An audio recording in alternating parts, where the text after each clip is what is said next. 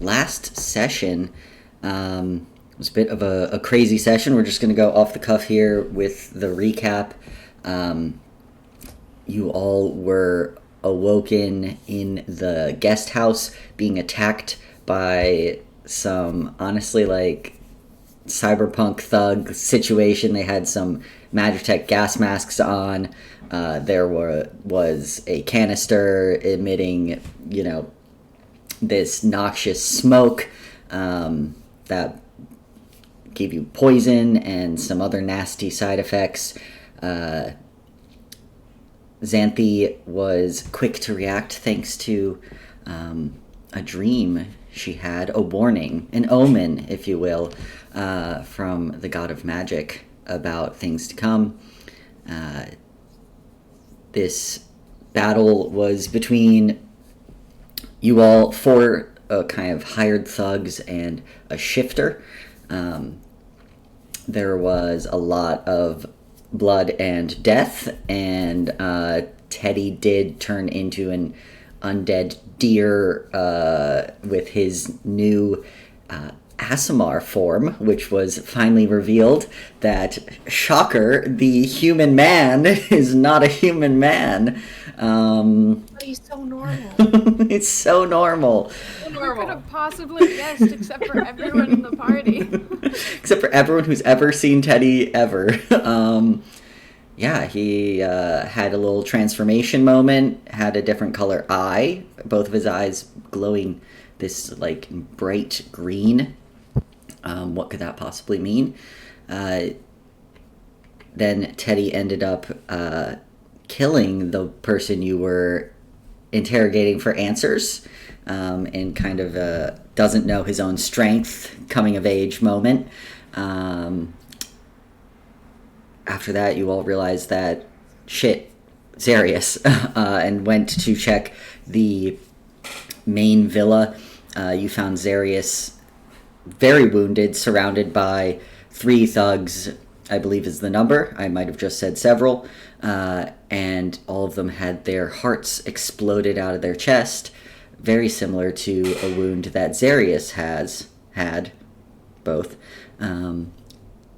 Teddy had a crazy medicine check, had a little bit of a flashback moment, saw some things that he'd seen in his dreams, guiding him to the fact that there was a Magitech device somewhere in this villa that would be able to keep Xarius alive due to this wound he sustained. You managed to get him in there, and you saw the timer saying that Xarius would be recovering for at least like 2+ days, almost 3 days. It was a pretty significant length of time. And then Marigold, in some anger, perhaps, decided to track down one of the thugs that had escaped from the villa, killing him in an alley in the sticks. And where we left off was doing the thing you should always do in D&D, which is splitting the party right after you all had a massive combat and have 0 spell slots to your name. I would like to clarify that Marigold did not track down the person that is fair, yes. So nicely to the rest of the party, like, hey, we should find this guy. That's right. Teddy bloodhounded him down. Teddy got manipulated. She's a girl boss. What can we say? Yeah, you can't be mad. I don't know if that's true. I do believe Teddy is a little upset right now, actually. He's very upset, yeah. I do actually believe. You can be upset, you can't be mad. Yeah, difference. But yeah, anyone have any other addendums to add to what happened? Anything cool that your characters did? Anything not so cool that your characters did? Whatever you want to throw in. Let's see. Marigold, before killing the guy, tried gentle parenting him. She tried him. He had it coming. He was like, I'm not gonna change. That's true. I did have a whole arc of trying to get him on a better path. You just didn't roll high enough to tell him to stay in the creepy room. in I didn't roll darkness. high enough. But you know, it's fine. Well, if he had turned the lights on, he would see that our room's actually really cute. You can't turn the lights on. You left the dagger of darkness next to him. He can leave the area of the dagger of darkness. He and did. then he would see how cute it He is. quickly left the area And of the then he entire saw. villa. Then you saw how cute. Uh-huh. Yeah. He also saw how cute when he was attacking you in your sleep. That's so true. That's so true. Yeah. With only normal darkness. We on the shifter, we found a note said retrieve the memory stick at all costs. Mm-hmm. So they're after that guy. It's not in Hakal or Anonymous' handwriting. He told us.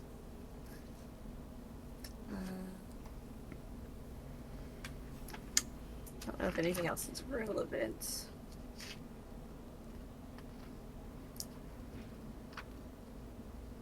Yeah. All right.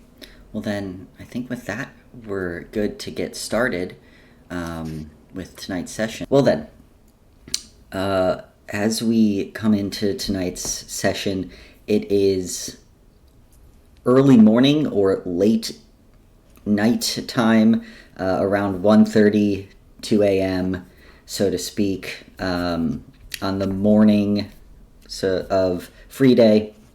You all have class in a short amount of time. It's gonna be great. But as we kind of pan away from this alley in the Styx, where there's now just another body. The Styx has plenty of random bodies that appear in the evenings, in the early hours. We see the group split off. Marigold heading towards the water, down to maybe a beach somewhere off the Styx. Hayes and Xanthi making their way back towards the villa, and Teddy wandering the streets. And as we start this session, we'll start with Teddy. Give us a little about his thoughts, his feelings, his looks as he's in his pajamas covered in blood and sap and some fungus. What's going on with this lad? He is, I think, for the first little bit, almost like very much still in that kind of stupor and shock.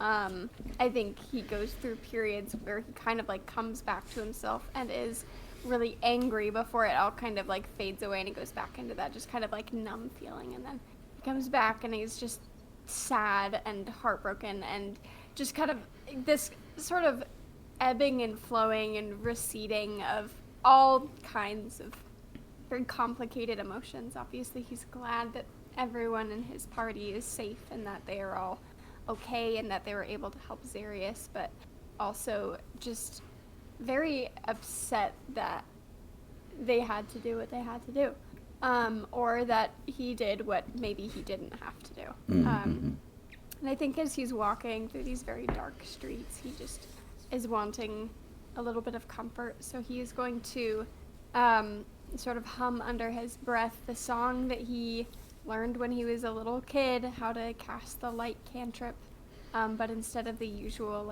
warm yellow glow, it's that sort of vibrant bright green color that sort of permeates through his staff, and I think he just kind of breaks down for a little bit. Oh no. He doesn't even realize where he's going, but I think he eventually ends up outside of the Tipsy Goat Tavern. I have no idea who is around, if anybody. Yeah. As Teddy kind of comes out of this stupor, his feet almost autopiloting him towards the Tipsy Goat Tavern, not even realizing that he's made his way across Sylvier's Crossing and past the volunteer schoolhouse and into Center Market. It getting a little busier as he kind of arrives in Center Market. There's a lot of other taverns and pubs still open on a day's stay into, free day morning. And as Teddy comes to and sees the sign for Tipsy Goat Tavern. You can see the door is slightly ajar. There's kind of this warm light spilling out. And as he enters into kind of the comfortable warmth of the Tipsy Goat Tavern, as the kind of late spring outside, it still can have a bit of a chill. And after everything so far tonight as well, that warmth is welcome. You see that Law is alone behind the bar, kind of cleaning some mugs, keeping an eye on quite a few like rowdy patrons that are deep in their drinks on this night as it's, progressing to close. You see that they're not really paying attention to the random, young lad who just strolled in on a late night, even though he's wearing some interesting attire and has his staff. And yeah, what's Teddy do as he kind of enters into the tavern?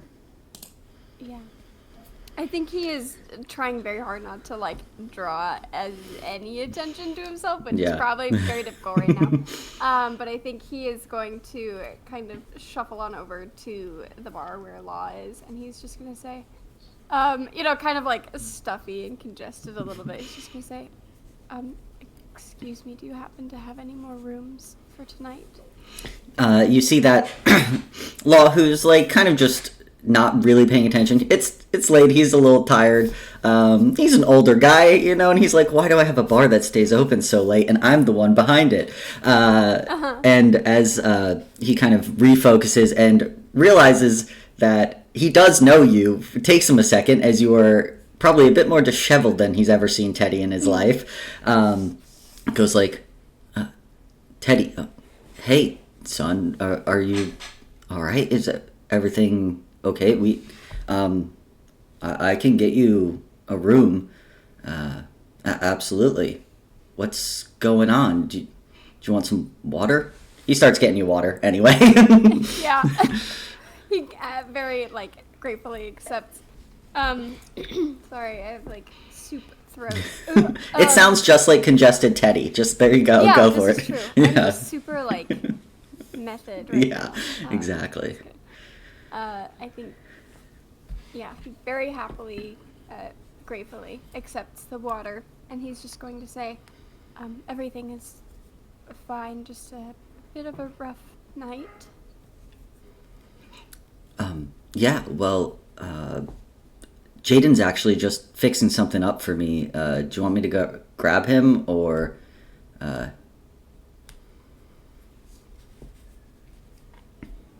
I think he just kind of nods. Yeah, and Law's like, hey, no worries, I'll be right back. Just drink some of that water down. And you see that Law disappears back upstairs in Tipsy Goat Tavern. And probably about 3 or 4 minutes later, you see, wearing what are definitely his pajamas, a cutoff tank, and some really baggy beige pants. Kind of a bleary-eyed Jaden comes downstairs. He was definitely not. He definitely was not helping Law with anything. But Law was like, I'm gonna go get this boy. And you see that Jaden kind of wipes away the tears, wipes away, whatever. The little sand crust. Oh, I bet Earth Genasi, that's the worst. And sees Teddy kind of at the bar and is like, hey, Teddy, and everything okay? Where's everyone else? They're all back at home. he is kind of like looking around. Like there's like the rowdy group of people, but not much else going on. Yeah, there's like a rowdy group drinking, probably playing games or like gambling. There's like a few other people that are sad and in a cup of alcohol in the corner. But it is like 2:00 on a Thursday evening. Yeah, there's not a ton of people in this pretty large bar by now. They're all at home. I needed to get out for a bit. I'm sorry, I didn't realize you were asleep. Law said you were working on something, otherwise I would have not sent him. Oh, no, it's fine. I was, just studying.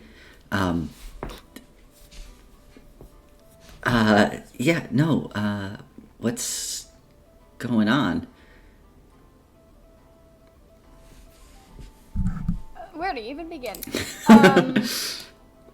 I think that Teddy is going to kind of take a big old gulp of water, probably try and like steady himself as much as he can. And I think he is just gonna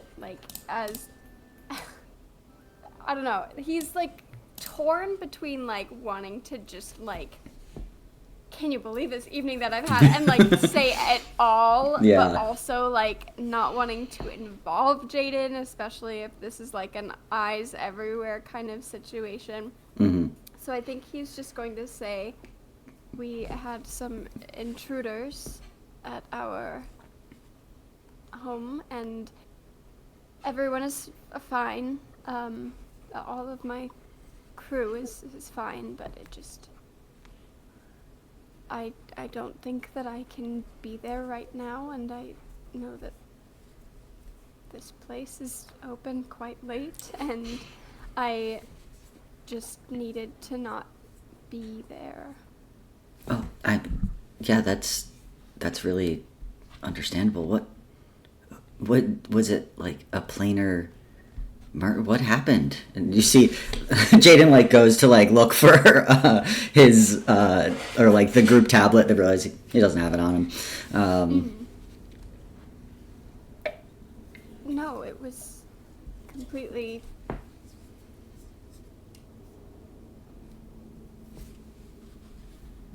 to do with the planes merging.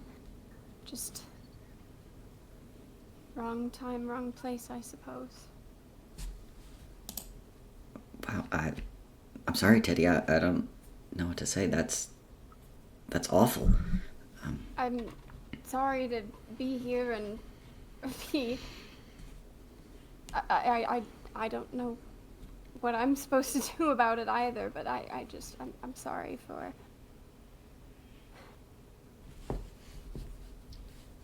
I could have gone somewhere else, but I just wanted something familiar, I suppose. Hey, I'm glad you're here. You. Yeah. I mean, Law will take care of you. He's the best, so this is a good place to be. No one's going to be, attacking the Tipsy Goat Tavern. So, and if they do, and you see he does like one of these, he's like, don't worry. If they do, I'll handle it. I think he,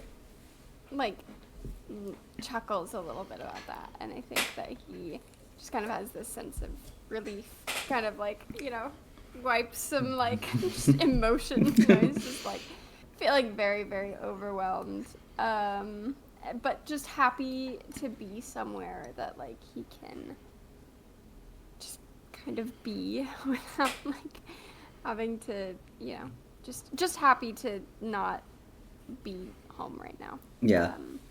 You see that Jaden kind of gently reaches over and kind of tugs on the corner of Teddy's shirt and is like, do you want to maybe get cleaned up and I can find you something else to put on? And you look and see there's blood and sap and everything all over, and probably tears. Who knows? Yeah, it's not good vibe going on. I think at that he is just going to just kind of not fully go to pieces, but just like, yes, that would be very, very nice. Just like, just in need of like, to be in control of some kind of situation, and changing out of his nasty, gross pajamas is step one kind of thing. Yeah, you see Jaden's like, very, very nice. Yeah, sure. Come on. And kind of like tries to like wrap an arm around you, but you are much taller than Jaden. So once you are no longer sitting, it does not work as well anymore. And he kind of just like puts his hand on your back. And Law kind of tosses him like keys to one of the rooms. Jane does the really cool, like, doesn't even look, catches it, because, he's like, if I fumble this, I can't fumble this. Jaden kind of brings you up to one of the inn's rooms. Nice little, cozy enough room, bed, little mirror situation. As Jaden kind of like, opens the door and kind of hands you the keys, is like, I'll be right back. I'll go see if I can get some clothes that might be a bit more comfortable. You might want to take a look in the mirror. Last I checked, your eyes weren't the color they are now. He's gonna like... I mean, it's I'll be back. Sure, thank you. And as soon as Jaden leaves, he's gonna like run over to the mirror and be like, "What is going on?" Yeah. As you look in the mirror, you see that both of your eyes are kind of an unsettling green. Teddy already has one eye that's green, but now they're both a bit brighter of a green. Not like super, like not like obviously like glowing neon, not like laser vision, but they are definitely both green and a lot more vibrant of a green than they have been in the past. I think he is going to... Is there like the little bathroom shower kind of in there, or is it just... It's like there's like a little clean, bucket. I don't know. It's a fantasy world. There's something there. He's trying to get like hot water, fog in the mirror. He's like, I do not want to think about that right now, and just get to like scrubbing. Just like trying to feel a little more put together than he currently is, and just And after a couple minutes, you hear a kind of knock on the door. And Jaden's voice just be like, "Hey, got some things that might be a bit more comfortable. You are a little bit taller than me, so I don't know if the pants situation's really gonna work. They might be more like capris." But he holds out of like folded clothes. I mean, I love a good capri. Let your ankles be out, Thank you, Jaden. Yeah. I don't want to keep you up later. I know that we have class. He kind of looks over to like somewhere to look at the time. Looks deep into his brain and being like, Yeah, soon. So I don't wish to inconvenience you, or you can go back to sleep. I'll be all right. Hey, I'm up, so it's fine. If you want company, if you can't, if you can't fall asleep, I'm here. Or I mean, I could also leave if you want your own space.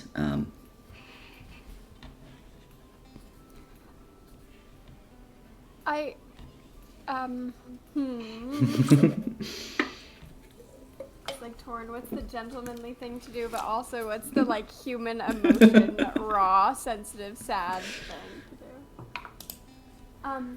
I think he is going to just say, I'll finish getting cleaned up and let you know. Is that all right?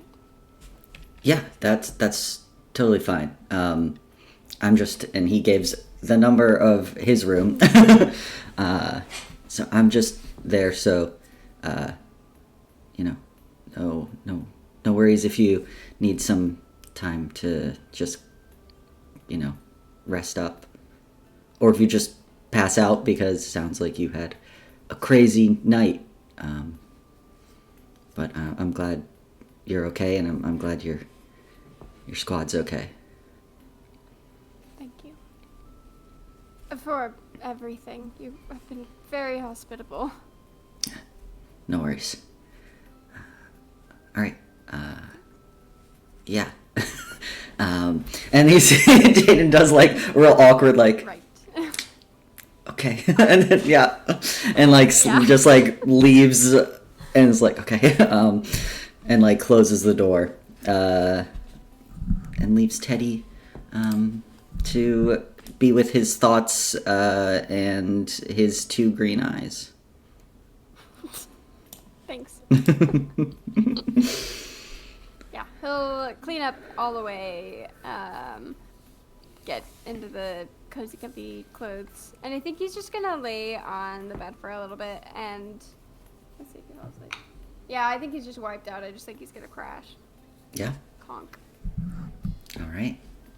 And with that, fully, candles still lit in the room, Teddy just passes out on the bed, in a really baggy shirt, and then like definitely pants that are a little too short. But hey, they're clean and comfy, and someone tell me what you think Jaden would smell like. That's what they smell like.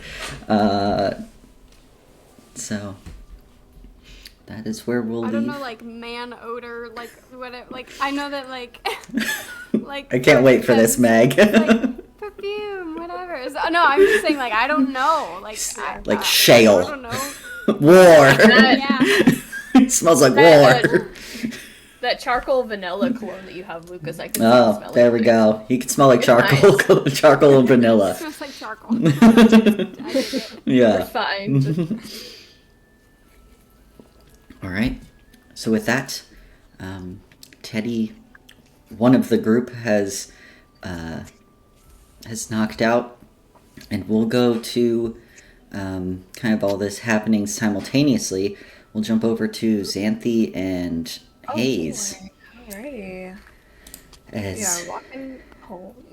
as you all Thinking are. that the others are They're just right behind us. They're right behind us. They're gonna join us. Yep. And they didn't split up. Mm. Nobody is alone right now. Mm-hmm. Yeah. I think Xanthi was probably like speed walking. Like she starts out at a normal pace, and then she starts thinking about the tablet and that they left the tablet in the room, and she starts speeding up. And so like he's just probably gonna have to like Yeah. He's definitely like calls after like, hey, to catch up. Because I think she's booking it. Nothing like a late night jog. Through the She's, like, sticks. I can see Xanthi being like really fast. I know that technically we have speeds, but like I can see her being like fast. Yeah. She's taller. She's from the country. Yeah, they That's right. infamously walk fast. Recreational There's running. like because they're flat not- nothing, and you just run. You just have so much room to just run. It's got that True. Swift Legolas kind of vibe. Yeah. you just move fast. Yeah. So she's just I think she just speeds up, tries to get home as quick as possible.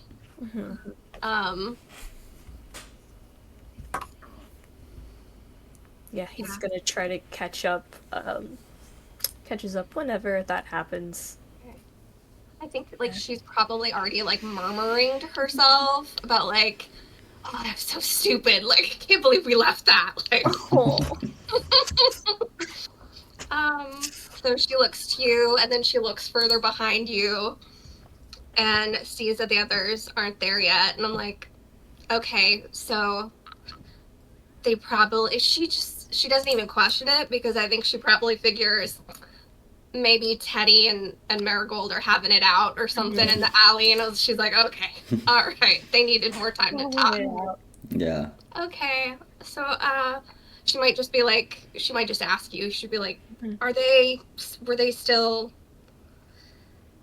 Yeah, when I left. Okay, well. Yeah, they'll be along, I'm sure. Yeah. I just didn't want to leave any of us by ourselves, and I saw you leaving, so. Yeah, I probably should have waited, but. No, you're right. We need to get back. Yeah. They can catch up. So. Yeah, they'll catch up. So I guess if we get home and we everything looks the same, right? Corpses where yes. they were left. The corpses have not gotten up and walked away. Yeah, there's a trail of blood that leads out of the villa from the window of your room, Marigold and and Xanthi. There is still kind of the front door of the villa is kind of like broken, of the main house of the villa is kind of like broken in. You can still see, if you walk close, there are the dead bodies and kind of the blood all over that hallway entrance area. There's a canister outside that has stopped spewing this noxious toxin any longer. There's one in the landing of the stairs, along with like the shifter dead in this like earthen grasp that's broken through the kind of door out into the patio area. There's some dead in the hallway and in each room. It's a sight around here. Yeah. I think Xanthi kind of just like stops in front of like the first dead body in her path, just kind of heaves like a really weary sigh and just steps over the corpse and goes up to her room. Yeah. Hayes goes around the corpse because there's so much hallway.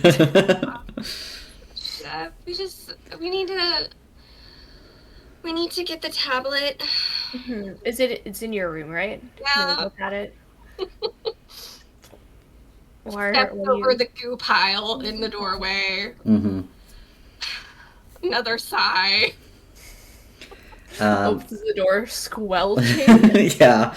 The dagger is no longer emitting darkness, I would say, after this amount of time.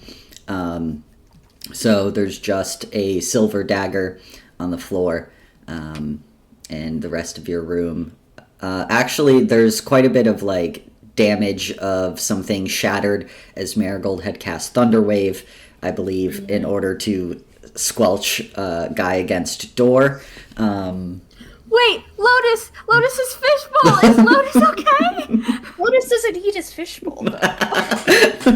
I don't know. Are Lotus you? is a fish! Fish need water! I don't know. Is okay. Give me a investigation roll. Doesn't he just like chill in your pocket sometimes? Oh, that's a 19. A 19. Yeah, you look around and you see that there is a cracked fishbowl and like this much water, and Lotus is just kind of like flopping in the water. Oh no. No. Yeah, can I go downstairs and get a mixing bowl, fill it with water, and bring it to him, please? Yeah. You can't look. Oh my God. You can't We don't kill. have a bathtub. You can't kill Marigold's mom via Thunderwave. But yeah, you're able. You're able to run and get a mixing bowl, and Lotus seems very happy with the new accommodations that aren't actively trying to kill him. So Cool. her, him, her. Lotus is a boy fish, first. Yes. Second, That's to throw you off. It couldn't Lotus possibly has never be her been mom. out of the water when when he's in Marigold's hair, there's enough, like, she keeps enough water in there for him to Oh, be I was okay. thinking that you pulled him out of your pocket to put him in the fishbowl at, like, the first episode. No, I pulled him out of my pocket, but he was in a bag. Oh. It Of was water. it was Okay, like I didn't know. I didn't it realize. was like Finding Nemo vibes. You thought you just had a loose fish in the pocket. I'm sorry, that's not the strangest thing Marigold's It's ever really done. not. Honestly. Point. Don't. Whenever It's you true. keep your eyes open. Yeah. Yeah, so no, you're able to rescue Lotus and have Oh, that's good. put Lotus on like a half dented desk now that got a little damaged by Thunderwave. Y'all are gonna have to do some redecorating. Ugh, honestly. Gotta update the Sims build. Right. Okay. Add all the bodies. We secured Lotus. You've secured Lotus. Secured Lotus. Grab the tablet, which Tablet I'm sure secure. was on Marigold's side of the room somewhere.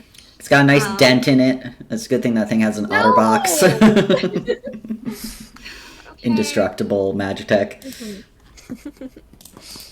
So I feel like there are a lot of bodies. I'll say this to Hayes, just be like, I think your feeling is correct. we should do something with the bodies though, right? Like, they can't stay here. Do we just like drag them outside? Well, then they'll just be out in our yard. Well, yes, but they won't be in our bedrooms. There's corpses everywhere. I know. There's one in my room too. No one talks about the D&D aftermath when you live somewhere and suddenly have to deal with bodies. It's only when you can just leave the bodies behind. She said to deal with it ourselves, but I feel like there should be probably, maybe she means like if the body count is under a certain number, we deal with it ourselves. Should I ask? The lieutenant? Yeah. I mean, Well, is this the sort of, how many bodies is worth waking someone up for? 1, 2, I'm 3, not- 4, 5, 6, 7, 8, partly a body, 9 bodies? I think that's okay. I guess he is more experienced with disposing of them. I don't like the word disposing when it comes to people. Well, they're not, I mean, no, they're people. Yeah. But she did help us out in that area last time. So, Okay, yeah, you know what? I mean, We've woken her up for less. you can always say That's no. absolutely true. You have woken her up for less. That's assuming she's woken up. That's true. That's assuming she's asleep. She doesn't even sleep. She's an elf. Oh, that's true. She trances for like 4 hours. She's fine. Elf things, perfectly normal. Elf Yeah. things. Do you message Lealia? Yeah, I think Xanthe goes, hey, with lots of beans. So, we were attacked in our beds. We're alive. They're dead. But there are a lot of, and if you can do caps, she's gonna do a lot in all caps of Please bodies. let us have caps. You can have caps. Look, they Yeah. had caps in newspapers. You can have caps. Yeah, so there are a lot of bodies. I don't know what to do with the bodies. Thanks. Yeah, you send that text or that message off. Let's see. I don't I don't know. I mean, maybe this isn't that big of a deal. Xanthi. I mean, here. I don't know, maybe this stuff happens. Maybe she's gonna be like... If it happens, then... told to deal... But I just feel like it's... If it happens, make a then it bond won't fire. be something that she's gonna think twice about, and she'll give us tips on how to deal with it the third time. Right. But right now, kind of like looks over at the squelch in the doorway. The puddle of person that was. Who's the worst? Out of all the corpses, that's the worst. Just get a little dustpan and broom. More. I mean, the others we could roll in a rug, take outside. That's. And then what? I don't know. I don't. I don't know. Like, I mean, we don't actually dispose of bodies this frequently where I'm from. Okay? I have seen like 100% more corpses here than I have anywhere else. Same. Yeah, I'm learning alongside you. I don't know either. Okay. Xanthi, you get a message back on the tablet from none other than Lialia. You see that it says, "What? Bodies? Humanoid? Question mark. I'll be there in 10." God, she's so fast. She's fucking sprinting. She's using action, bonus action, dash.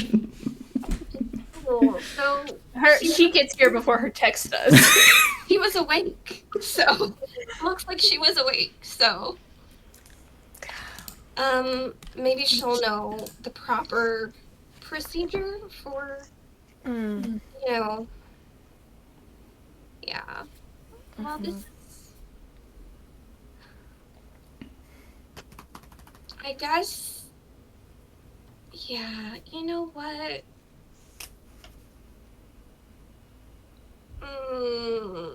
Looks around the room, and she's, like, clearly not going to be sleeping in here.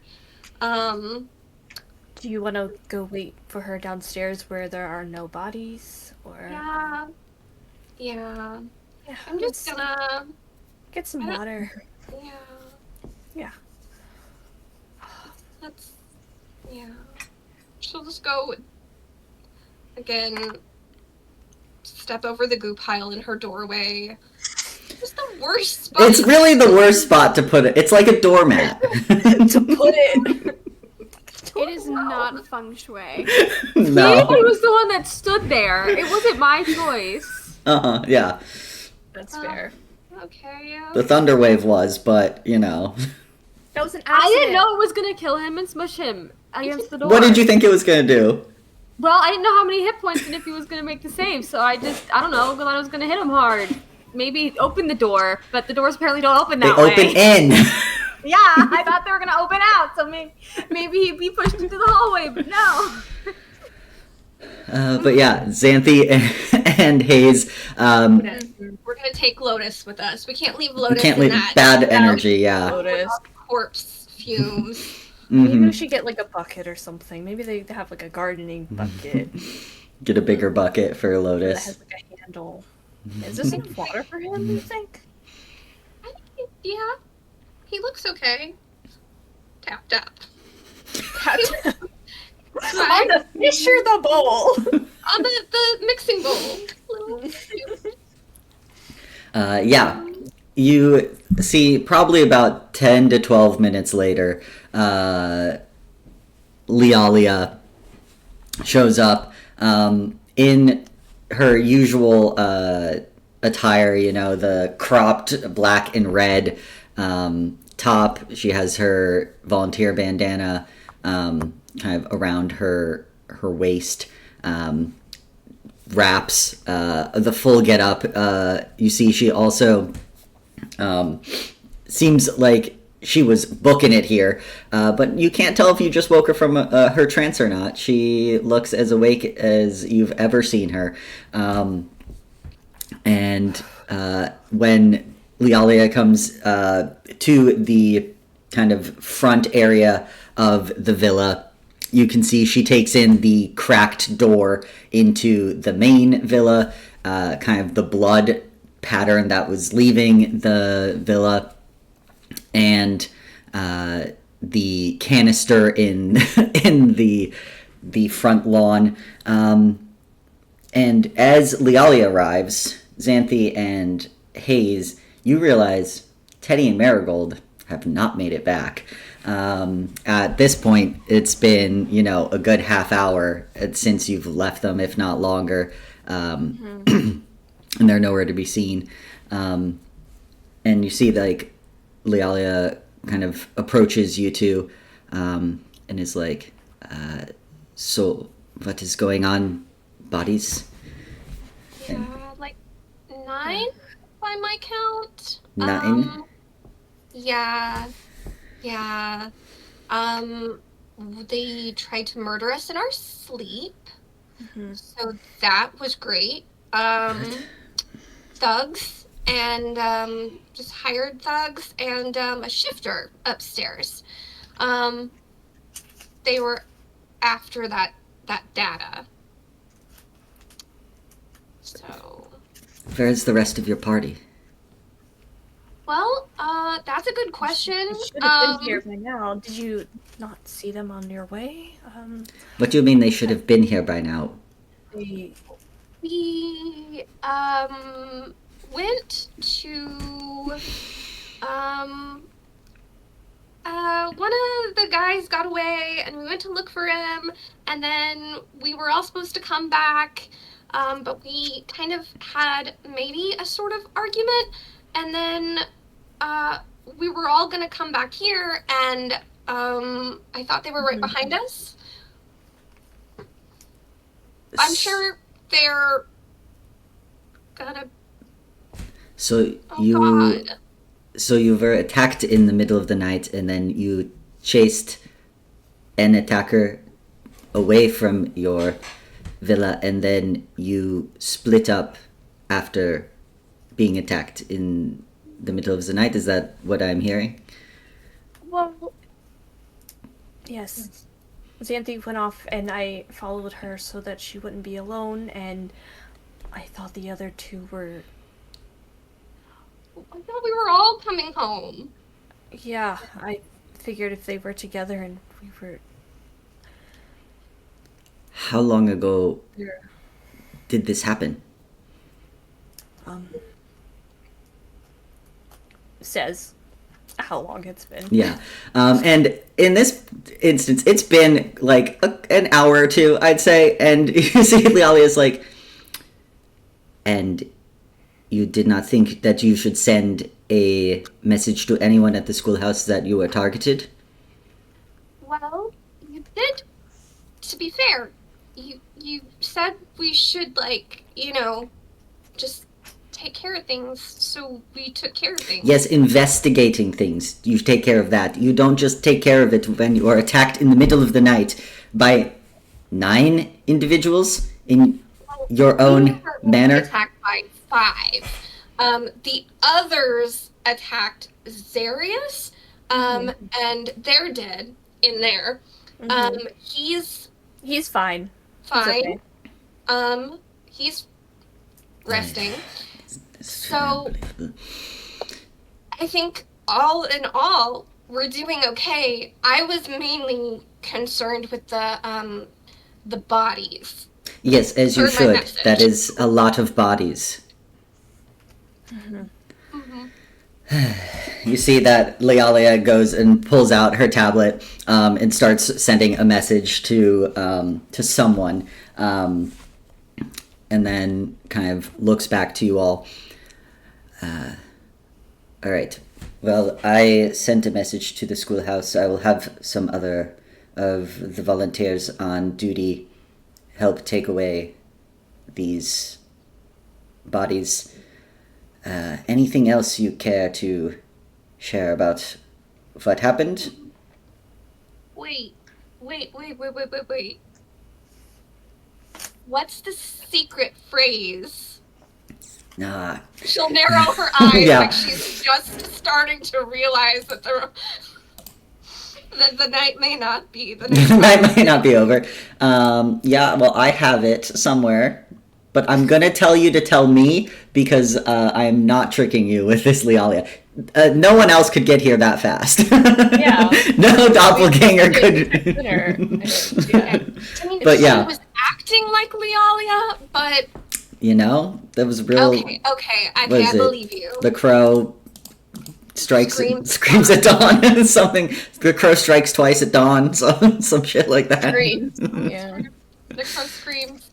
Yes, the crow okay, screams twice at dawn. Yes. Well, Hayes, what are we forgetting? Tact in our sleep. Oh my god, spoke to me. That's cool, but that's unrelated.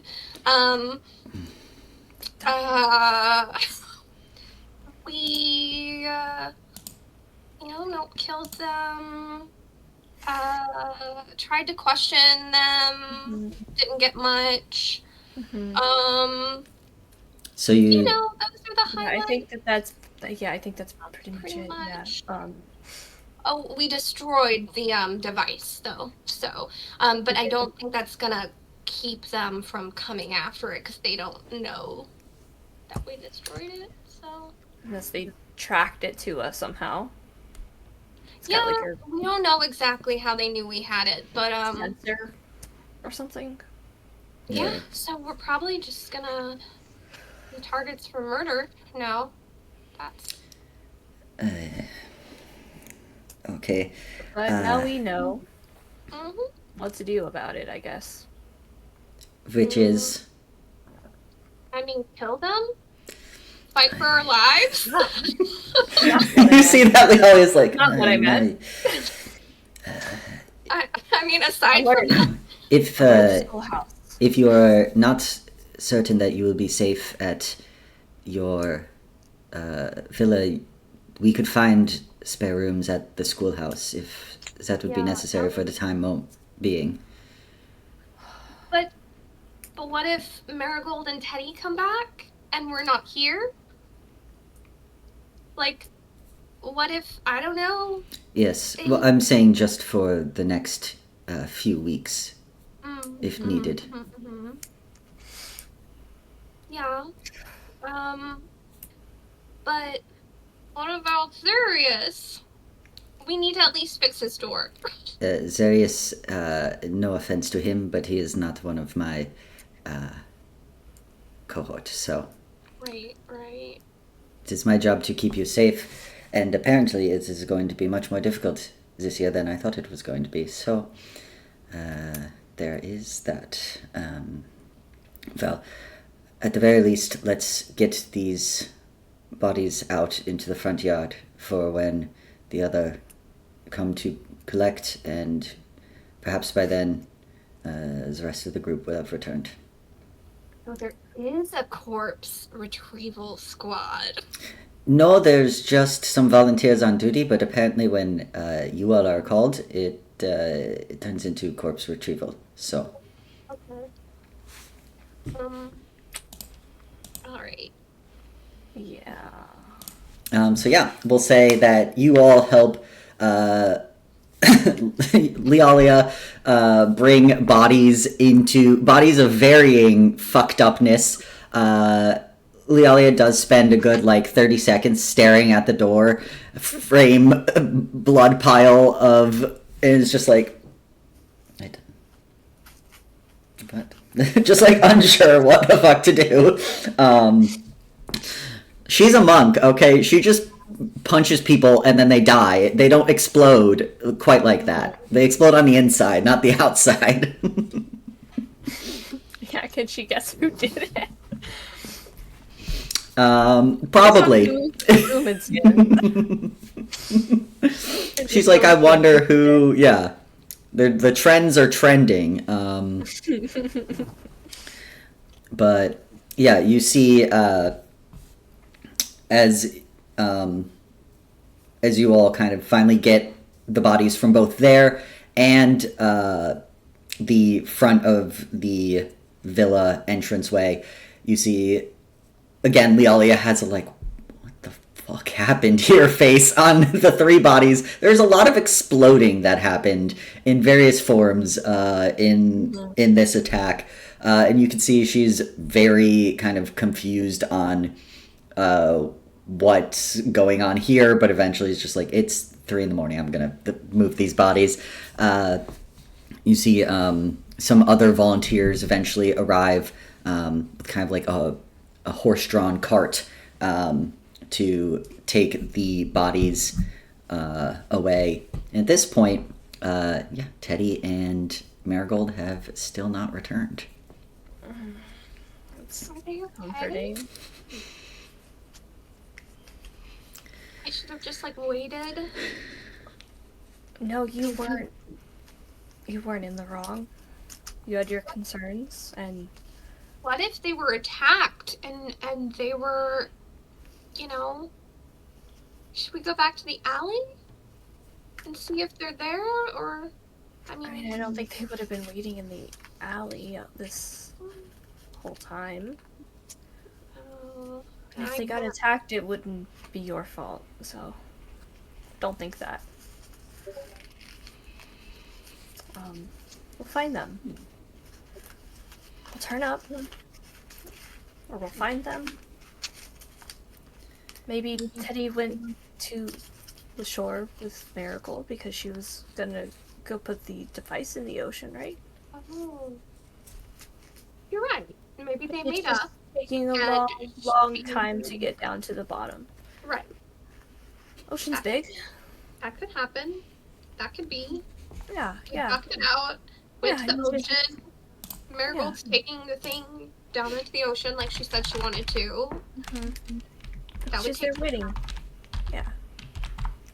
Waiting far. The opposite side of the shore.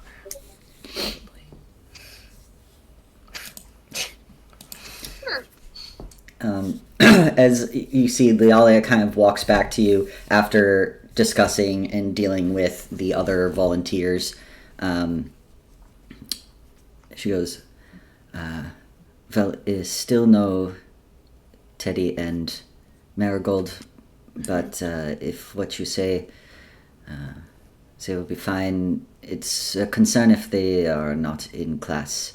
At this point, 3 hours. No, they're wrong. 4 hours.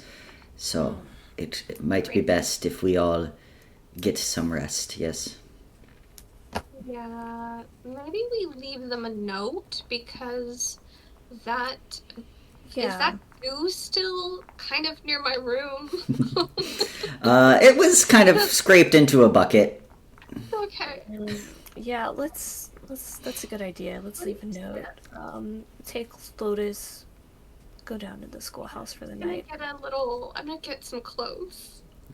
Should we bring all? We should bring Olive too, right? Bring this duck. You see that Leanna's like, Olive, who is... Marigold has a shrub. That's a It's duck. alive. And it's also a duck. Yeah, I think that she, would want her to be safe. Sounds super weird. Who is attacking shrubs? Oh. If I the don't know shrub how is still great these people are. if the shrub is still alive after this attack, then I think the shrub will be fine. Yes. Okay. Okay.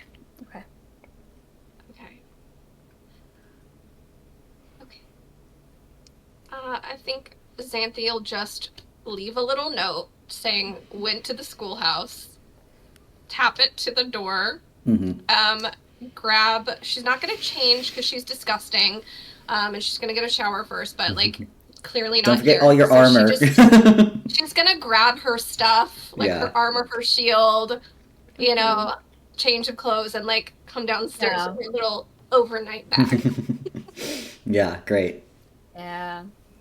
Slumber party at the schoolhouse. Yeah.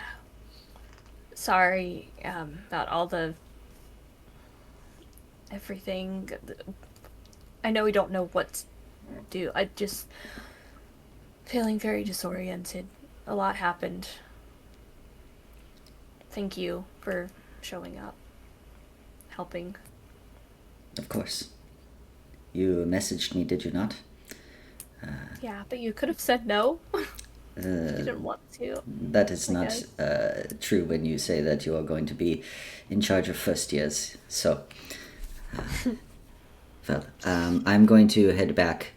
Again, if you two want to stay at the schoolhouse, I will arrange for a room for tonight. Stop by. Thank you. And I'll give you what room it is. And yes, well, don't expect me to go easy on you in class tomorrow. Well, today, yes. And you see that Lydia says, be safe, and heads back, starts kind of directing the other volunteers as they head out with a cart full of bodies. I guess that is honestly one of the biggest questions I had about city life. Just like what they were doing with the bodies. That's your biggest question about city life? One of them, okay? I just... Pulls up. So what are you curious about the city? Oh my god, how do you dispose of your dad? What do you do with all the bodies? Curtains out here. All the corpses. What do you mean all the corpses? Oh my Just, god. yeah. You know. How many corpses are you expecting? This sucks. This whole day is awful. And I want it to be over. I'm gonna give Sandy a hug. Just hold her. I'm so gross right now. I'm gross too. I don't think prestidigitation can do anything about this, so I'm not even bothering. No, we need... I think we need some new pajamas. Yeah, I packed an overnight bag. I know we should probably wait for Marigold and Teddy, but, like... It's okay. We left them a note, and if they choose to stay here, they'll be together. They'll be okay, and if they feel safer there, they'll join us. And... Okay. You're right. Only 2 options, guys. Okay, fine. So let's we might as well go to school. Yeah. Because we have class in a few hours and I can't show up in bloody pajamas. So Yeah. All right, yeah. You can gather whatever it is that you would need, a change of clothes, your armor, weapons, anything else, and head towards the schoolhouse. I think Marigold's gonna be mad at us that we left Zarius all alone. she'll be there soon. Oh no, that was out of character. What do you guys think? Olive is there with him. Yeah, Olive's actually the one. And Lotus. Olive's the one who exploded everyone's hearts. Yeah. Do you want to at least see if we could kind of close the door and I don't know. We put Lotus in the room with Zarius. They're together. Lotus is keeping an eye. Yeah. Mm-hmm. They're watching out for each other. Mm-hmm. In their own containers. Neither each. of them are doing anything. They're both enjoying that pod life right now. Exactly. Yeah, you're able to kind of jam the door, kind of shut. Shove the front door shut and then go out the back door. That one wasn't broken. And with that, as you head to the volunteer schoolhouse, we're going to take a quick break and then jump over to Marigold. All right. So, as Teddy is, snoozing in the Tipsy Goat Tavern, just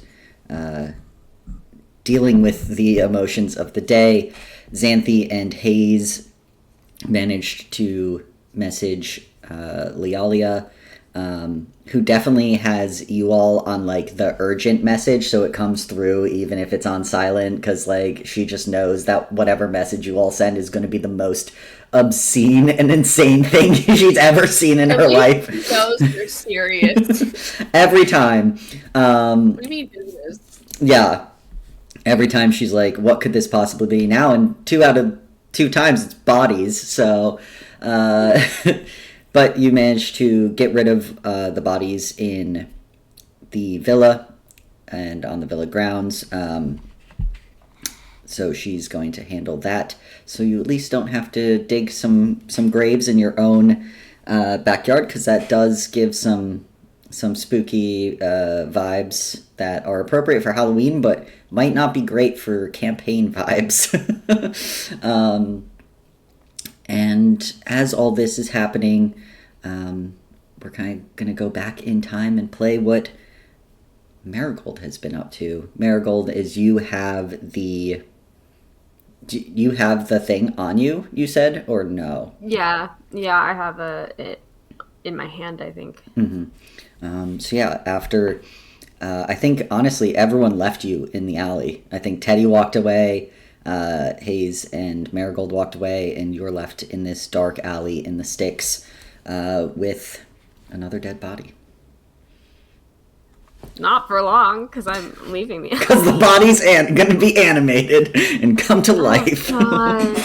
Yeah, because you're... well, they can't be reanimated if they're not dead. Rule 1. So yeah, what's Marigold doing, feeling, what's going on, what's Marigold look like? Give us paint a picture. I think, like, she's, like, pauses to, like, think about what Teddy said for, like, a second, but, like, then looks back at, like, the body, and just that anger just comes up again that she was feeling earlier before, and she starts walking towards the closest beach area, I guess, and she's wearing her nightgown and it's covered in blood, and the blood is just dripping onto the ground as she walks, and her hair is like moving like it's underwater in like a very, very soft current, so it's not really moving around that much, and it's also just dripping ink, and that ink is like dripping like on her clothes and on the ground as she walks towards the ocean.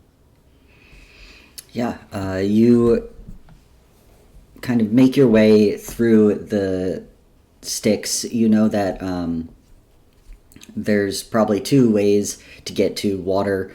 It would be down to like South Dock. That's where there'll be like the pier, and there is a chance for more people to be around.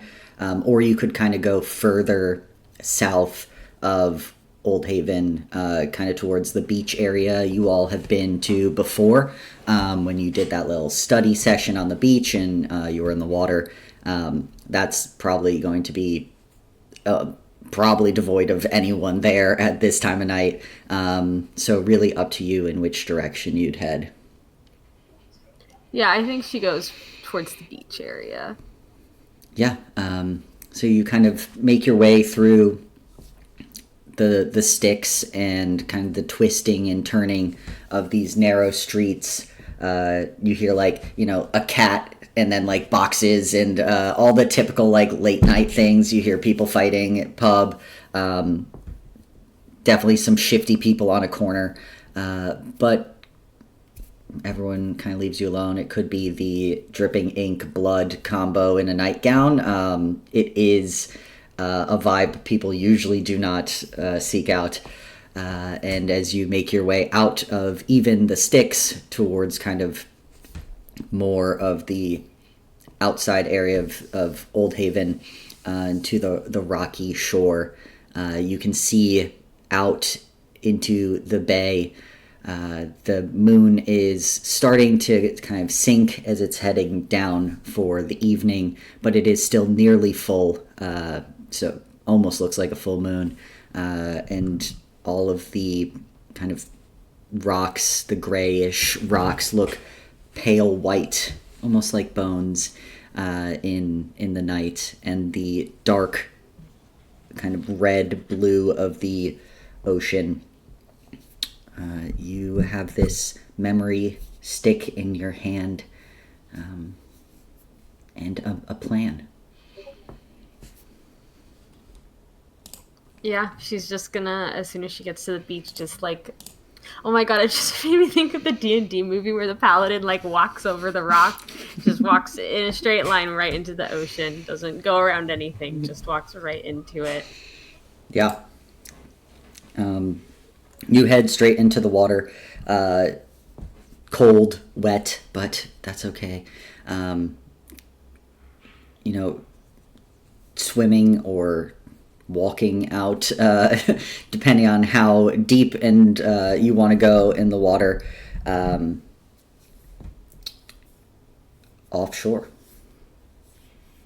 Yeah, so I think she walks until like she's completely underwater and then starts swimming offshore. And she just swims like as long as she physically can before she gets too tired, I guess, since she hasn't gotten a full night's sleep. Yeah.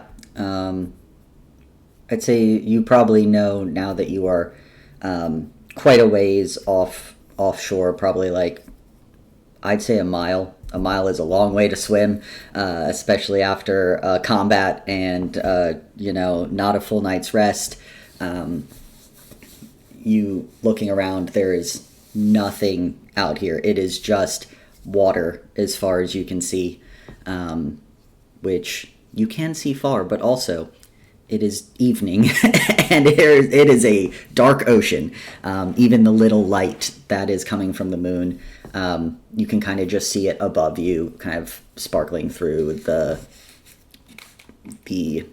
ocean kind of waves. Cool.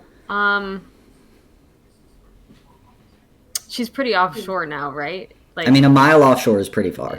Yeah. I think she's just gonna swim down as far as she can and then find a place to sleep. Find a place to sleep.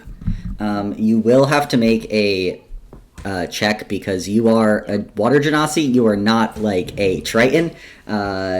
You even sleeping, that's like someone being like, I'm just gonna go sleep in the middle of like a bush, like, Yeah. except weirder because this is a foreign area.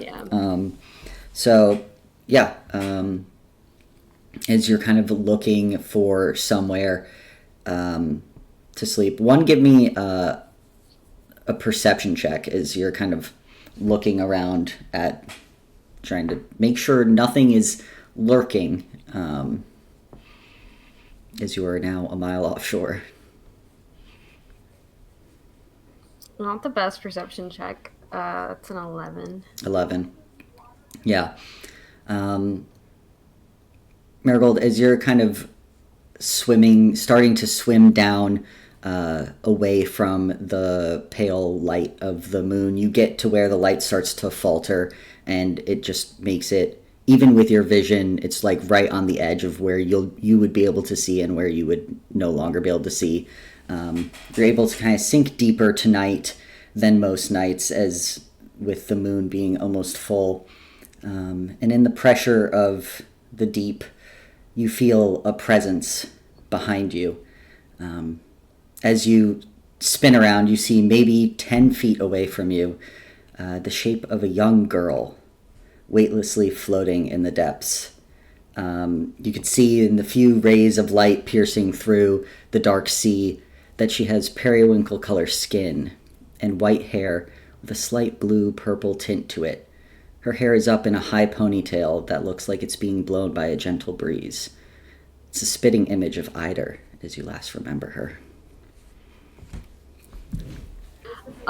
Yeah, I think Marigold will like signal with her hands and ask Eider.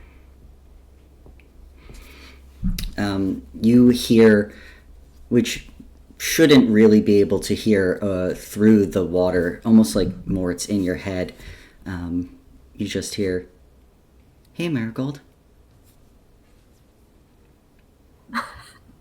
Marigold, like, is gonna swim up to her and be like, Eider, how are you able to talk?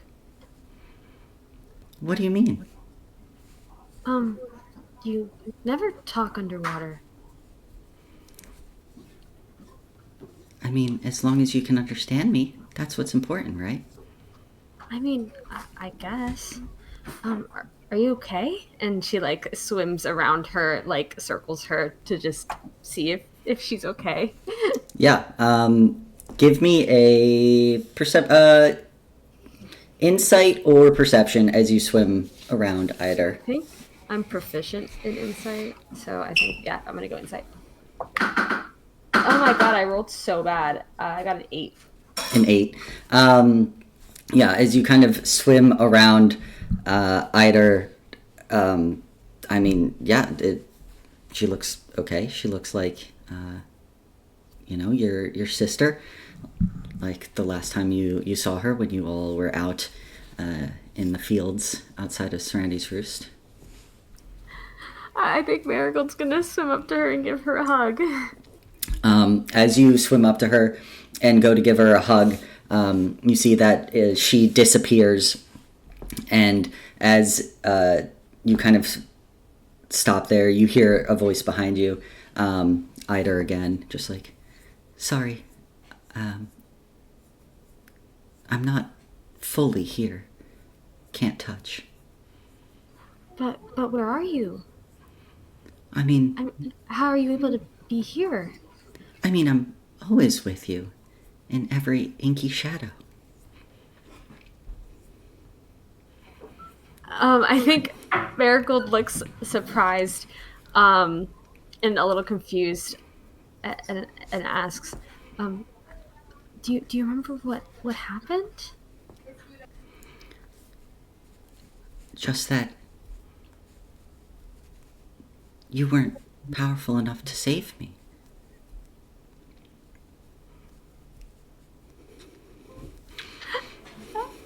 Marigold freezes up. She's like, what do you mean?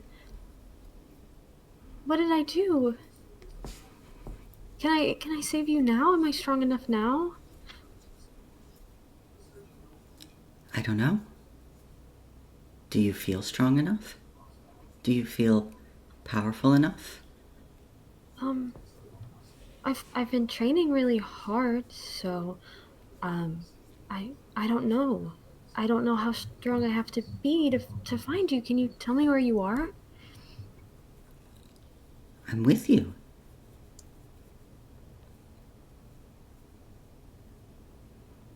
Then how do I help you? You see that Eider kind of pauses for a moment, and it's like,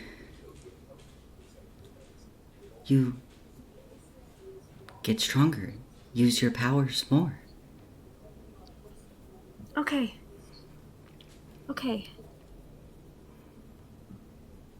I'll do that.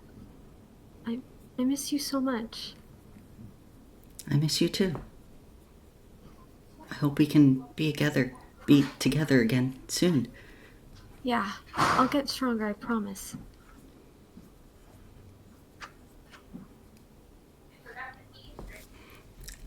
As you see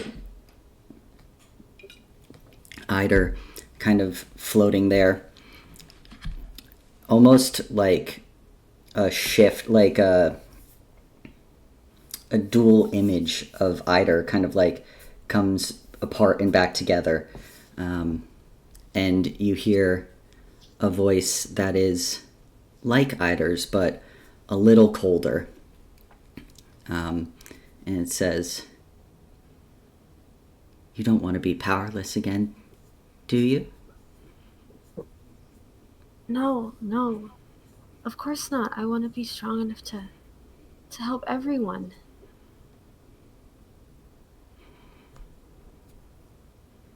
help everyone. Why help everyone? Why not just yourself? I think Marigold looks down a little bit because in her thoughts, she was thinking, I want to be strong enough to help myself. Because I care about you and about Mom and Dad and Uncle Essen and Uncle Bojan and my squad and my sponsor, and I don't just care about me.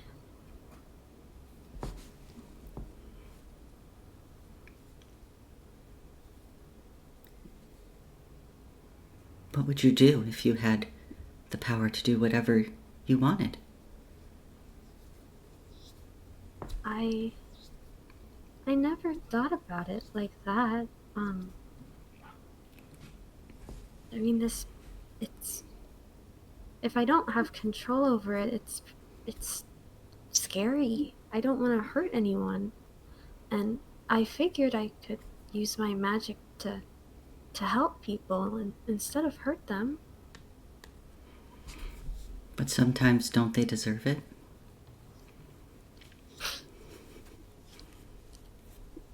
Yeah, I think so. I mean, Xanthi said it was okay that I killed the were-rat because he wasn't a good person.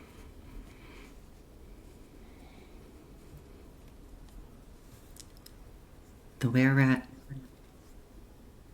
the doppelganger, the thug in your room,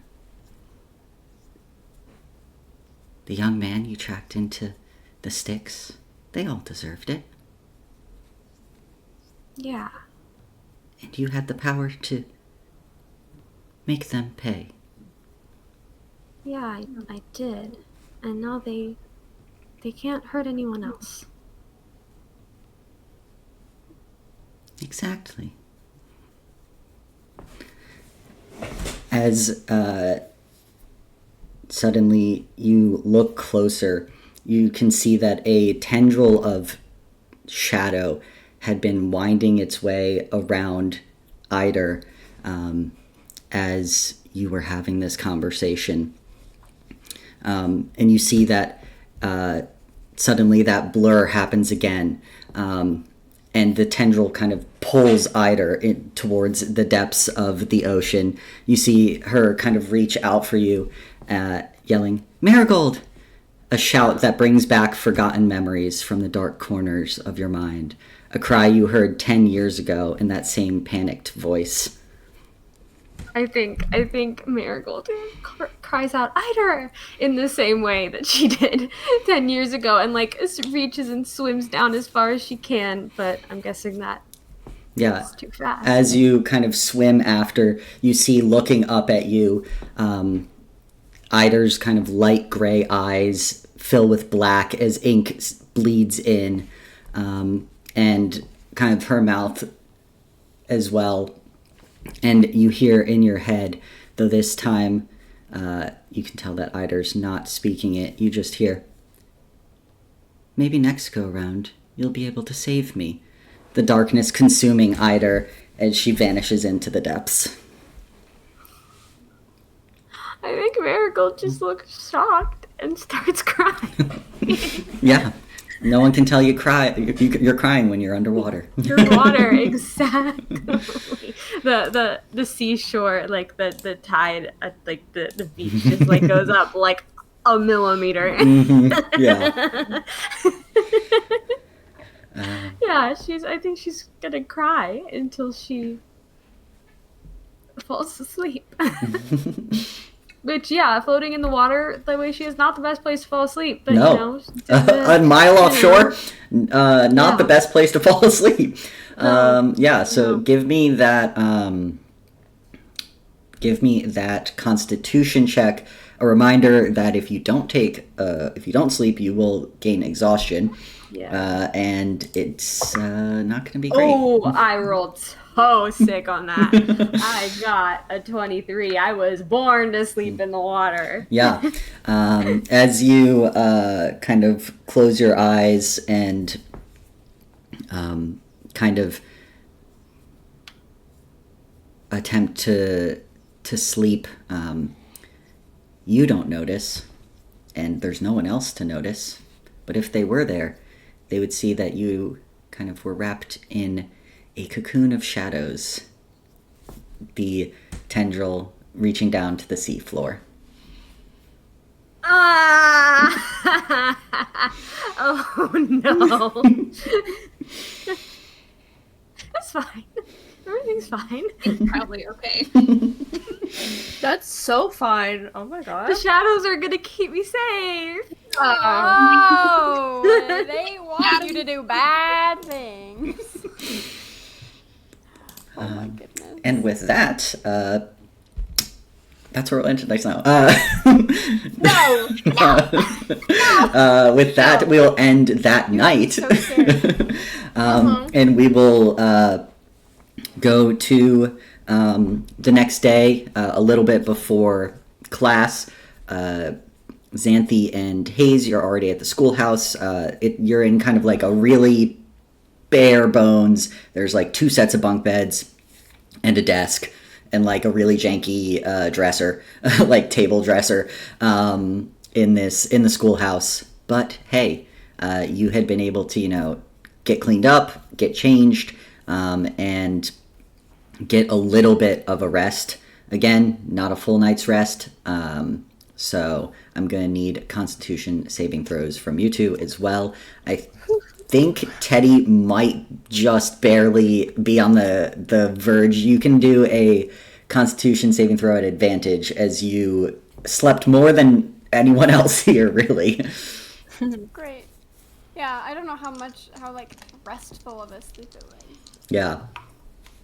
I got a. 20. It was so restful.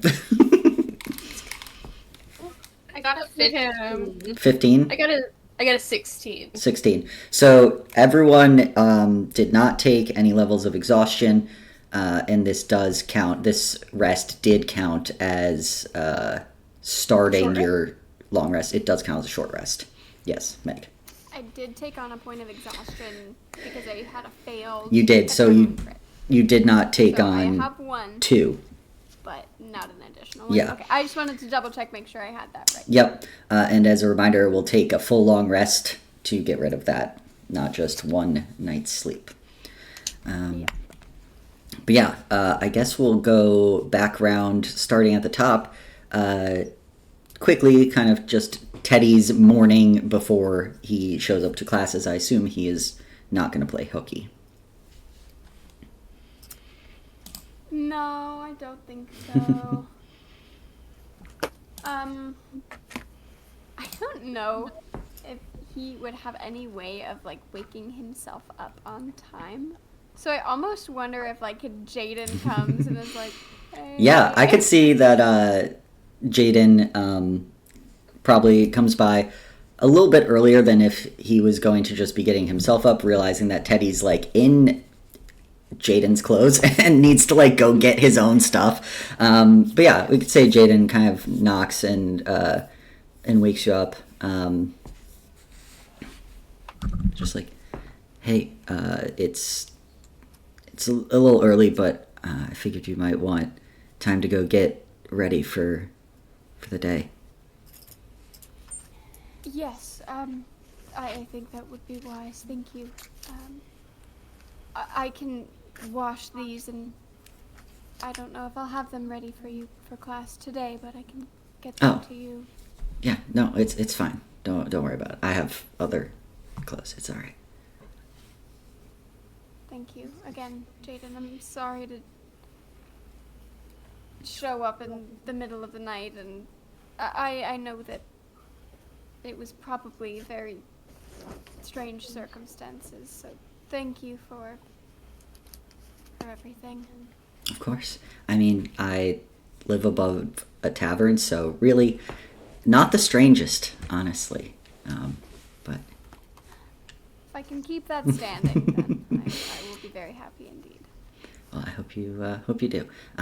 Well, I'll see you in class, I guess. See you in class. And I think Teddy is gonna kind of like the few things that he did bring with him, his staff, his grubby gross toes. Yeah. Just kind of bundle them up, and he's gonna try and get all the way back home and then to the schoolhouse in time. Yeah.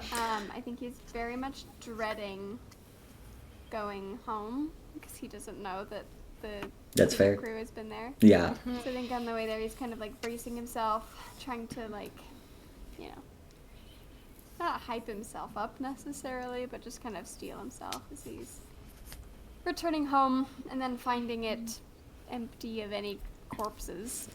What a great Friday morning start, you know? Your house free of corpses. He's got his That's how every Friday should be. Free Yeah. he's got his ratty, bloody clothes tied on the end of his staff. Like a little, like, Yeah. Runaway bag. bindle or something. I think so. Yeah. Something like that. Yeah. And yeah, he's going to very, very gratefully see that everything is mostly tidied. I don't know about any splatter stains. You're gonna have to do some like some cleanup. some Clean. hydrogen peroxide is gonna be needed. A lot but easier though to navigate Yeah. without like active fellows. So I think he will go. He'll get dressed for the day, freshen up. You know, splash the water on the face, the whole 9 yards. I think he saw the note and he's like, oh, okay, everyone else is at the school, not knowing that Marigold is not a part of that crew. And I think that he will just kind of gather his things for the day and make it back to the schoolhouse. Yeah. I don't know if he was speedy enough to make it on time. I think he'll be as the bell rings, he will be making his way in. And hey, look at that! You stole some of Jaden's clothes. How cute. He went home and changed into his own clothes. I know, but you still have Jaden's clothes. You stole them. Oh yeah. I thought you meant like. No, you're not wearing them. He's Jaden. Everyone would be like, whose clothes could those possibly be? He has a color scheme. Never wear capris. Yeah. Teddy would never wear light purple. Dusty purple is Jaden's color. Teddy wears green. Anything that Marigold and Hayes and Xanthi are doing other than just getting ready for the day, for class. Yeah. Having probably a little bit of trouble like falling asleep, like trying to wait up for them, for the buddies to come in the door. It'll be any second. And can't anymore. Next thing you know, just falling asleep, waking up. So the bunk bed across the room still empty. Where are you guys? I'm surprised Jaden didn't like text you guys. Tablet. Jaden didn't have the tablet. Do you think he was gonna go wake up like Katsuli that probably has the tablet? He's like, yeah. absolutely fucking not. That or Boz. She put it on her body. She keeps it in her room. Who was it that gave Jaden the broken arm that one time? Yeah, Probably Constantly. Okay, so fair. Okay, well, he could have done something. He could have made. He's an effort. just a guy. Okay. Okay. But yeah. Yeah. Seeing that they're still not here, feeling a little sick about that. But maybe they're gonna be in class. They've got to be in class, right? Yeah. And if they're not, we're gonna cut class and go find them. Right, Xanthi? Right. I mean, right. It probably won't affect our grade that much. It's okay. I'm sure she'll understand. Okay. Maybe we can get a note. Get a teacher's note. Get a doctor's note. Yeah, we could retake it. And Leolia. Oh, well, she's actually running our class, isn't she? She is. The exam is tomorrow. This is free day. Yeah. Having an internal conflict of, oh, what's fully dedicating yourself to volunteers more? Going to class or keeping your squad alive? But yeah, anything Xanthi is doing, thinking, getting ready for the day.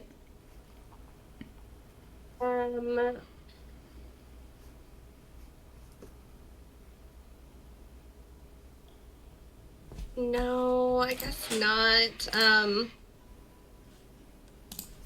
Yeah. Well, I mean, she'll probably just like give a quick prayer, a quick thank you. Be like, lots to unpack. We'll chat after class. But Yeah.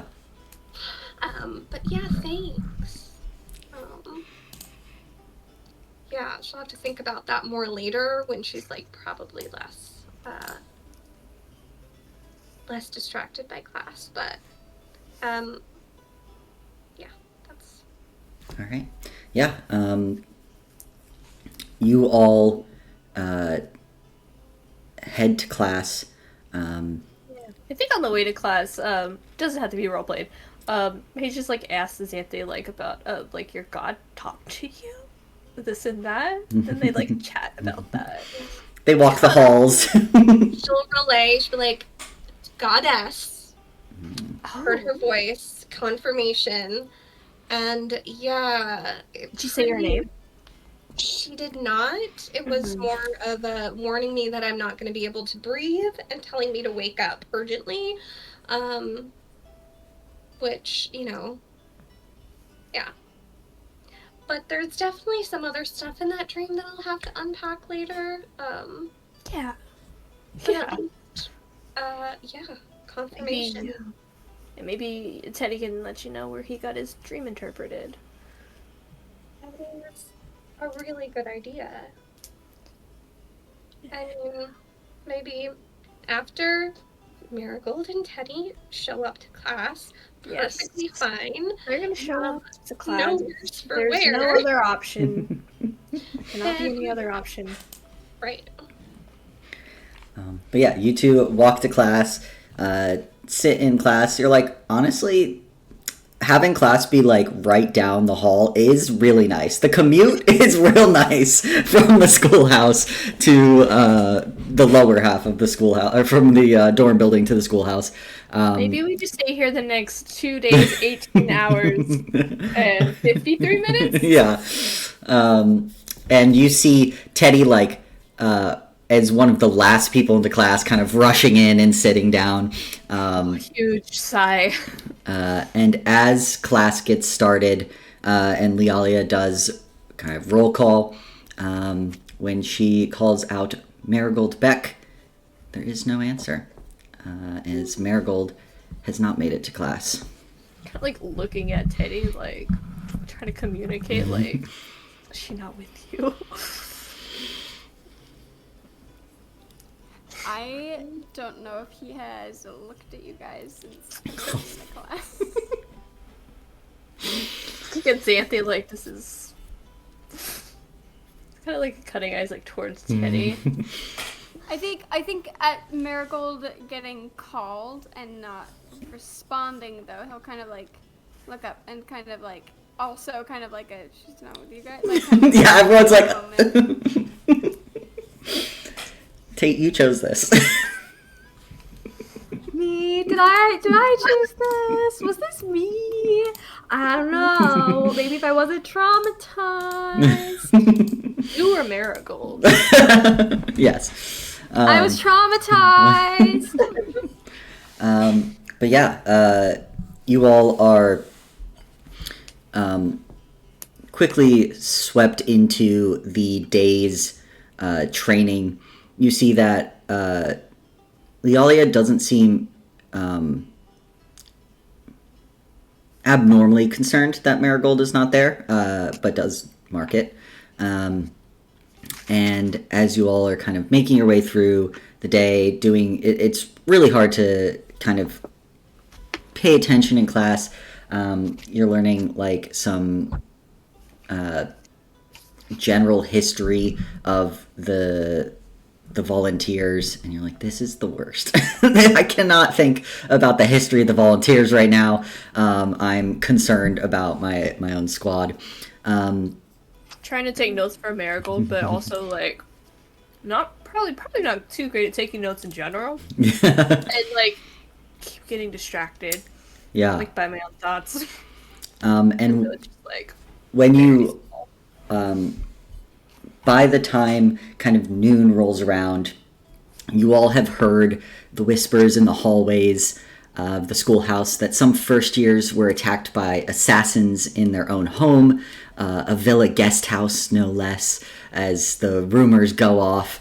And by kind of the evening, that story has changed and grown, and apparently you all fought off a horde of undead, or an ogre, but also in some stories, and an incubus, as the rumors just keep swirling. This is the new hot goss. No one knows it's technically your group, but if there was any group, it would be your group, who currently has a party member missing. So the swirling rumors are there.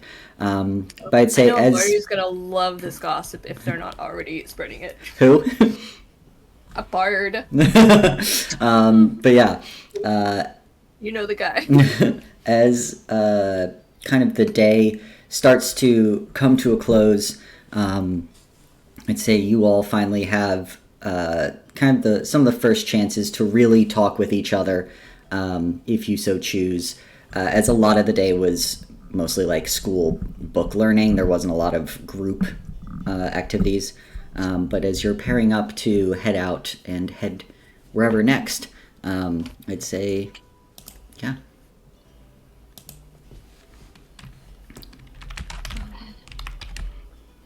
Well, Teddy, we're glad you're okay. We were worried. Sorry, I wasn't expecting to not return. I just sort of found myself a tipsy goat, and Oh. they had an extra room, so I just... How much would I have paid for that room also? Let me take that off now. You really think Jaden or Law would let you pay for that room? He would offer, at the very least. Yeah, no, neither one of them would let you pay for that room. Pay for it in kisses. Pay for it in a hot date tomorrow. If he Exactly. still wants to go on pay a date for with his me dinner. after I cried in front of him. If he doesn't, then you don't want to date him. It's true. It's true. Date people you can cry in front of. I cry all the Yeah. time. I love crying. Yeah. Just kidding. I say just kidding. No, I am a crybaby. Anyway, sorry. Back to the game. They had an extra room, and that was it. I had assumed Marigold would come home with you, but if she hasn't, then I would guess that she would be at her uncle's house. I can show you where that is. Sure. I'm just glad that you had somewhere safe to go. I saw that you ended up at the schoolhouse. Yeah. We texted our lieutenant, and she suggested that might be a good idea to stay at the schoolhouse if we don't feel safe.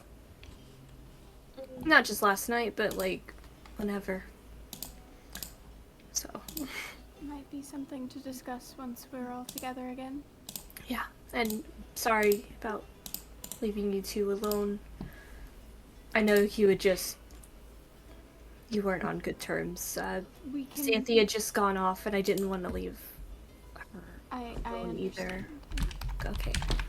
Water under the bridge.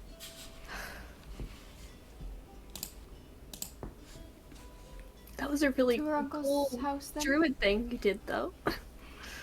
I think at that, you see his jaw kind of like tense. I'd rather not talk about it, please. Okay, sorry.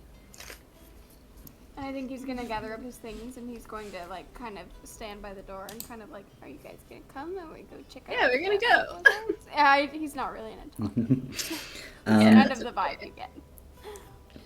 Yeah, as you all head out into the kind of front area of the schoolhouse, Hayes, you notice that on kind of like your little mailbox, there is just the slightest like etching in the mailbox.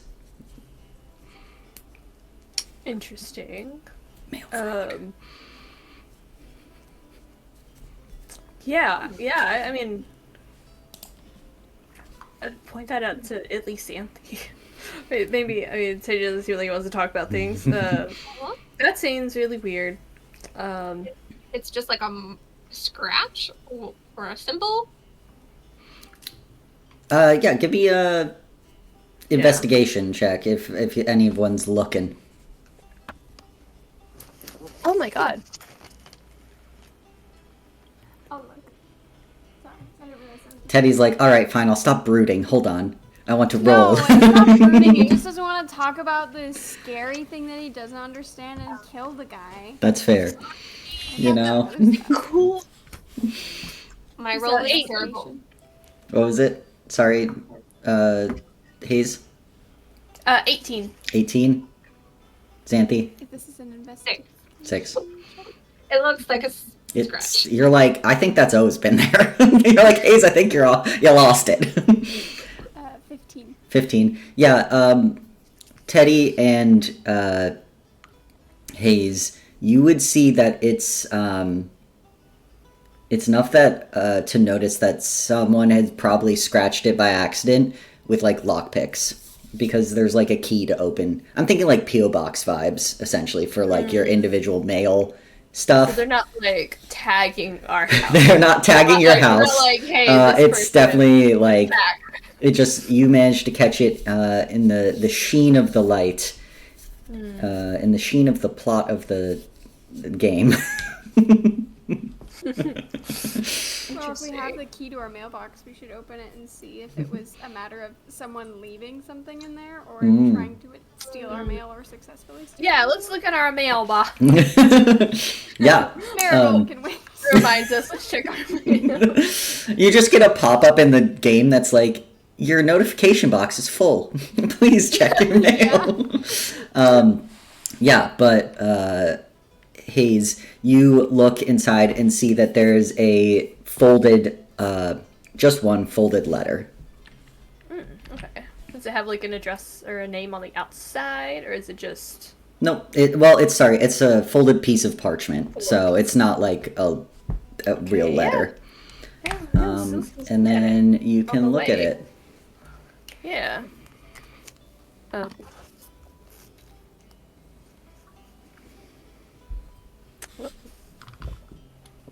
So you all see Hayes pull this letter out of the letterbox, mailbox, whatever we want to call it.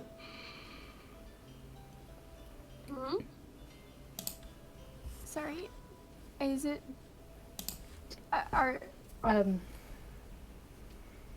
Yeah, Hayes looks at first a bit face strained a little, and then is like still reading this letter,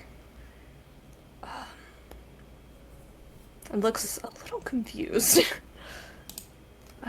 Do you want to read it out loud? Yes, I'm going to save it so I can put it in the chat, brah. Yeah. Gonna put it in this chat.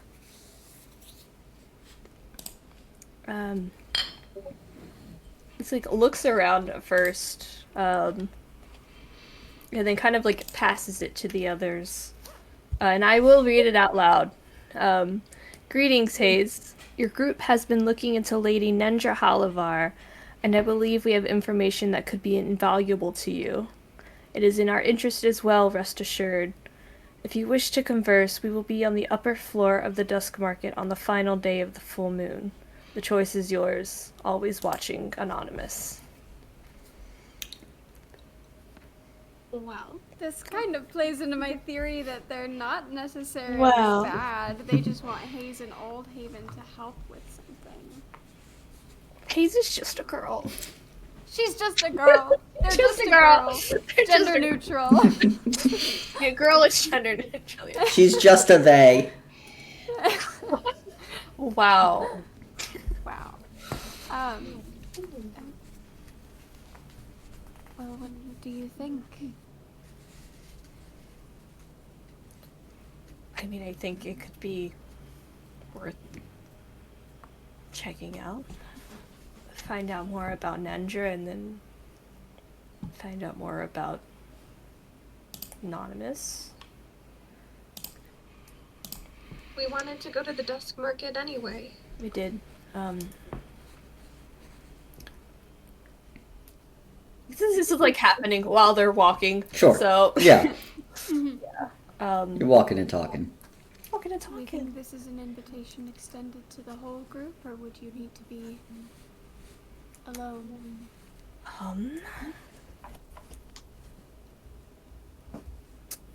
If it's alone, I can handle it. But I can ask. I'll Try ask. to stealthily back you up if it calls for that. Or just full on united front. Whatever you think. Yeah, I think being nearby, close enough to hear if I yell, but I don't know if being stealthy, trying to do anything will be safe, so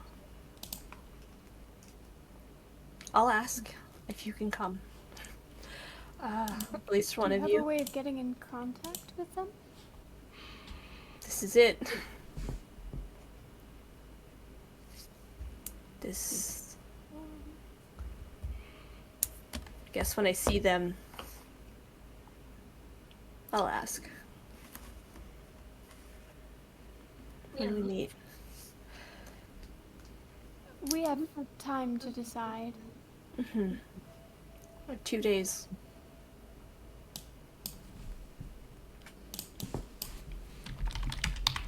Figure it out. It'll be fine. That's right. Yeah, you all kind of walk in a bit of contemplative silence as Teddy shows you towards where Marigold's uncle's house is. As you kind of knock on the door, you see that it is not Teddy's uncle. That's for sure. It is not Marigold's uncle either. It's a kind of middle-aged woman who answers the door, but she lets you all know that Marigold's not there, and unfortunately Bojan isn't either. He's kind of working late before wishing you a good night. It's at this point, it's like 8:30 or so on free day, and yeah, as you all are doing this, Marigold, what's been your day? Does she wake up in a shadow cocoon? Or is it gone when she wakes up? I'll say that as you open your eyes, you can kind of see like it melt away. So you are not like stuck in it, but you are aware that something was around you as you were sleeping. Okay. We're not gonna think about that right now. Nope. Marigold, she's gonna start her day by swimming. She's gonna keep swimming offshore. She's gonna swim and swim and swim and swim and swim until like maybe I don't even know how long she's been swimming. She's gonna swim till like maybe the mid-afternoon. Mm-hmm. And that is where she's gonna drop the thing. The crumpled drive. Yeah. She's gonna swim down to as dark, like as deep in the water as she can, as far offshore as she can physically get, and just drop it and let it fall.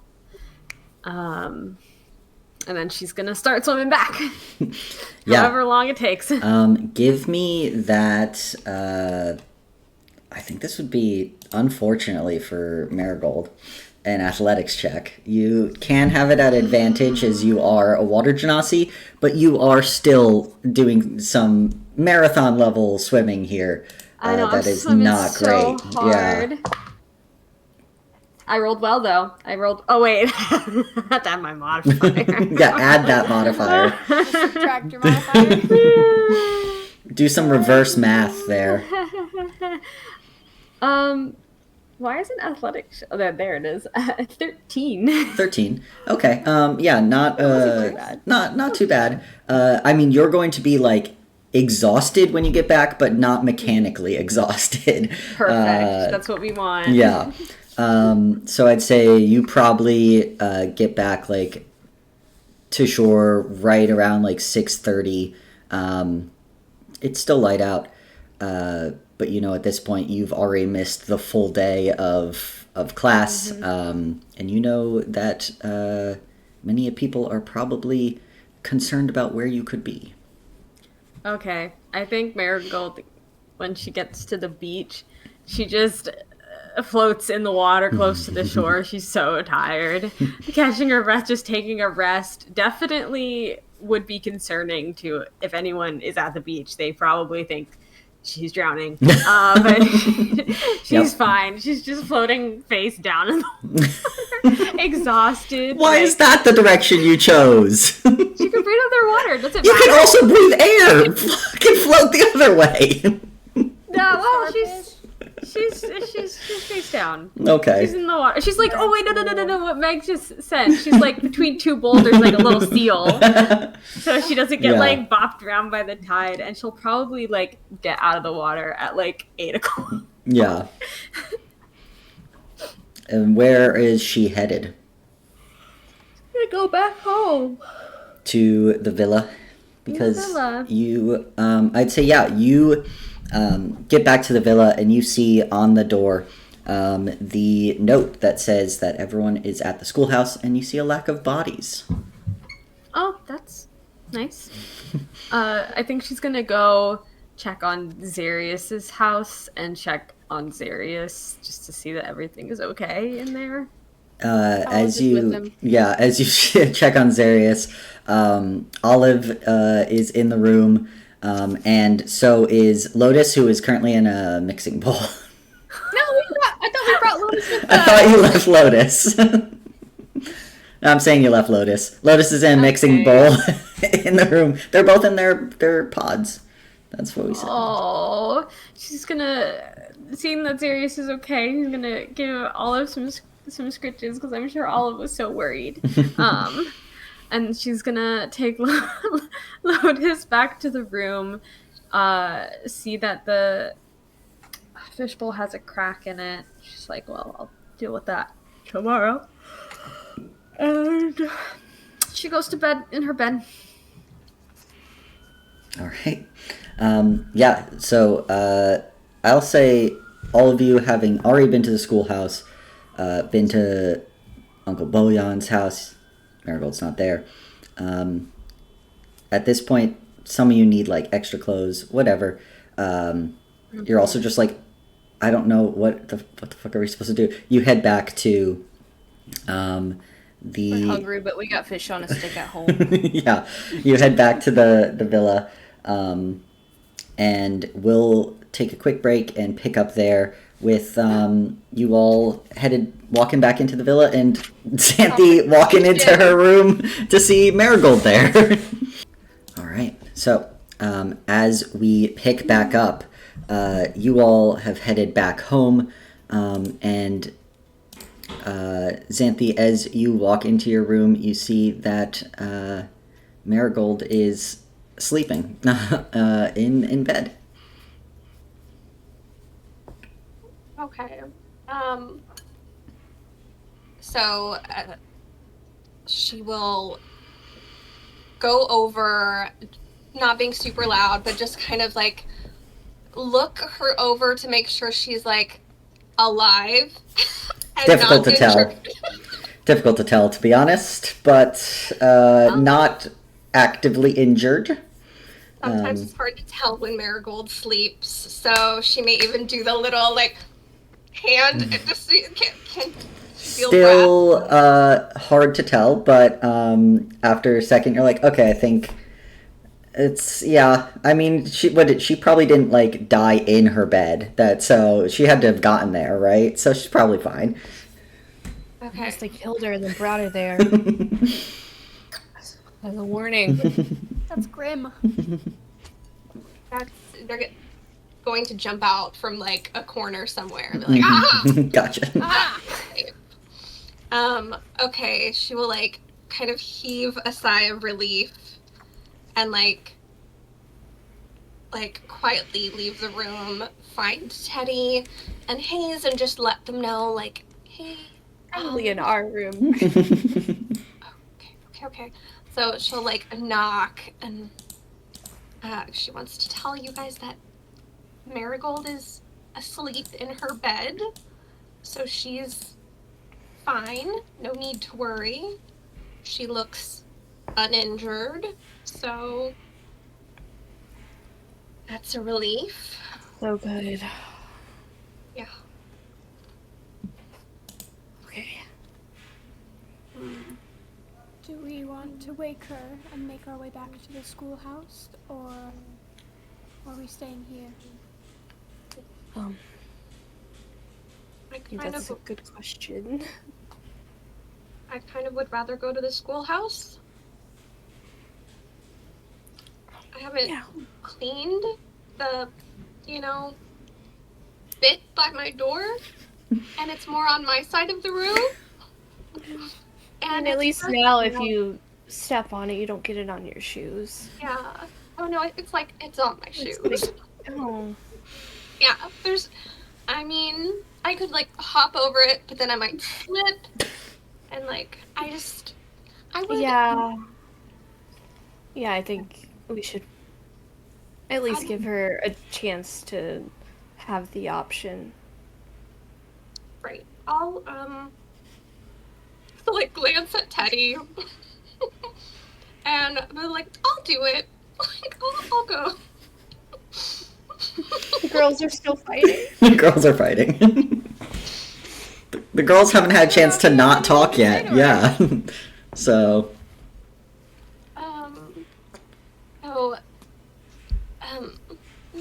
Feel kind of bad, but she'll just kind of like try to gently tap you and wake you up like, Marigold.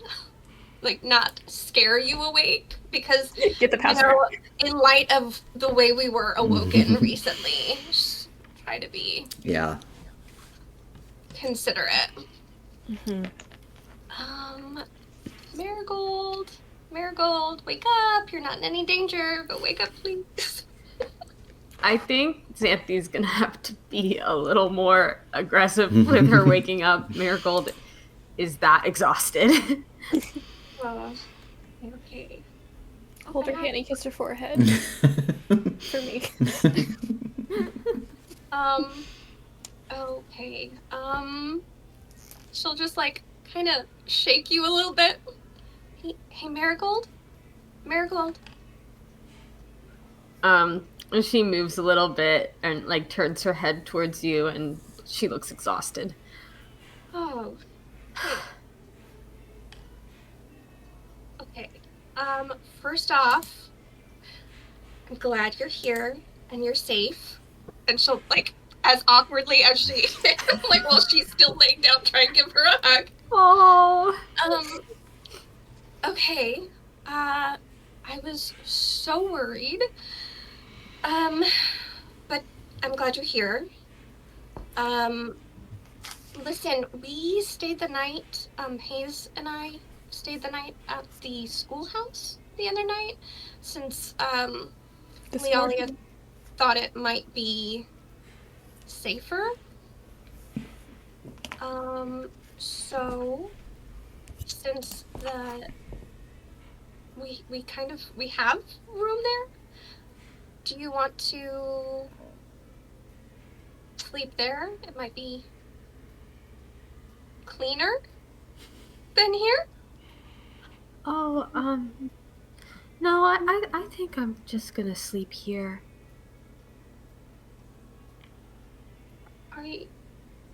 You can look at her nightgown and see that it is the same one that yeah, same Baby one. girl. Yeah. I mean, I feel like the salt water washed it to an extent, maybe. No, now it's just got salt water on it. Yeah, it's in rough shape. Now it's in rough shape. crispy. It's crispy. Yeah. I mean, I don't think it's as bloody as it was, but it's not in great shape. I mean, I think it might be a good idea.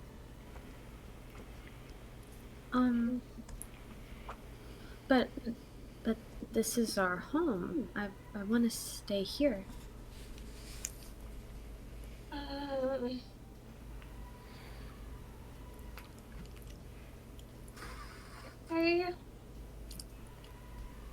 Okay. Right. Looks at the stain by the door.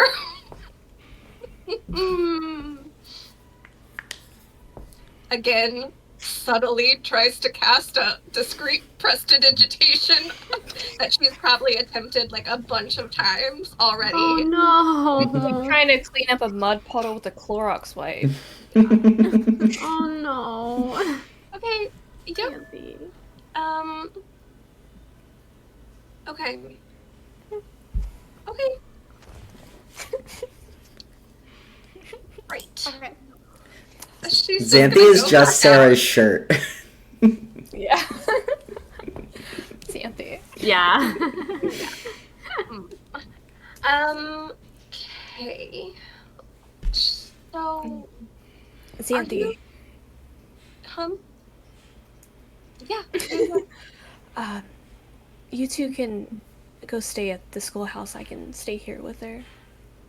I don't think that's a good idea. If one of us is staying, I mean, we should neither all is stay. leaving her alone. Neither is dragging her there. Exactly. That's why I'm going to stay. Oh, okay. We shouldn't. Okay. I shouldn't have left the other night. We shouldn't have split up. Anything could have happened. So, Yeah, we got lucky.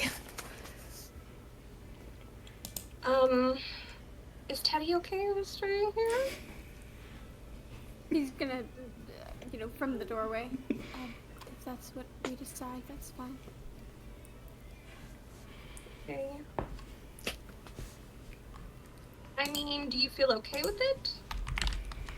Like, what you want matters too. I mean, I think regardless, it will take time to feel the way that it used to, if we ever get back to that point, but might as well start now. All right. Good to look at it. Great. Okay. Then, sorry to wake you up, Marigold. Marigold's already fallen back asleep. Okay. And she's out. You can't tell, actually, though. It looked the same as when she was awake, so... You know, that is a great point. So, honestly, it's fine. How with her eyes like that. Yeah. Okay. Well, we're all here and alive. That's something. You can tell whether or not Marigold is asleep based on if Lotus is asleep or not. Lotus stares at you from the bowl. How can you tell when a fish is sleeping when they have clear eyelids? They have Such a little Z's coming out of creepy their little... mouths. Yeah, they blow bubbles, duh. They have little Z-shaped bubbles. Duh. Have you never seen a fish? But yeah, what else? What else is everyone doing on this kind of Friday night? You're gonna have to keep it low key in order to continue resting. You have an exam tomorrow. Teddy has a date tomorrow, and then on Sunday, Zarius comes out of his pod, and the final day of the Dusk Market. Beautiful butt. Exactly. Goes through metamorphosis. And the final day of the Dusk Market, which is where you have a little meet and greet, apparently. It was a meeting. Oh, So. I'm gonna get the. Well, I already have their autograph. I was gonna say we should probably let Marigold know about that, but she did fall back. You're like, We can tell her tomorrow. It's fine. Fine. Sorry, I would have her be awake, except, you know, her athletics is... it was lucky you got that. What you got. Yeah. The girl needs, so I think it makes sense. Yeah. I want to send a couple messages. I want to send one to Lealia. Over communicate now, because I got told off the other night. AKA 12 hours ago. Right. Not even. Yeah. So just let her know Marigold's back. Our group has decided to sleep here. Thanks for everything. Sorry. She'll send that just so she knows, like, when we don't turn up the schoolhouse, that, like, we're not dead again. She'll also send a message to Erwin, because this almost feels like something you tell your family, maybe, when you're in the same city. Maybe, yeah. So she'll just be like, hey, it's Xanthi. So, ... Using 3 characters in order to convey ... Some thugs tried to murder me in my sleep last night. Send. So you over-explain to the person who knows what's going on. Or not your brother. I think his second text, emphasis on try, the sunglasses emoji. Xanthi has a good wisdom score, right? Yes! She's actively not using it. Oh. She sucks to think about it. I mean, just by the nature of it's self-explanatory that she's alive and fine, because she said that this is me. Because she's an Elamare, so. She's clearly alive. So it, like, doesn't need to be explained. Wait, did she say that it was Xanthi? I thought it started with so ... Oh no, she said, hey, it's Xanthi. Oh, okay. Oh, ... There we go, yeah.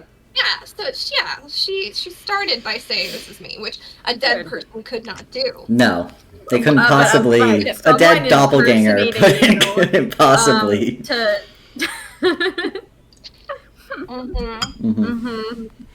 Yeah. Any other messages being sent, Xanthi? Or is that really the full... I feel like that covers it. I think we did all the... Great. There's no one else, I think, that needs to, Not gonna tell Sindra that we almost died? Just go down your contact list. I wonder if we should let Lear know that we didn't find any successes when investigating the scholars at some point. Yeah, but I guess have their vacation. Don't ruin their vacation. Yeah. Let Lealia tell them the bad to, like, news. dwell on it tonight, you know? Yeah, maybe if it comes from Lealia, be a little bit more okay with it.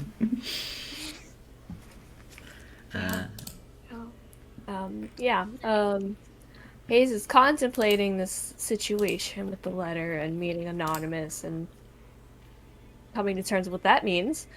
Are you have all 3 letters, right? Yes.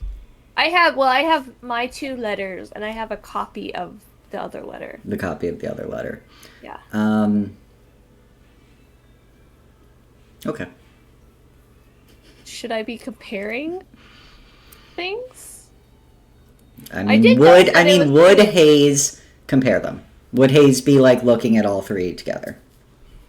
I don't know, but I did think out of character it was very strange that they only referred to me with the first name when we are on a full name basis. They didn't. They were saving ink. They're like, we don't need the full name. Wow, roll Hayes, not everyone has an unlimited supply of ink. Yeah, you know, That's ink's expensive. disrespectful. But yeah, I mean, if Can I, like, roll Hayes for would, if Hayes would be studying the different letters to try to like see something, then I'd say it's fair to have a roll. I think that after like a lot of like going through back and forth in their brain about things, might like look at the first letter again, kind of have them both, and kind of. Yeah, give me. I'm very like paranoid about this entire situation. Give me an investigation or a perception check, whichever is you would like as you're doing this. It's probably closer to investigation, honestly, though. Oh, that's sad. Yeah, because my unfortunately. perception has an actual bonus to it. It is 1. 13. 13. Unfortunately, yeah, you're just kind of looking at the letters. Dang. And other than, you do notice that they, second time around, do not use full name. Yes. But, you know, how many Hazes that's the mailbox are there? Vibes. Yeah. But clearly the Edgar Shusk got multiple letters because they were like, stop this. You know we're after you. It's true. Maybe they just really still liked got writing full name. his name. Shusk is just so fun. Egrer Shusk is so fun to Egrer write Shusk. in cursive. But yeah, okay, so we'll say, honestly, that's probably a lot of what I feel like Hayes would be preoccupied with this evening. What an exciting free day night. Yeah, gets ready for bed later on by putting on full armor. You cannot wear full armor, or you will take a level of exhaustion if you try to sleep in full armor, because that is in the DMG. You cannot sleep in plate armor. You can't sleep in any armor. Cannot sleep in any armor. What if I put it, can I, like, put it, like, on top? Like a weighted blanket? It won't do anything unless they just try to smash you like, with the first attack. No. I'll So keep my shield nearby. yeah, and Xanthi or Teddy, anything that you're doing? Remember, you have an exam tomorrow, so if there's nothing too crazy, we could jump ahead to Saturday. I think Teddy's gonna get some soapy water and start like scrubbing down. Yeah. You know, just like, just very like. Just trying to, like, not think about what it is that he's scrubbing and just kind of, like, going through the motions of, like, yep, I am cleaning up this portion of the house, and it is going to be all sparkly clean, like nothing ever happened, like, very much, like, take care of the problem, and then I don't have to think about it anymore. Mm-hmm. Boom. Yeah. He feels bad for not helping with the rest of it. He doesn't know that it wasn't Hayes and Xanthi. You were up all night moving bodies, like you had a good night's They're rest. digging ditches. Yeah, maybe if we, like rearrange things, get some new decor. Put rugs down. Yeah. Yeah. Yeah. Rugs. See, this is an advocate for rugs, because the next time it happens, you just throw the rug out. Just replace the Yeah. Yeah. But yeah. Xanthi, anything else from you tonight? I'll just spend a little bit of time before bed in like kind of quiet meditation and prayer, before trying to sleep. Even though it's probably a little hard to sleep in the bed that she was just, the scene of an attempted murder just, Yeah. several hours ago. But yeah, as everyone kind of has a quiet, free day night, a lot of contemplation, cleaning, we move to Saturday. As you all awake, it is an extremely windy day, to the point where, Xanthi, with the tablet, you keep waiting for kind of the plane of air merge notice to go off, but it doesn't. It just is breezy. And as you all kind of gather and make your way to the schoolhouse, you have an exam. So actually, if you do want to open Roll20, it is going to be a legit one. So I hope you all are prepared and studied.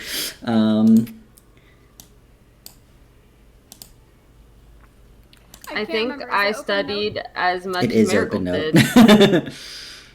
did. It's open book, right? Yeah, I mean, basically, yeah. I'm not on your computer.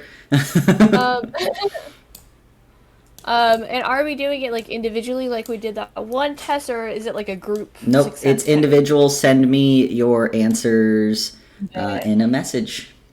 Ah. I love that sorcerers are considered like the gifted kid class. I have no notes. She's already going We are through gifted burnout. kidding it Yeah. tonight. Because I remember everything. There you go. Oh my god. If I can log into Roll20. It's the longest ad ever. I just want to take my stinking test. Okay, here we go. God, ads before tests. The future. Oh, good.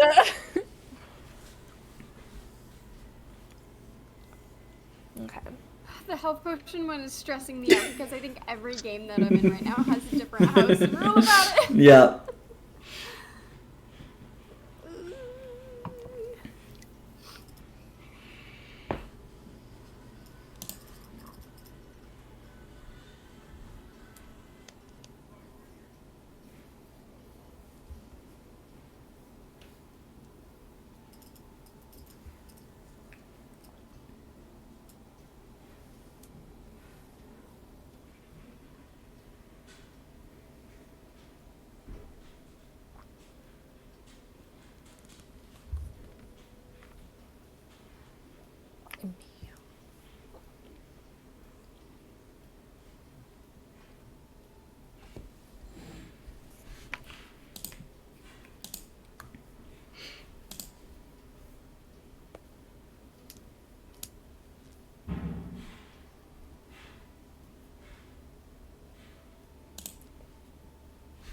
Here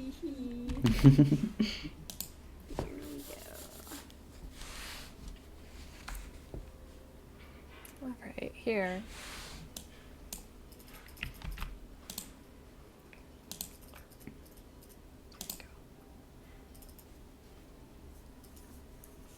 Right.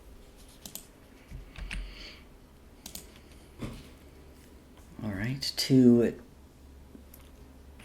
tests in.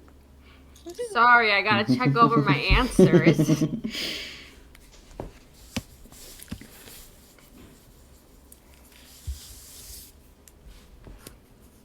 I love that I put letters for two of them, but wrote out the answer for one. Let me fix that.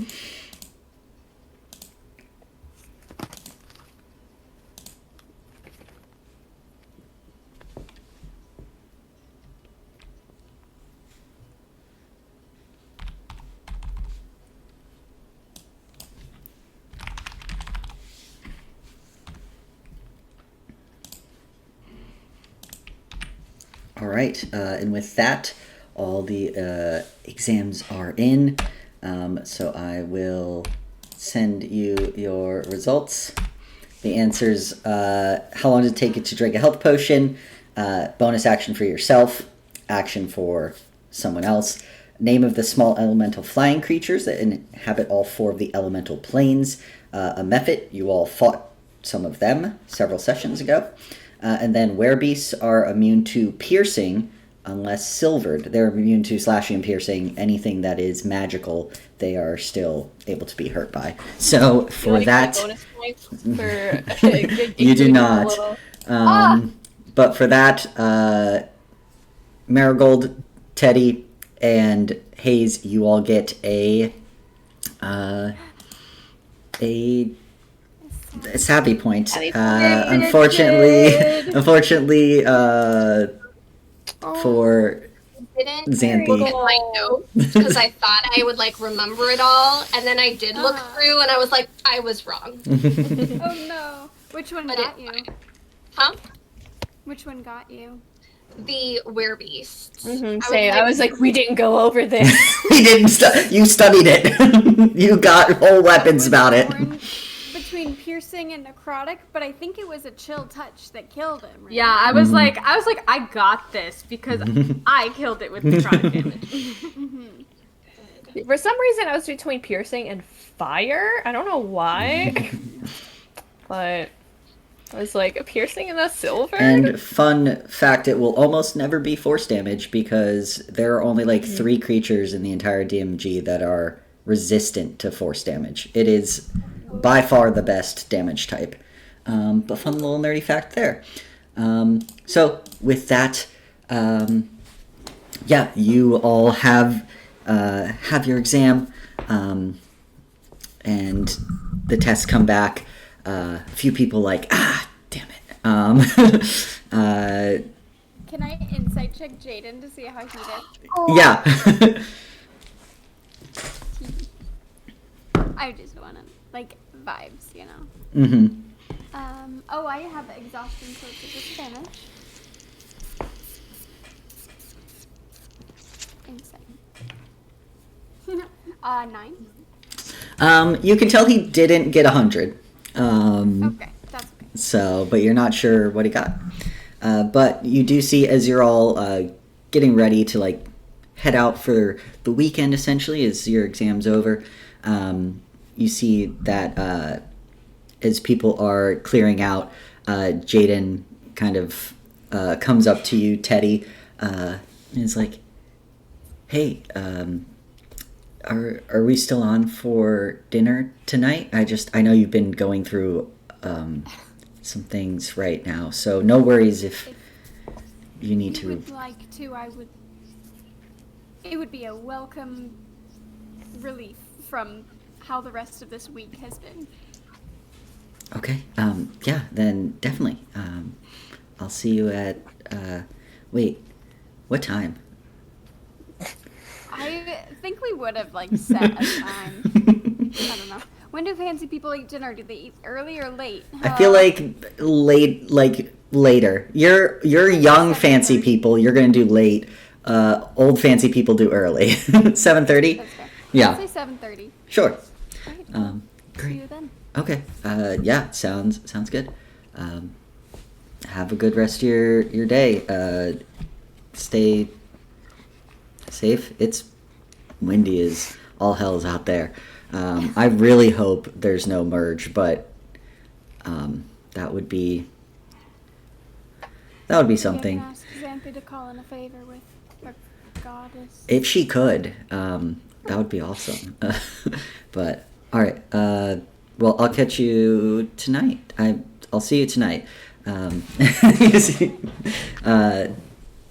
see that Jaden heads out, and you all are free to converse, figure out plans for your group for the rest of the day.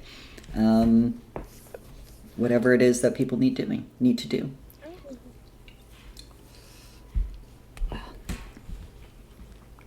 I think we probably should have done this yesterday, but stop by and let Boyan and the other woman that was there know that we found Marigold and that she's fine. Oopsies. But other than that, I don't think Teddy has anything else that he needs or wants to do, so he might just have a nap, get ready for his date. Trying to get rid of that exhaustion. Yeah. Yeah. Like on the way home, if we pass now and later to get home, probably like notice it, stop inside and see if Granny K is in. Is she here? She is not. The young teenage gnome is working the counter today. So. Okay. Relay the message that Pastor Osmond says hi to Granny K. You see that the little kid gives like, I guess he's not little, he's a teenager, but he is tiny because he's a gnome, so he is little. But he gives like a little salute. He's like, yeah, we'll do. Okay, thank you. Yeah. This guy was just a baby. Whenever Castor was here. Mm-hmm. So is it after noon at this point, or evening, or? Really, whatever time you all choose it to be. It is your tests in like the mid morning, and then you're free after. So basically, to like turn in your exam and leave. So yeah, whatever you're gonna be up to. I do want to ask Teddy. So Before he goes for his nap. Yeah, before he goes and takes a nap, like as we're walking back home, I do want to just ask, like, hey, Teddy, do you know that that time you had that dream and then you went and saw a dream interpreter or a psychic or something? Can you tell me where that person is? Yes, if I don't think it was like a pop-up sort of market stall at Center Market. I don't know if she's there all the time, but I'm gonna look in my notes and see if there was like a name. Dream.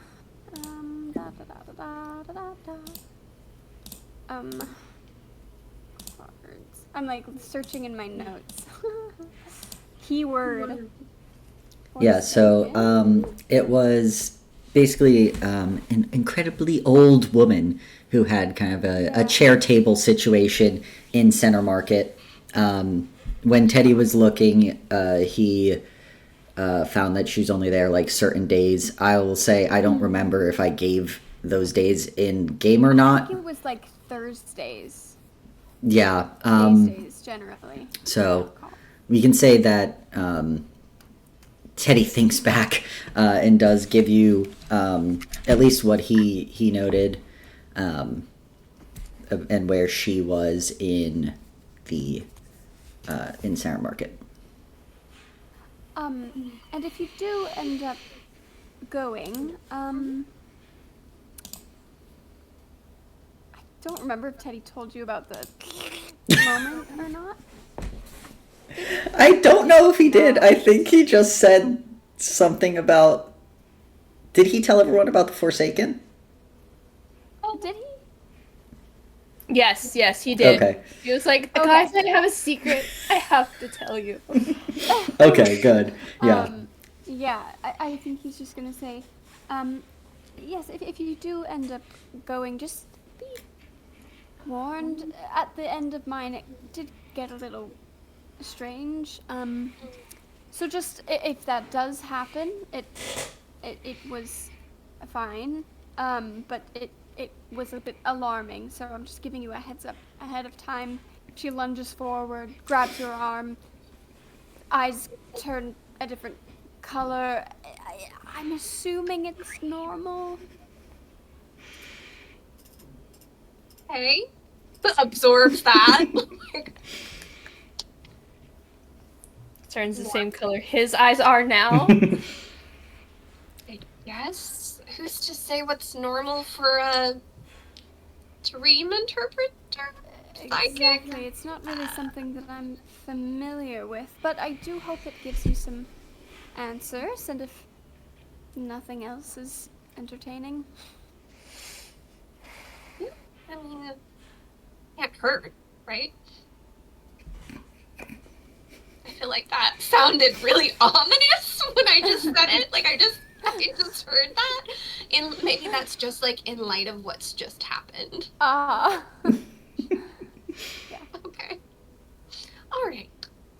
Yeah, that's it. That was on my list. Find out.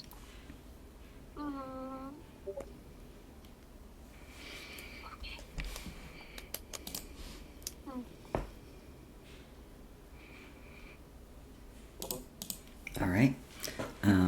Anything Marigold or Hayes are doing in the afternoon for Teddy's date? Chill. I think we have anything to do. I mean, yeah, you could just... You had a rough night a couple nights ago, Play so... cards. You can just chill. Marigold's not around to play cards. She's doing stuff. She's always doing stuff. She's so busy. She's always off doing stuff. I think, yeah, Marigold. He's play solitaire. After the test is over, does not really stick around with the rest of the group. Instead, she goes and buys some black roses, because I don't know when roses are in season, but I'm like not sure if the roses at their house would be ready or in bloom. So she goes to buy some that grow at, like, I don't know, a greenhouse in Comfort or something. Beautiful. Yep. So she can work on a floral arrangement for Zarius when he wakes up. But she doesn't do that when she gets home. She just buys the flowers today so she can do it maybe tonight or before Zarius wakes up in the morning. And I think she spends, like, the evening, like, scrubbing all of the blood out of the floors, anything that's not been cleaned up already. She'll, like, clean it. And she's wearing tights today. She looks a little uncomfortable in them, but she is wearing them. Why? Who could possibly know? It's really windy. I think the fact that it's windy is visibly bothering her. Tate. What? What did I do? That's true. That was all me, and I didn't put two and two together. I just said it's spring. No, because You it's did. windy and she's still dealing with the whole Eider thing she's in Air Genasi. I am aware now of what I did, but I wasn't when I made it. I was totally on purpose about it. And if you weren't, you should claim it because it's hardcore. Look, I in my Yeah. subconscious, I knew that there was a reason. Yeah, that's I think Marigold, she probably left the schoolhouse when she saw Teddy go to talk to Jaden. And is like, after she, like, scrubs the crap out of all the floors to get them, like, completely spotless, she, like, I don't know, she does have to try to make the house smell better. I don't know, feel more comfortable. Like, she's trying to make it feel Saging really the cozy. house. Sage those spirits out the house and Yeah. death. hang Yeah. up cinnamon brooms. There you go. Yeah, cinnamon brooms. I don't know. All that good stuff. Anything that would make the house smell nice. Yeah. Incense, candles.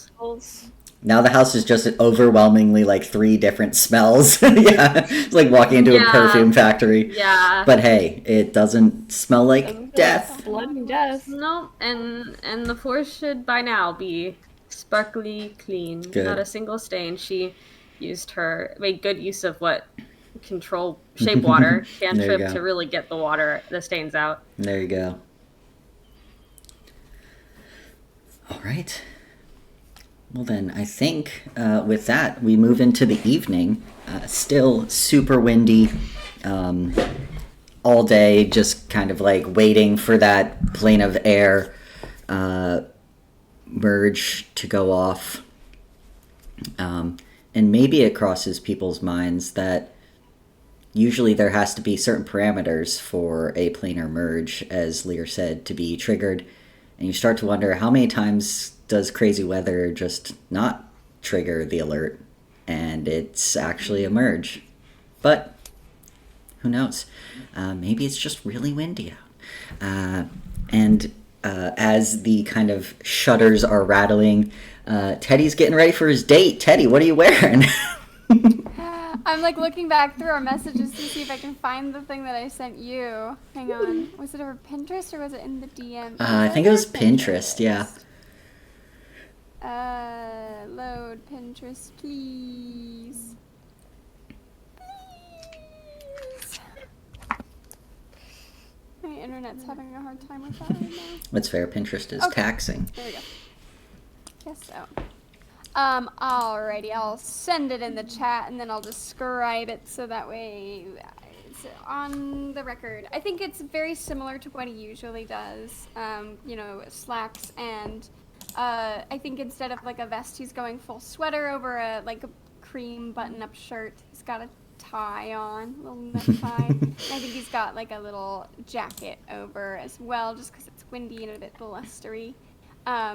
He's his hair he's got like done up nicely. He's got his usual like earrings, and I think he's just kind of like in the mirror like fussing with his hair, and he keeps getting distracted by his green eyes now, and he's just like just back to like focusing on something else right now.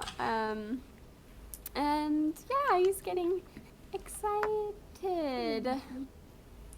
Nice. Yeah. Teddy, you head out into the blustery spring evening, heading towards the Pearl, which is apparently like a fancy restaurant in Upper Harbor. And you kind of make your way there, and as you arrive, you see that Jaden is already there, a little early to the date. You see he's wearing kind of this light, dusty purple kind of jumpsuit almost, but like a little fancy at ties. It is showing his jacked shoulders and biceps. Nice. He looks great. He has done nothing different with his hair because his hair is stone and it can't do anything different with it. Yeah, he's just like there, like no, it takes years to change up hairstyles, you know. Yeah, he's wearing some of those fancy little like, what are they called, like Esperilla or something? I don't know. What are those shoes men wear that are like kind of fancy sandals? Don't know shoes. Bro, you're the man in the chat. I don't wear fancy little sandals. But yeah, he's looking good, and is kind of, you two enter. You see that the Pearl has these like fancy giant wood doors. There's a person like a receptionist. Nope, what are they called? Hostess. Yeah, a receptionist. No, there's a host. You look around. You are definitely some of the younger people in this restaurant. It is it is definitely full of like super wealthy individuals. Granted, it is a Saturday night, so not so much like business meetings, but definitely you imagine there are quite a few nobility that are dining here.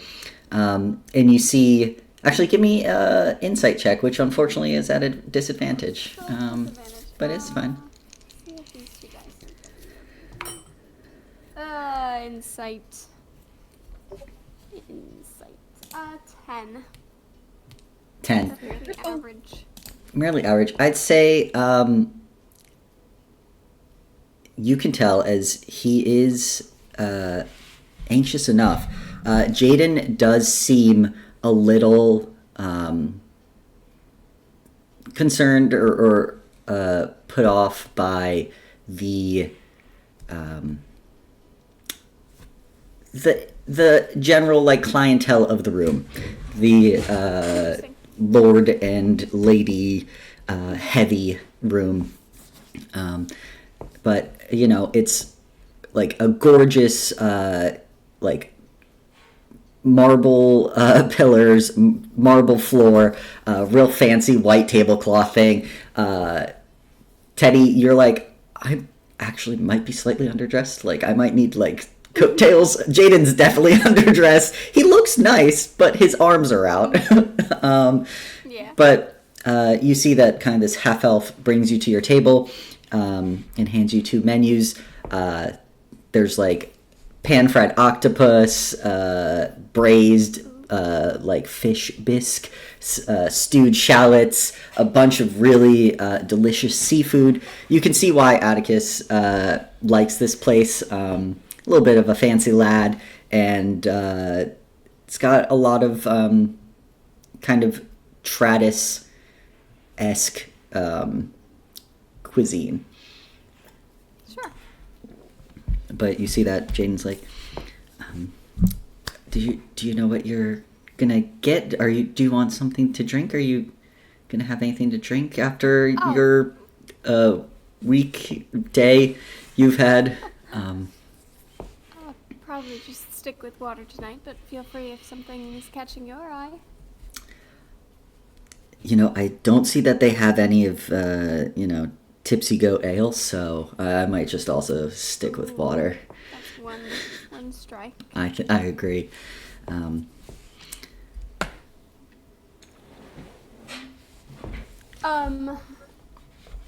don't know.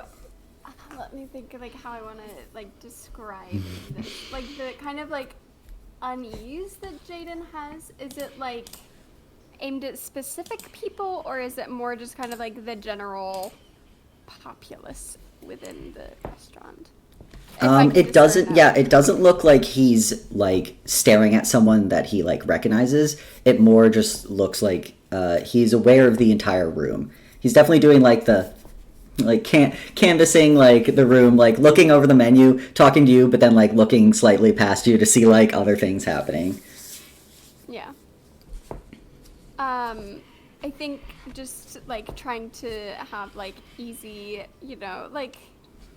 I don't know, they're friends. Yeah. This is also a first date kind of thing. So I think Teddy is, trying to make nice conversation. Oh, well, I was probably starting out how did the exam go for you today? There were some difficult questions on that one. I was scratching my head quite a bit about some of those. You see Jaden kind of laughs and is like, I mean, yeah, but you still got 100, so obviously it worked. I mean, if things will stop trying to kill me, maybe we'll see if my scores... That's fair. They say nothing is as good a teacher as real life, so maybe that's why your group's doing so well. I do think... do you think we're going to be tied for top of our cohort? I don't know how much you all hear the rumors, but Boz loves the rumors. I do actually think they are probably one of the individuals spreading them, but they love the rumors about our 2 squads. So I will be curious to see how it plays out. I mean, I haven't heard much from other people. We know Yenros. I don't know if you've had the chance to interact with them at all, but they traveled over with Xanthi. He's, I don't think so. I believe, more outdoorsy. And that's a way to put it. I was trying to think of a nice way to say shifty. Yeah, he's a bit of a scoundrel. How do you say that? Politically correct. Yeah. Yeah. But, He hit on Xanthi and I hated it. yeah, he's trying to think how to be neutral at best. Yeah. Very deft with his hands. Sure, that's a statement. That's a statement, Meg. When it comes to lock picking and he knows a lot of strange individuals. Then he's just digging himself a hole. He's gonna take a big, big swig of water. If you've interacted with them at all. Yeah, I'll just move on. But yeah, I'll say for most of the evening, you kind of have pleasant conversation. Your food, whatever you get, is delicious, expensive, but very good. And kind of as the plates are being cleared, you see that Jaden kind of clears his throat. I was like, can I be honest with you, Teddy? Of course. So I honestly wasn't sure when you asked me out if you were just trying to kind of get close for some political gain. I know your family in Tratus is quite well off and in good standing with the Merchants Guild, and I don't know, there's an election coming up soon. I'm not sure if your family's running for it, but that's besides the point. I know my father is Lord Morvand, and it could be beneficial to your family to have that kind of alliance. But I have been, I've been estranged from my family for quite a long time now, and now I feel really foolish for thinking this, because obviously the other night, I don't think that's true anymore, but I just, and then it's his turn to go and have a swig of water. Jaden, I'm sorry if there was anything that I said or did to make you think that.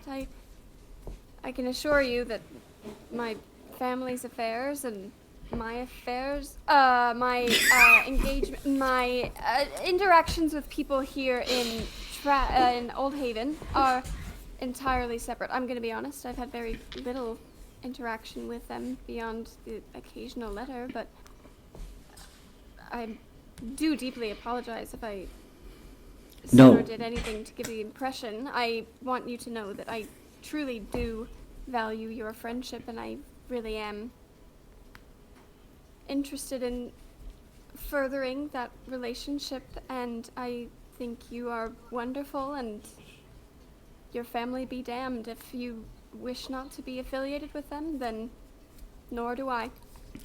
No, sorry, it wasn't anything you did. It just, I realized that you, oh, okay, yeah, no, I'm really glad that I've met you, and I think you're great too. And maybe we have another date where we get to actually be a bit more ourselves and not, and you see looks around at like all the stiff like nobility that is definitely schmoozing and like making deals with each other at this place. Not that dinner wasn't great. It was tasty, but yeah. I think I would like that very much. This is what I get for listening to my brother. I asked him for places to check out around Old Haven, and this was the first on his list, and I didn't even think to check it, so I'm very deeply sorry. It's all right. Yeah. I'd say that you two are able to navigate the conversation back to safer waters, so to speak. Kind of closing out the night there. Do you offer to pay? Because Jaden will fight you on that. Of course, we asked him on the date. Of course. And Jaden will do his best to be like, no, let's. Jaden, if nothing else, this will be repaying you for your hospitality the other night, please. You see that that seems to work. He seems to let that one slide.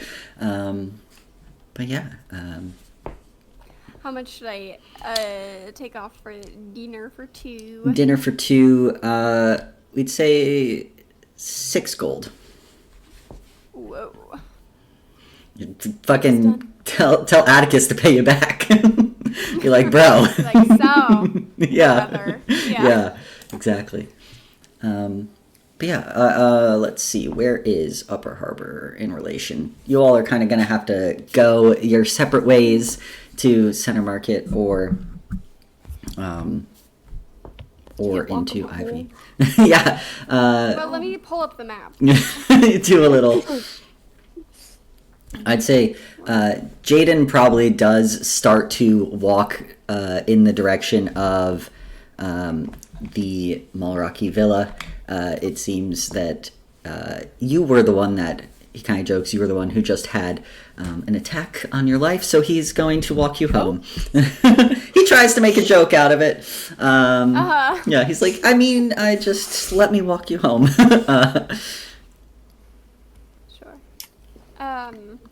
Yeah, on the way back, I think, I know that, like, we kind of speed through the week, but I imagine that, like, on days off when we're not in classes, like, you know, Teddy's pointing out, like, oh, we met this really interesting person here on this corner, and just kind of, like, as they get closer to the villa, just kind of, like, again, kind of, like, making conversation, like, asking Jaden if he's checked out that food stand. I see it every Friday. You know, just kind of, like, Yeah. just Walking chatting, and talking. having a good time. Yeah. Yeah. And as Jaden gets to kind of the front of the villa, I will say, blood's cleaned up. Villa looks okay. The door is probably a little janky, but I feel like you could have kind of fixed that up enough that in the evening, it's hard to tell. It's passable. Yeah. Jaden's not a carpenter. He's like, okay, you know, the door's not wide open. But it's like, well, tonight was nice, and am I still invited for Tuesday? Absolutely. Standing invitation. Awesome. Kind of was like, Give him a hug. yeah, he accepts the hug. Big, beefy arms. Big hug. Big hug. And it's like, well, yeah, have a good rest of your weekend. I hope everything kind of stays normal and calm. I feel like that could be nice. Yes. I hope the same for you too. I know that you don't have your tablet right now, but if you could just send a message once you get home, just to make sure you're all right. I mean, it's still quite windy, I'm assuming, this time of, he'll kind of like look up and just like, just to be safe, please. Sure. I'll wrestle the tablet from, well, Russell, and see if I can't send it a message. But good night. Thanks for tonight. And you see Jaden walks away. Explosions in the background, you know? Yeah. Teddy's gonna have a minute where he just kind of goes, like he pulled it together, he got it all together after this crazy couple of days, and I think that he will go inside and get in his, I'm assuming he's gotten himself some new pajamas. Yeah. He's probably got more than one pair of, like, lounge clothes, so easy. Yeah, so he'll just go back inside and get ready for the night time sleeping. All right. Well, Teddy's back from his date, and really the next big time mark is Xarius awakening. So, is there anything anyone would be doing Saturday evening, Sunday morning? Does anyone want to let Marigold in on the fact that there's another letter? Because I do not believe she's discovered. Her beautiful little face and those big old fish eyes. Wow, way to call her. I said your beautiful little face and those big old fish eyes. It was one sentence implying that the fish eyes are beautiful. Mm-hmm. Okay. Anyway, yeah, if we get a chance to talk, if she lets herself be available.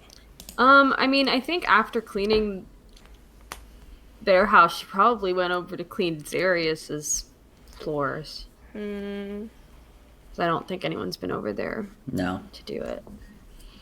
I would say you, but like, if Hayes came up to you while you were cleaning, would you just be like, "Don't talk to me"? No, yeah, she.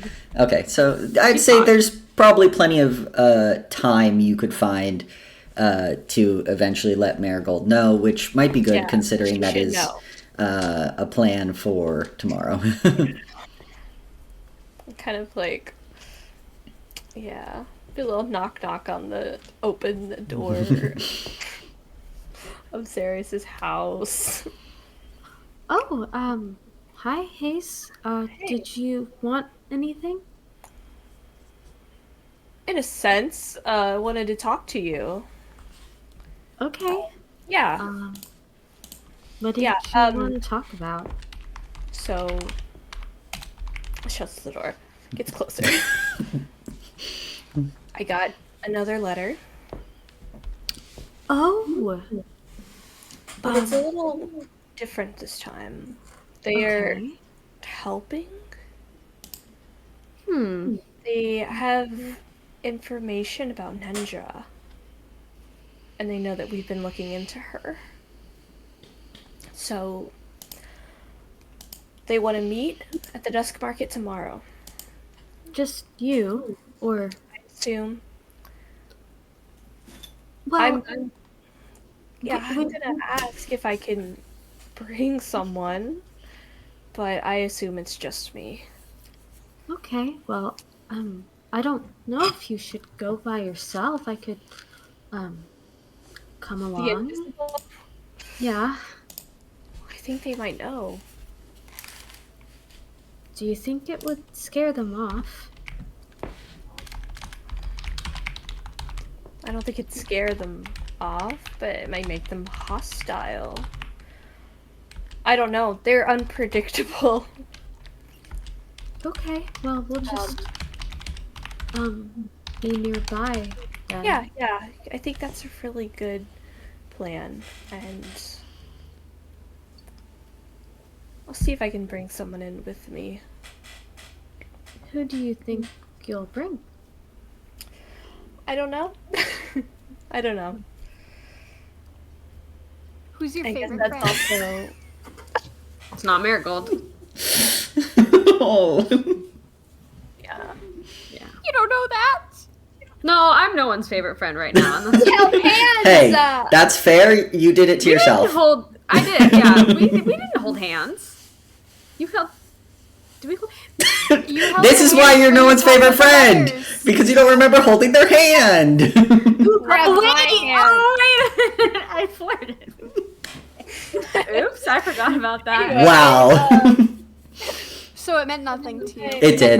Well, you know, none of the times I flirted with distraction. anyone has worked out for me. Look, so ask it's Nendra. fine. You've got your soulmate in a pod in the next house over. He's literally in the same house. You're in his house. You're cleaning his house. That's not wifely duties. He's upstairs. Anyway, I guess that's something to talk about. Yeah. Who would want to come in is probably a good question. Mm-hmm. I know we've all been through a lot lately. Looking around the room. Marigold just looks at the ground. Everyone's still upset with me, right? I can't speak for everyone. They haven't really talked about it. But even if they're upset, we're still really glad you're safe. And I think that speaks more than anything. We're still friends. And we're still here for each other, and I this is mean, just something that it's gonna take some time. I don't know if Teddy still wants to be my friend, but it's okay. I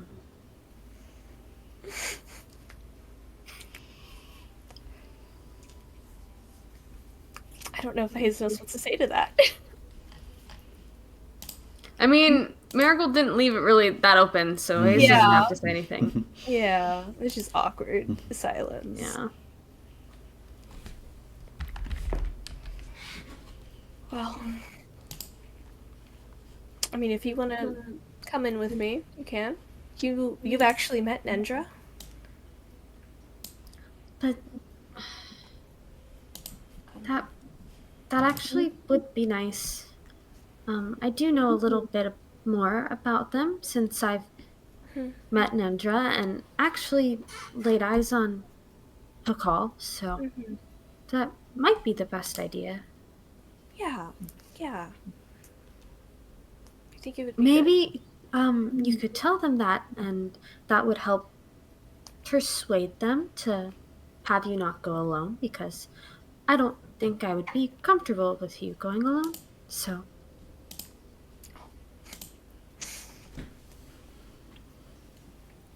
Okay. Yeah, I think that's really smart, Marigold. Thank you. You're looking out. She just nods her head and starts scrubbing the floor again. It's a very Cinderella scene. It really, Brush and it's the bucket no, and it's the bubbles. was it Joseph? Was Prince of Egypt? Was it? He's I cleaning. haven't watched Prince of Egypt. That's But all I could think have of. watched Cinderella, so she's probably been singing to the bubbles like Cinderella does. Reflections. Yeah. I don't know what song she sings, but it's a nice song, so she sings that. Nice little scene. Yeah. He's gonna leave you here then. Yeah, I'd say anything else. Like I said, I don't want to rush things if people have stuff, but I do want to try to get through the Dusk Market conversation as well. And so, and Zarius awaking. So if nothing else for the Saturday, everyone's just kind of doing their own thing, rearranging some furniture, cleaning some things. Teddy slips back in from his date, returns at a reasonable hour. Yeah, probably kind of just go right to bed. He is wiped out, and now that like everything in his schedule largely is like he's seen it all through. He's like, I did it. It's fine. I think he's just gonna like major conk. Mm-hmm. Guess I'll ask you about your date over breakfast. Yeah, so then as Saturday comes and goes, the wind settles somewhere in the early hours of the morning, and you just have a regular late spring day. This is the final day of month 5, leading into time flies. Time flies when you're life or death. Yeah, time flies when you skip it. That's funny. And you all are aware that around 7:30-ish, because I don't want to do the exact math, this evening is when Zarius will be apparently, or at least the pod, kind of Magitech pod that is healing him, question mark, you assume, will be done, question mark, you assume. So what's everyone doing until that moment? I know Marigold was going to make a bouquet, perhaps, but otherwise, yeah, it's just a Sunday for the group. Yeah, Marigold definitely makes a nice like floral arrangement for when he wakes up. And today she like most of her dresses and most of what the clothes that she wears are like knee-length dresses, but today she's wearing like an ankle-length dress. No tights. I mean, I think Xanthi would want. She's an early riser, and she would probably. She doesn't shy from conflict, so she probably would like catch you before you like left the room. And just because she hasn't said anything really, because you were in such a state, but it like feels awkward to have not acknowledged the elephant in the room. So I feel like she will just like kind of catch you, like maybe if they're getting ready in the morning before like, heading out to the rest of the house, and she'll just be like, kind of catch you and say, hey, Marigold, I just wanted to let you know that, like, even though I don't like what you did, I still like you. Okay.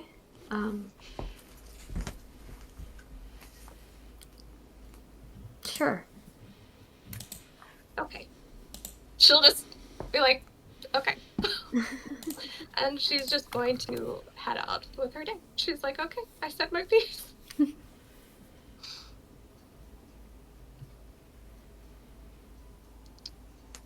I think for Xanthi, she's like, okay, I'm good now. I'm just done, dealt with. I'm gonna go ahead and go about getting breakfast and getting ready for ostensibly dusk market confrontation with maybe Anonymous. Yeah, Xanthi, as you're going about your day, or like your morning, you look and see that sometime in the late hours of the morning, you finally received a message back from your brother. Only a day and a half after letting him know that you aren't dead. And it just simply reads, glad you are safe. They would be fools to think they could hurt you. Oh. Well, not the response I thought I was going to get, but I guess. And he never responded about the magic thing. Conveniently. He has conveniently not responded to several messages you have sent him in the past. Oh. He is the world's best situational texter you've ever met in your life. Pick and choose what to respond to. There's no emojis. She would just respond with a thumbs up emoji. Yeah, if possible. Just react with a thumbs up. A little tap back if possible. Type thumbs up. Yeah. I feel like K, like a lowercase k, nothing else. Yeah, that's pretty good. That's like the OG. Yeah, for sure. Yeah. All right. So yeah, Xanthi's getting ready for the day. You're aware of the timetable, so to speak. And yeah, anything from Teddy and Hayes? Teddy, go for some writing. Hayes actually says out loud. Wait, I'm sorry. I did not register. No, it's anything from Teddy or Hayes get kind of leading up to the Zarius. And I said, Teddy, go first. I am writing. Okay, got it. Sorry, I heard Teddy, and my brain, I was like, I can't keep up. I think that, what is Teddy good at that can help and contribute? I think probably if, like, I know Marigold is kind of the designated, like, food maker. Like, that's kind of like her thing. She really likes to do that. But if, like, he thinks maybe, like, having some food prepared for him might be good. I don't know how much energy it takes being in a pod, you know. Throw together, like, a dinner. My brain is saying meatloaf. I don't know why. A Travis specialty, meatloaf. Yeah, Just Stouffer's you know. meatloaf. Yeah. A hungry man dinner. Marie Calendar. Are he and Marigold gonna be in the kitchen at the same time, or Is she no? in there Ooh. cooking? I was thinking she might cook at some point today, but Mm-hmm. it doesn't have to be at the same Let's- time. She also has to work on her floral arrangement, so. I think if, like, he's in there and she comes in, he's not gonna, like, stop what he's doing and leave. You know, like, He's not that, no, he's not Not petty. petty. yeah. He's not petty, he's Teddy. He's not petty, he's Teddy. Oh. That's good. If she's in there, though, I think he might just kind of say, do you mind if I was thinking it might be nice to have something for Zarius to eat when he wakes up. Oh, no. I mean, there's plenty of room in the kitchen. I don't think he's gonna say much unless, like, Marigold is attempting to talk. But he's not gonna be, like, hostile or anything. Okay. I think Marigold kind of scoots her stuff to, like, one side of the kitchen. To not be in his way. But I don't think she brings anything up either.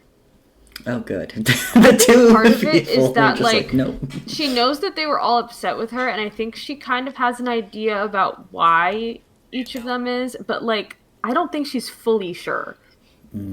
Because, like, yeah, I don't think...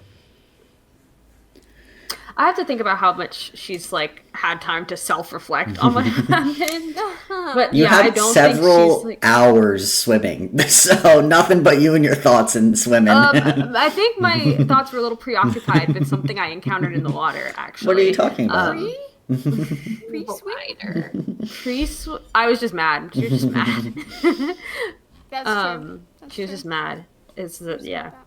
So, like, it's just something I want. need more Actually, time to think Tate about. wants to self-reflect. Yeah, please let me think about how much she thinks, and we'll get back to it later. But, Heard, chef. yeah, I think she, like, isn't 100% sure why everyone is so upset. So I think she's gonna wait to let people talk to her, especially considering that they're all upset for kind of different reasons. So. Mhm. Yeah. So with that, Teddy, you're able to make some food. Marigold as well. Marigold, you can make your little bouquet.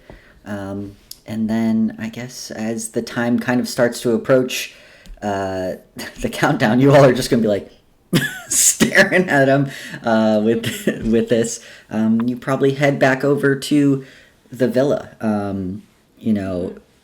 Stepping back into the quiet, dusty main villa house, up kind of the creaky, wooden, carpeted stairs to the third floor, heading down kind of the narrow hallways. Again, this really, I imagine like that really plush center runner of like a wooden hallway, and it's super plush, but like you can also tell it's like dusty. It's like dusty plush. Yeah, it's not quite to the level of like poof dust, because it is obviously a place that Zarius has to walk often, but it definitely hasn't been like vacuumed, say, ever. But yeah, and into this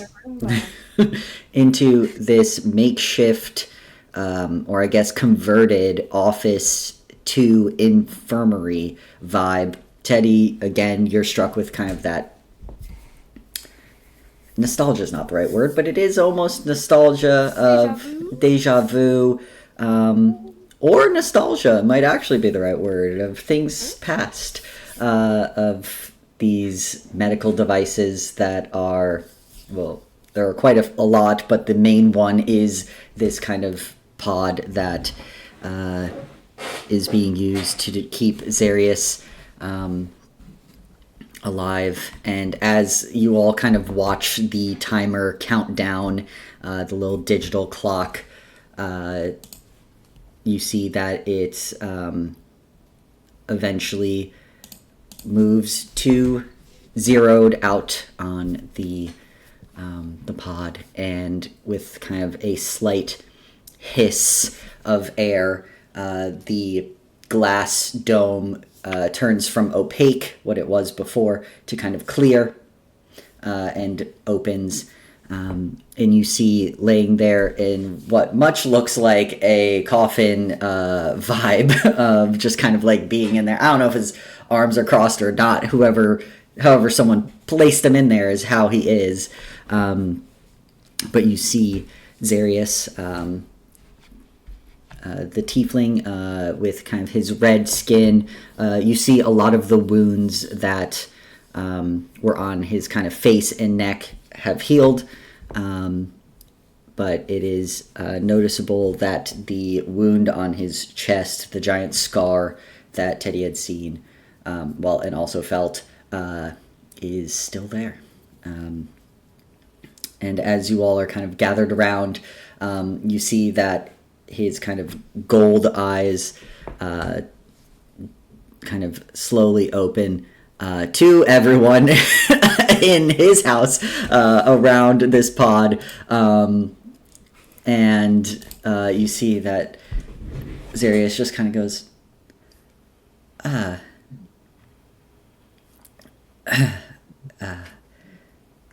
hello, everyone. How are you feeling? Can I make without medicine? Yeah. I could just Dang, I rolled really well, but then it's a disadvantage, so I didn't actually roll that well. Yeah. Medicine. An 11. 11. I mean, he looks better than when you put him in the pod, a lot better. But you can't really tell too much from that. Xarius is just kind of coughs a little, is like, I'm feeling okay. How long has it been? 2 hours, 18 minutes. Sorry, no, not 2 hours. Sorry, 2 days. Might be. Immediate. 2 days, 18 hours and 23 minutes. 0 seconds. Okay. How did I get here? How did you know? We You don't remember? You see him trying to think back. We found you. There was a home invasion, and we came to check on you, and you were not doing well. His eyes, as hard as he's trying to not look at his big old chest wound. Yeah. Kind of dart over His there. cleavage is out. Whoa! Kitties.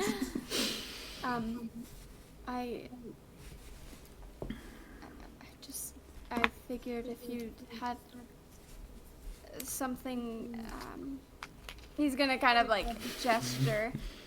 There must be a way to care for and to treat it, and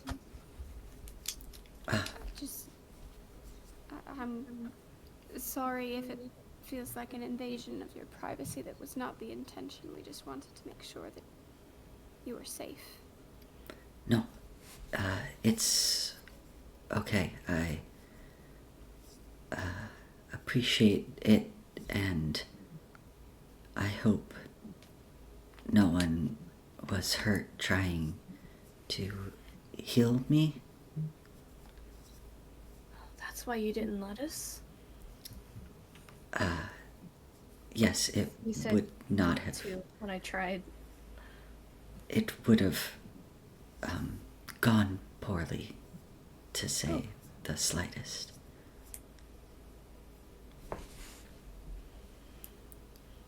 May I ask why? Why it would go poorly? Yes. I do not exactly know, but I cannot be healed with any magic. And if it is cast by someone, they take the damage that should have been my healing instead.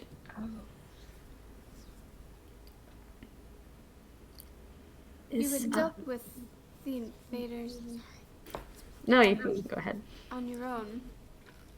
I didn't realize you were a user of magic. Yes. You see, he just moves on from the topic. I want to see if it's lying. Yeah, go ahead. I wanna It know was, what's up I with mean, yeah, you can give an insight check. He is not very well hiding that he had just said yes. Yes. I mean, I didn't roll very well. Marigold's gonna be like, I believe him wholeheartedly. That's my husband. She's now Southern. Exactly. It's her uncle. Her uncle is Southern. 9. 9. I mean, maybe he could be a magic user. You know? Never say know about never. magic, Yeah. you know? That's true. I'm You're not proficient in you're not one to I really am proficient in Arcana. I know a bit about magic. You're not one to talk about spooky magics, okay, though, maybe, you know. Maybe it's, divine magic or something. That's not my specialty. Right, yeah. But yeah, see, Zeri's kind of There like is nothing divine about whatever he has going on. Zeri's kind of like sits up a little bit. I'm saying that because out of character knowledge about death. See what he did to those people? About his death card. It was unholy. What happened in that hallway? Unholy. No, it was plenty holy. That's a good point. True. The proof is in the Pudding. Dead body. Oh, when you said pudding, I just thought about the door slash. Yeah. Ugh. They're perfect for each other. Seeing how he's moving on from the conversation, Marigold's gonna say, "Is that machine the only thing that can heal you?" Yes, as far as I have tried, and there has been much trial and error, and it also keeps me alive. Well, this version of alive. Marigold cocks her head. She's like, "What? Wait, what do you mean you're not alive? You look alive to me." Marigold's like, always believed you were alive. Yeah, what are you talking about? I hope this isn't an invasive question. Were you born like this, or did something happen? If it makes you feel better, I wasn't born like this, so yeah. Fidgets with the flowers.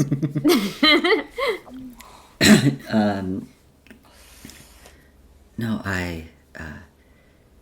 this is, well, I guess not recent anymore, but I was not born like this. Perhaps another time could be best to delve into this more. I am still quite fatigued from everything. Oh, of course, I Do you need hope help? that I don't sound... Shoot, what's the word I'm looking for? I'm looking for a fancier word than pushy. Like... No, pushy. We don't need to hear the story ever, if you don't want to talk about it. She just kind of He offered. awkwardly, like, goes to hand him the flowers, is like, wait, he just said he's tired. Just, like, puts them on the table, the desk. Do you need help getting back to your bed so you can rest? No, I will take the time to make it there. Sometimes it is nice to reacquaint yourself with your limbs after a while. That was not unsettling. Ha. Ha. Marigold looks down at her legs for a second.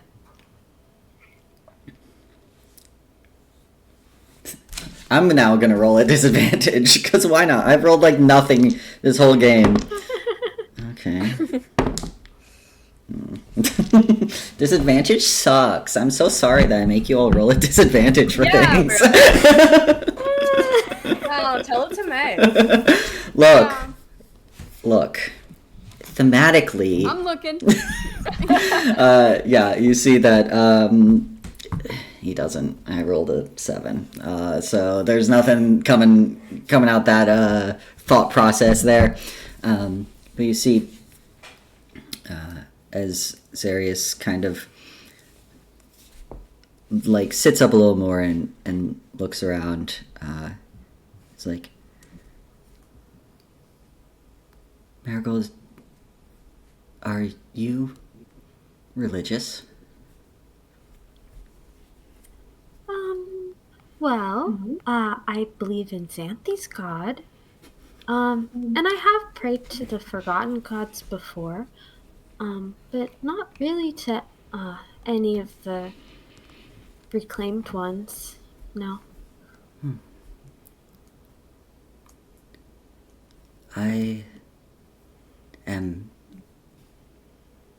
perhaps ironically or not, a follower of death. Oh? Do you remember that night we watched the meteor shower together? Oh, of course. I wouldn't forget that. The stars are wrong.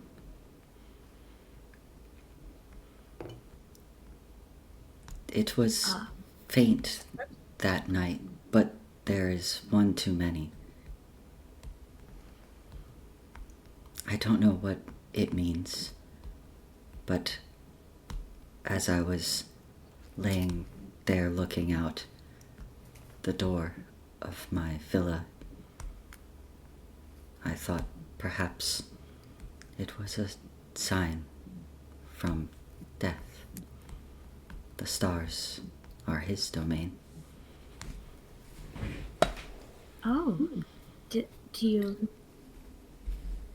you know, what it means? Actually, we know a death cleric. If you'd like, we could ask him for you about it.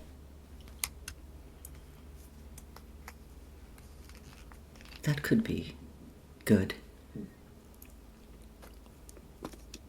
Yes.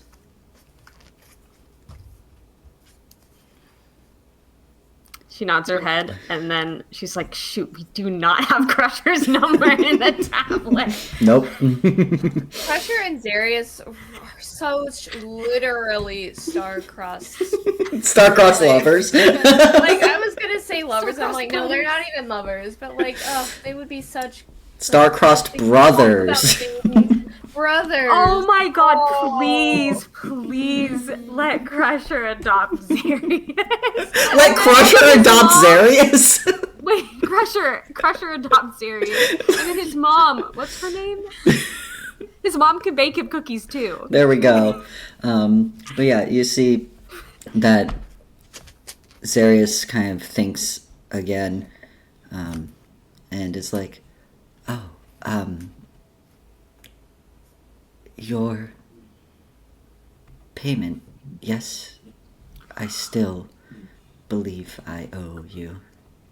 Oh, yeah, we... Don't worry about that right now.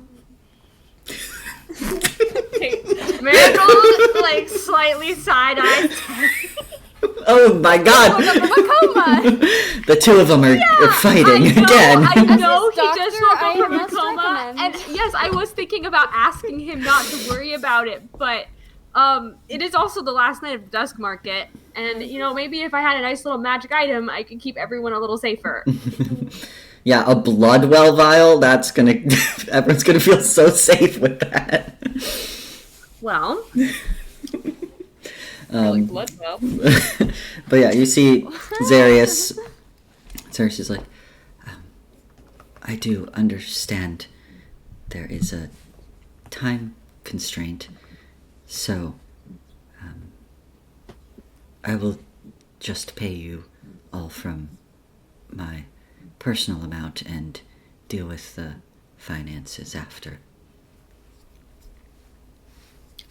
Is there anything that we could help you with in the meantime? Since you're going through the trouble to help us.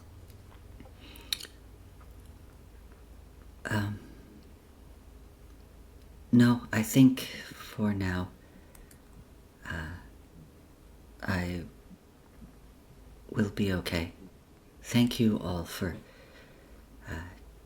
checking on me. I have not awoken to anyone outside of the medical device in several months, so it was a bit of a adjustment. It's understandable. Marigold picks up the flowers that you put on the desk, and asks, is there any room you would like these in? I can set up a vase for you. I think perhaps the room downstairs where we first talked. She nods her head. But if... We've prepared some food for you as well. We'll set it aside for you in your cooling unit. In your cooling unit? What the fuck is that? Fridge? Just say fridge. I was like, what is a cooling unit? Icebox. You said cooling. Your icebox. I was thinking the pot. Same, and I was like, what are you putting meatloaf in the pod for? Okay, but if he's undead, wouldn't it be like a warming and there's a whole unit? cow in there. Is he like a lizard and needs heat from the outside? Or You don't know. Exothermic. You don't know.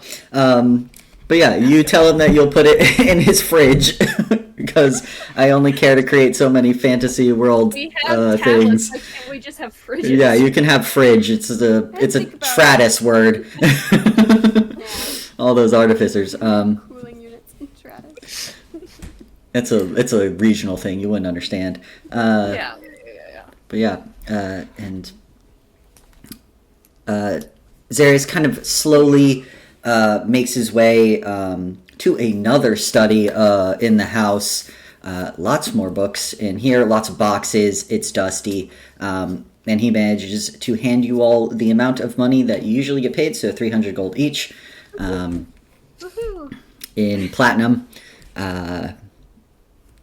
And before kind of saying, well, I am going to rest a while, and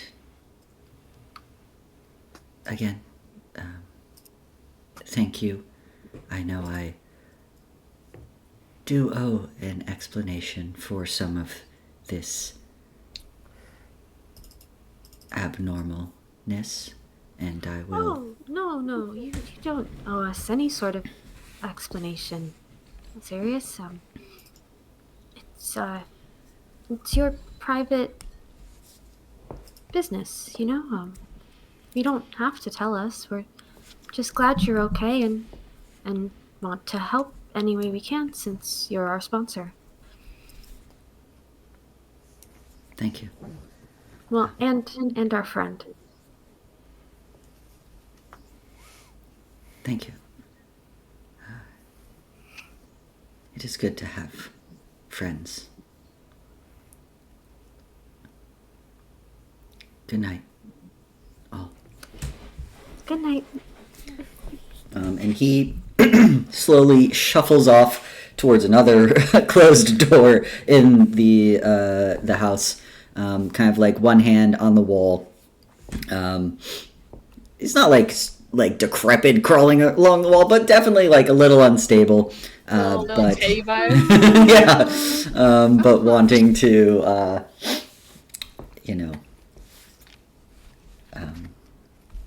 rest a bit. And with that, you all have learned some things, and you have a dusk market to get to. We do. What's our secret or information? Oh. Yeah. How are we gonna get in? I feel bad for judging Teddy for having so many foot in mouth moments around Marigold, because I feel like I just had like 5. But serious. Marigold quickly sets up a vase in the other room.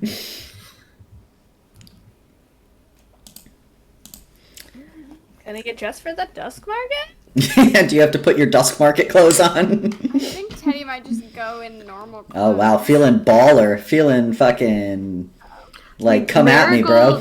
Is already dressed in a black ankle-length dress. I don't feel like she needs to change. I will also say that like you all did that the first time, but when you got there, people were in just like normal clothes. Like there wasn't a dress code for the dusk market. You all were just being sneaky. That's fair. That's true. You can, if you want to get all dolled up to go out on a Sunday night. You have class tomorrow. She's gonna put another moonflower in her hair because it's so cute. Yeah, you always have class. It's crazy. It's like your whole thing, your whole job. Yeah.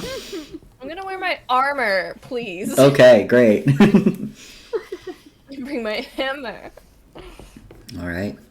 As the group walks, I think Marigold's gonna look at everyone and say,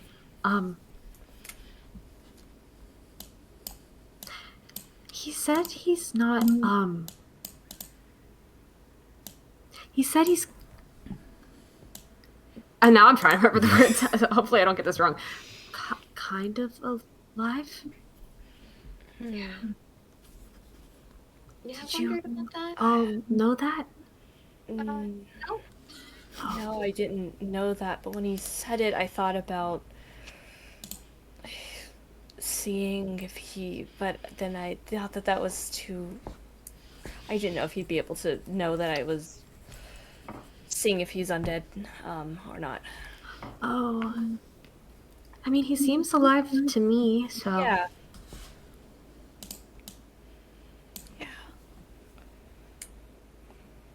I wanted to ask so many questions, but it just didn't feel appropriate. I mean, I'm sure he'll tell us if he wants to. Yeah, he just needs some time, I'm sure. Not right away. No. We don't have a way to reach Crusher. We have to go. We know where he lives, Mm-hmm.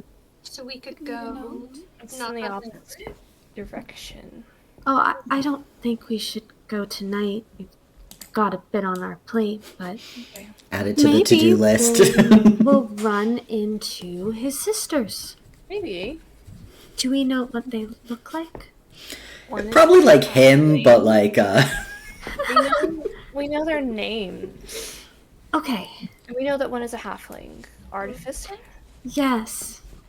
I mean, not to say that all artificers are distinguishable by the way that they look. That's just something that we know about her. all right. Well, yeah, I'll say you all are kind of having this conversation as you've gathered your things and headed to the dusk market.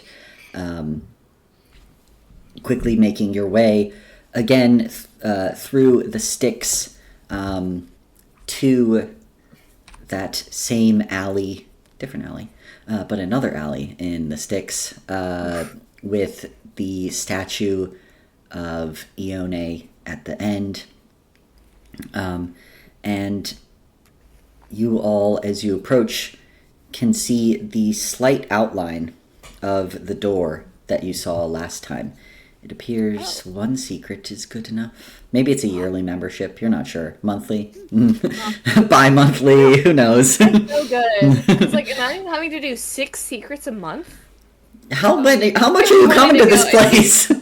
If you wanted to. If you work here. If you work here, there's an entrance. There's an employee entrance. Yeah. Get like a seasonal pass. Yeah, if you exactly. want to work all the time. Generated secrets. Yeah, exactly. There's so many. But yeah, again, as you kind of enter this, kind of push through this, what is now like a false door, walking past the statue of Ione that's kind of crouched with her hands outstretched. As you get to the end of the hallway, you see the courtyard open to the evening sky, the soft glow of the kind of blue globes of light floating through the air, people on rugs kind of praying or just sitting and talking with others. You see several of the vendors again, and you see that there are kind of stairs off to the side, which you maybe just didn't even take in last time because there was a lot to take in the first time. Because our DM didn't describe them. Exactly, because I said, no, I have the picture that I described it from, and there's stairs.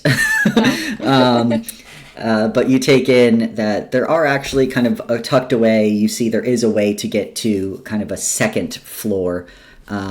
You didn't see like a ton of people coming and going from the second floor. Obviously, you feel like you would have noticed last time. Maybe that's why you didn't see Genros. He was upstairs the whole time. Maybe. Maybe. He has apparently been before, or enough to know. I don't remember what he actually said. He had just said that he knew where it was. But he did disappear on you. But yeah. So, as you all kind of gather here, yes, you have Sorry, real plans. fast. Could I look to see if Zeno is here? I'm worried that he got. Yeah, go ahead and I was also give me curious a perception check. I was also curious about Zeno in a different sense. Can I perceive if he is here? You can. Anyone looking for anyone? 10. Oh, that was so close to being a 20. Perception is a +1, so that's a 15. 15. Mm-hmm. Anyone else? Yeah, hold on. Perception. I want to look for the Your favorite forgeries friend? guy. Yeah. You can look for your favorite guy. And then Xanthi? I rolled a 21. 21. Well, after my Yeah. bonus. Yeah, quickly able to see, honestly, everyone, because he's not hiding. Zeno has his stall where it was last time, and does seem to have the occasional clientele swinging by. And He's same, not like looking over in this direction at all. He's just occupied. I mean, yeah, he's he's a businessman. He's selling his wares. And yeah, you see again, Marigold looks to be a little bit of a line, but there is someone forging. It's not the same individual. He's got. No, that's my It's transferable skills. I only trust him. You only trust him. No, Well, you so might. these other guys. Yeah. It is the same guy because all of the anonymous recipients have been shapeshifters, and this guy also is, and he just looks like someone else right now. There you are. Interesting. So he's gonna tell me that. No. But yeah, so as you all kind of stand at the beginning of the Dusk Market, plans to be laid. You know that apparently the individual is going to be on the upper floor of the Dusk Market, whatever that means. Yeah, I think kind of like give a run. We probably would have talked about it like at the house. Mm-hmm. like, hey, yeah, gonna go in there, see if I can bring someone in. Marigold right now is probably it's a person because she's actually seen and talked to Nendra. Blah blah blah blah. Plan, plot, plot, plot. So yeah. If I could wild shape anymore, I would wild shape into a worm or something. Give you some background, but alas, I don't have it. But alas, you all are real low on spell slots. Well, Yeah. unless we short rested, You have short rested. Each night would have been a short rest. then in that case, I can be a worm if you'd like me to. There we go. Lore dropped that Teddy has seen worms. He has seen a worm. Wow. He works in a garden. He's a gardener. Of course, he's seen Worms a are actually rare in the Free They're all Cities. called night crawlers. Yeah, exactly. But yeah. Are we gonna go But- shopping before or Yeah, after? what's the deal? They didn't give like a time thing. They did not. So that is a personal We don't know choice. how the meeting will go. Yeah, so so we should. probably do the Probably shopping ahead of time. first. Yeah. Yeah. But I want to get to it. Well, I mean, the shopping It's gonna be can quick. be I'm really just picking quick. up the blood well vial. We could like Yeah. offline about what we do for shopping. Yeah, Yeah. good Just do idea. that 'Cause- over text. Yeah. Yeah. Because, yeah, I think people have had either you already got the item or you had the item in mind already. And so that's easy to take care of. Doing some quick shopping. And then, trying to make it look like you're here for not a secret clandestine meeting. You're actually here for the other illegal thing going on, which is the dust market. And yeah, as you all gather back, Teddy can be a worm or a spider or whatever he would so Well, I don't want choose. to leave Xanthiel alone outside though, so I'm happy to hang out with Xanthi. Yeah, I just don't know if there's any way for them to be able to tell that there's a wild-shaped person in the room. I think being totally honest, ironic, I know, is the best. All right. Understandable. Yeah, just to be safe. Give a shout if you I'll shout. need. I'll shout.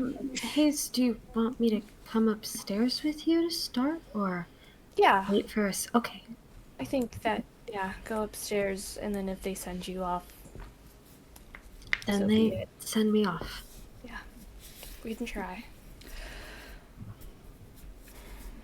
Yeah, so as you all kind of head up the stairs, with it occurring to you that you just have the images you've conjured in your head of what Anonymous could look like.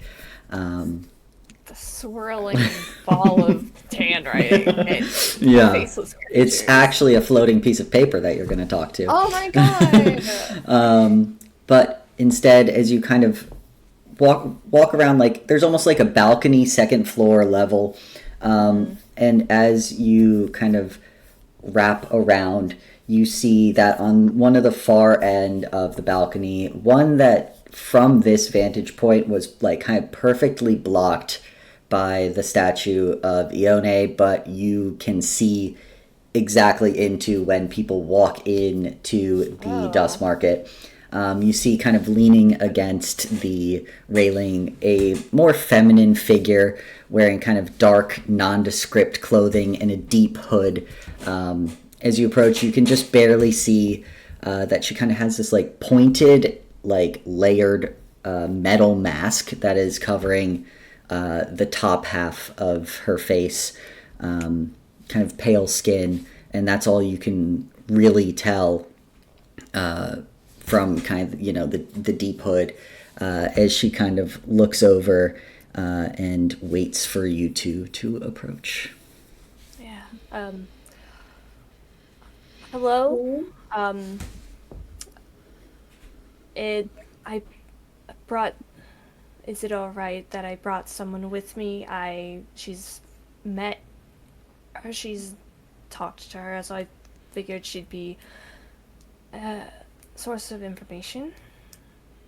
You see it kind of as the figure turns, kind of like leans back and slides a hand into a pocket as they lean against the wall or the railing. It's like, sure, yeah, that's fine with me. Okay. Hello? Yeah, let's talk. So as far as I'm aware, you all have made a bit of a name for yourself with Lady Nendra Halavar, though that is not actually true. As well, let's just say Lady Nendra Halavar has been a bit disposed permanently recently, replaced by a doppelganger that we're aware of named Yin.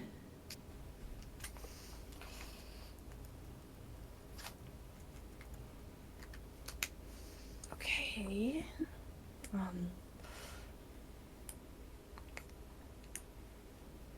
How recently? We're not sure, but most likely a few months at this point. I kind of like give Marigold like a look because it's only been 1 month. Yeah. Yep. Marigold will say, is the... I don't know, when she looked at me, it was like everything else was out of focus. Is that a doppelganger thing? Not as far as I'm aware.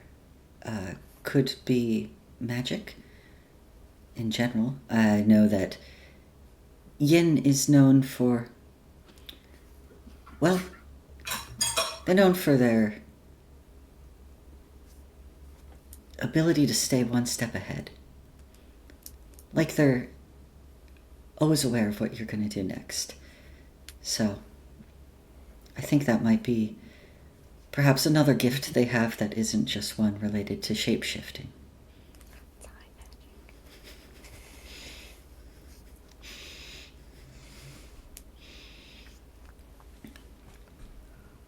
Okay. Well.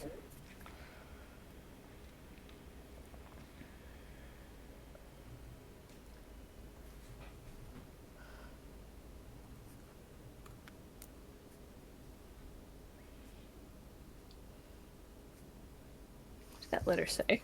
Give me the letter. What did you say in your letter?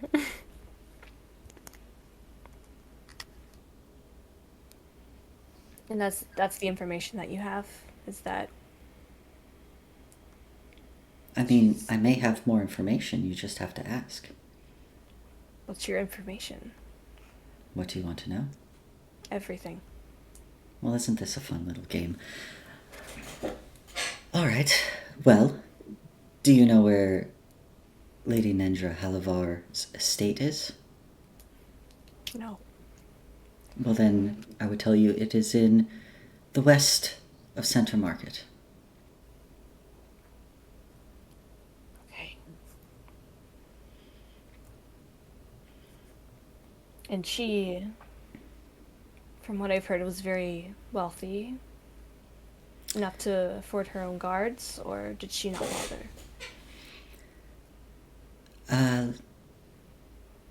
I don't believe that the late lady had many guards after her husband's death. She felt like there was little to guard against. So, Sad. unsure why Yin has chosen to resurface. She gives us quite some trouble every now and again. But perhaps it could be related to Lady Halavar's late husband. What was his name? All I've ever heard of him is her husband. Which is ironic, considering Lord Matthias Wolf-Halavar was the ambassador to Kel Ninheim in the previous Morvond council. Ooh.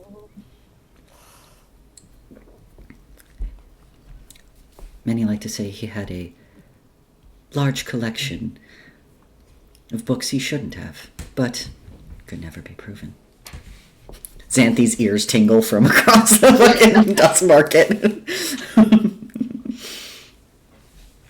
So much lore to write down, and I can't because I'm in this. You can conversation. rewatch it later. I know I can. Okay.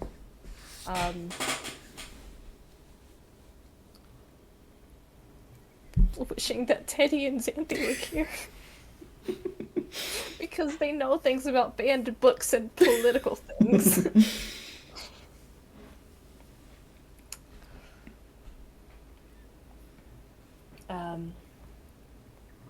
Does Marigold have anything to say? Yeah, I was gonna let you take the lead, but No, I you do have. take- Hayes dodges the fuck out of Marigold. Marigold's like, oh, I'm here too. I'm kidding. I think she's been more during this conversation letting Hayes take the lead and kind of just keeping an eye on things to make sure everyone's safe. There's no one like gonna come sneak up on them. Nothing suspicious is gonna happen.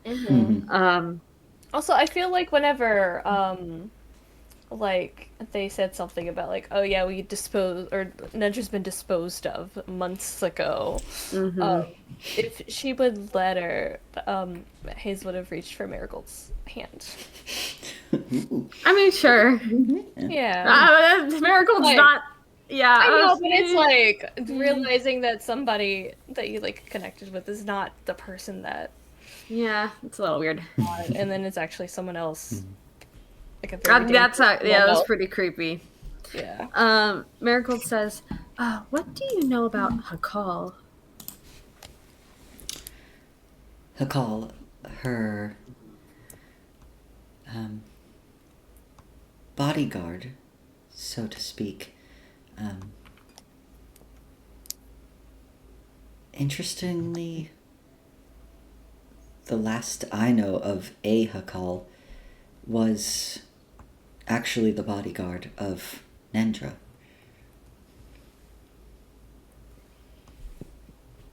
The real So- Nendra. Hakal was the bodyguard of the real Nendra. Do you know if it's changed at all? If they've also been replaced? I mean, changelings, doppelgangers. They can be shifty, but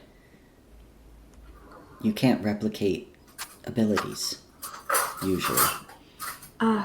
Could Hakal always go into walls? That I am not fully aware in my research. It would stand that someone who could remove themselves easily from a situation, well, it's hard to know when they do that.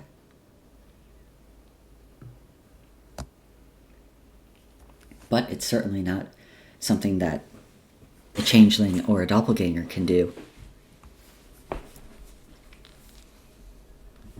Do you know if Yin is connected to any groups or what her ambitions could be? Yin has been a thorn in our side for at least 2 centuries now. So, as far as I'm aware, if they have any allegiances, it is to themselves.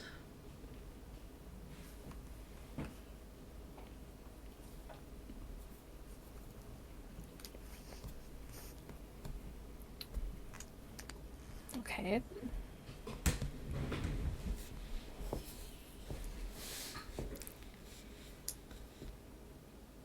And why are you giving us this information? Well, my assignment was to figure out why so many shapeshifters were being spotted in compromising positions in Old Haven, and no one possibly realized that it was Yin behind it. And let's just say, I'd like to make a good impression in solving this. And I think you know what I mean by solving this. But they're powerful. I couldn't do it by myself.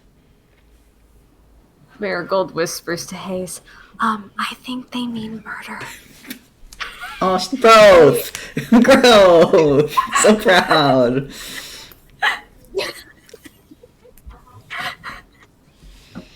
Just gonna let her have this one. Stares Yeah, just at let you her have with it. her big fishy eyes. Yeah.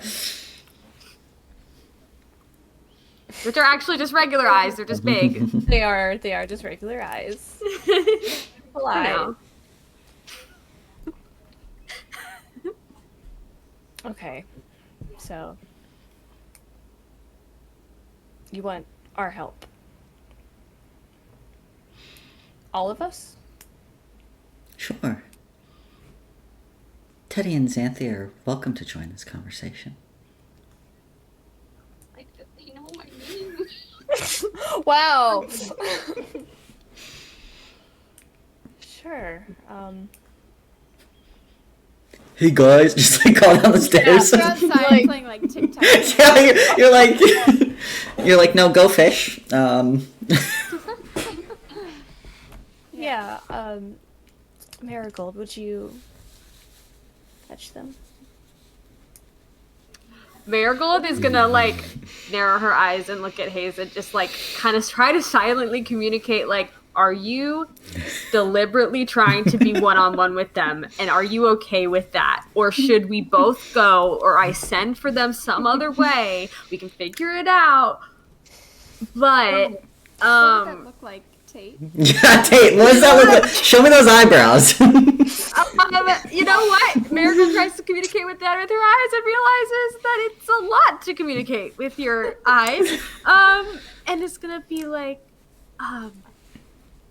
and pull Hayes to the side a little bit and then just say that. Yeah.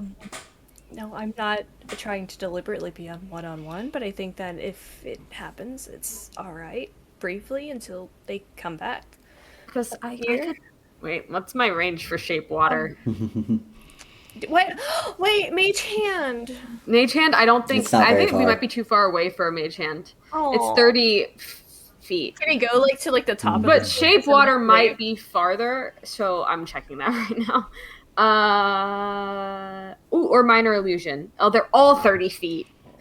If I go to the edge of the stairs, I can keep an eye on everyone. Yeah, so I'd say will do that. You're able to wave them up, because the group is kind of like, if you are like waiting, playing a game, you're mostly just like getting ready to be like, I hope we don't have to fight, and like on edge waiting. So yeah, you see kind of from around this pillar at the top of the stairs, Marigold kind of appear by herself and kind of wave to you all. Doesn't look panicked, but it definitely is, gathering your attention.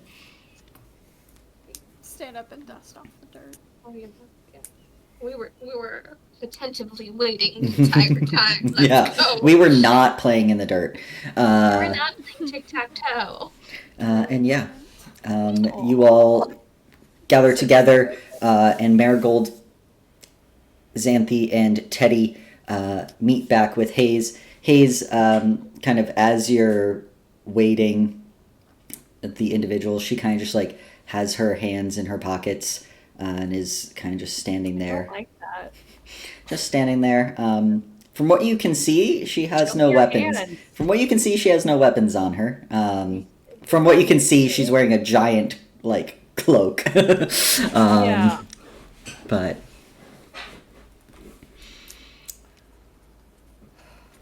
Okay. and then, yeah, I'd say by that time, as Hayes awkwardly stands there, and the two of you just stand there in silence. Figure out a way to like ask about like all of these like shifters and compromising positions that have been blah blah blah. Like, is there an organization or something? Not quite sure how to word that. Yeah. And as the other two join, you see that same description before. This individual kind of just very sure of themselves and the situation, hands in pockets, kind of looking at you all as you join. Do we get like a spark notes? Here's what we've discussed. I'd say, Marigold probably gave you, a really quick, by the way, as you all had to kind of, make your way over. It was, 30 seconds. She already knows your names and Hayes's, so she probably knows mine, too, but she didn't say it. But, we asked about Nendra and her call, and Nendra is dead. The real one. Now there's a doppelganger, Nendra, who's been alive for 200 years and has magic. And I think that's it. Are you going to mention the banned books? I know. I was like, I need to know. Do you mention the husband? We'll catch you up later. Oh, yeah. I used to live in Kelmenheim. And he's important, and Kelmenheim. And counted. Wow, Marigold is so good at Spark Notes. I'm trying to get the Spark Notes. Okay, but we're walking. We're trying to get to Hayes. We're walking and talking. Yeah, we only have so much time. But yeah, that is, you generally get most of the vibes by the time you get around to where this individual is. Walking into their room, Teddy's gonna kind of take stock. He's gonna say, Teddy Lockhart, but it seems you already know that. Seems only fair that we have a name to address you by. Oh, names aren't necessary. Maybe if we continue doing business. But for now, not needed. Worth a try.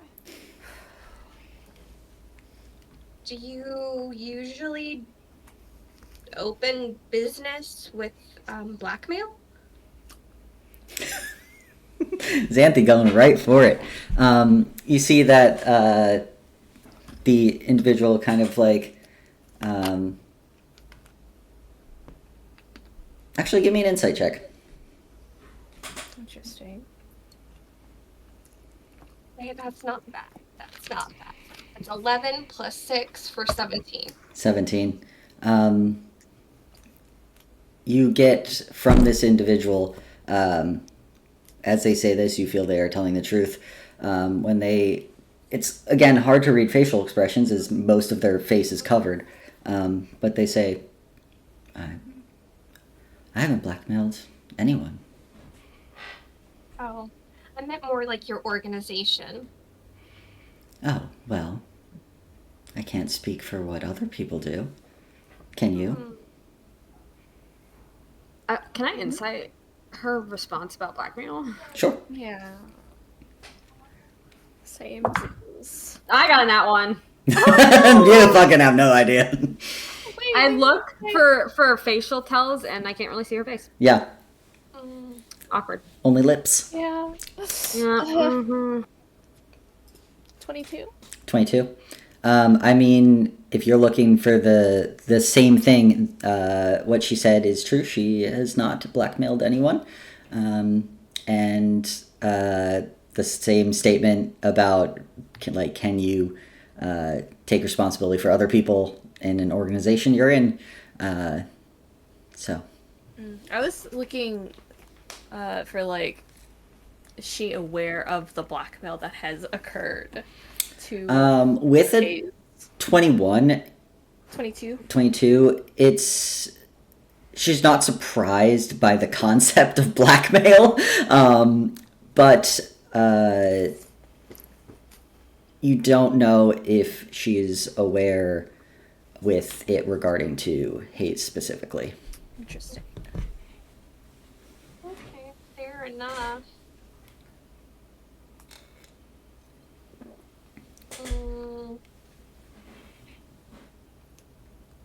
I mean, you volunteers get yourselves in all sorts of trouble.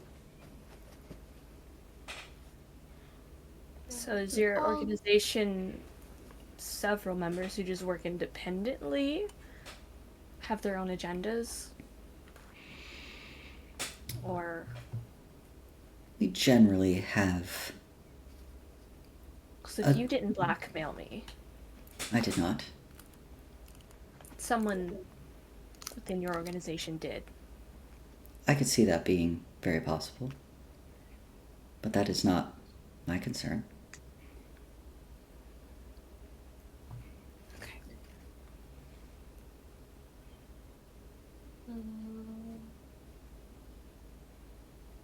Respectfully, with just one source providing this information to us, we have no way of corroborating this information.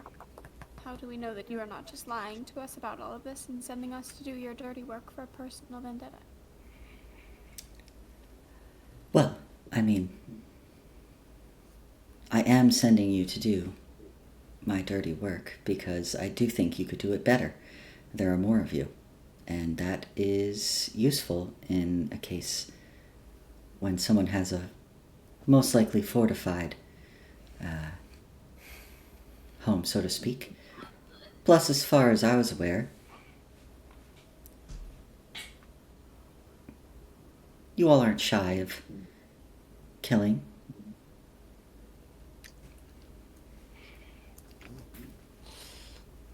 And may have Marigold reason to. crosses her arms and says, I mean, Teddy, this is personal. If this isn't the real Nendra, or it is, she still wanted something from me. And if it's not the real Nendra, I don't think that was anything romantic. Wow, you can't fall in love with the shapeshifter? Wow. I didn't say I couldn't fall in love with a shapeshifter. I said that this shapeshifter, They're capable of if it's a 200-year-old shapeshifter that's been causing problems, I don't think she just was flirting with me for the flirt. She was causing problems. You can fix her. She's too old for me. That's the one negative quality. That's it. She's way too You old. thought Nendra was too old for you too. That's what I'm saying. Nendra is too old for Real me. OG Nendra. You thought Real OG Nendra is and also both. too old for me. Anyway. Yeah. Well, Um, if we were to investigate this and things were to happen, do you know anything useful as far as maybe weaknesses, habits for this yin character? Unfortunately, I can't say that I do. She has been one of our top priorities for many years. And other than weaknesses shapeshifters have in general, there's nothing we've discovered. Do you know anything about the attempt on our lives the other night? I know that it was more failed than an attempt.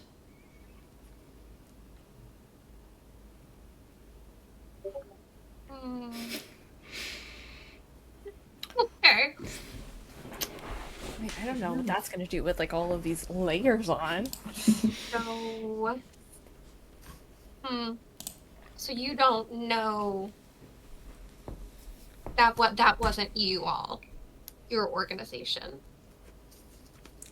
If it was my organization, it would have been done way better. Okay, can I do an insight check to see if she's just like BSing me here? Sure, yeah. she says that, but isn't gonna get her hands dirty to take Yeah, care that's of what Nendra I'm thinking. herself.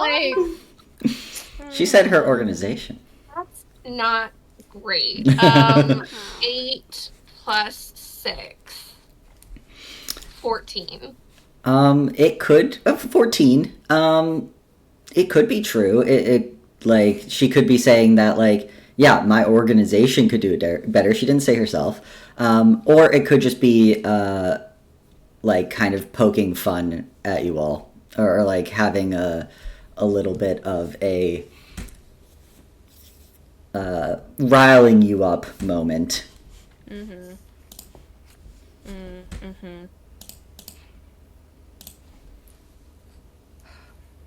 When you say your organization, do you mean as a member, or is it yours? I'm flattered you think that I I could don't know anything. own the organization, as you call it, but no, member. Is that not what it is? What is it? If not, I guess it's an organization of sorts. okay.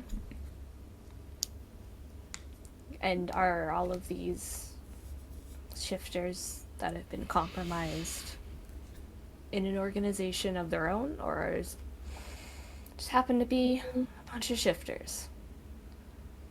From what I could tell, they just happen to be a bunch of shifters. You know, we don't all know each other, but sometimes we do. Okay.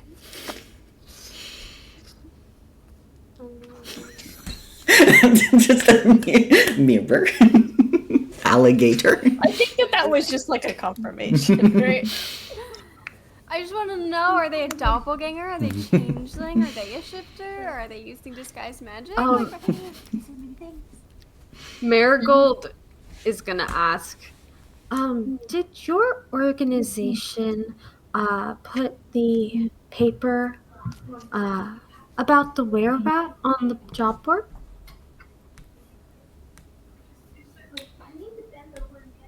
Hold on. I have to think about my Claudia, what wasn't did it? it was Claudia. We know it. She knows it's Claudia. Do I know it's Claudia? um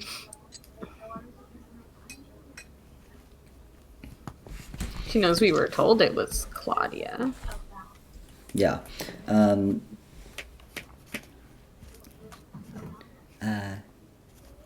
No, I'm not aware of any paper we would have put.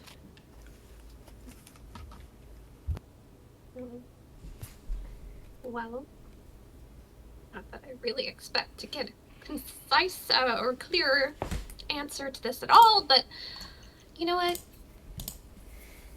Might as well ask. So your organization, what are your aims? I guess broadly keeping shifters from causing too much damage. Mm-hmm.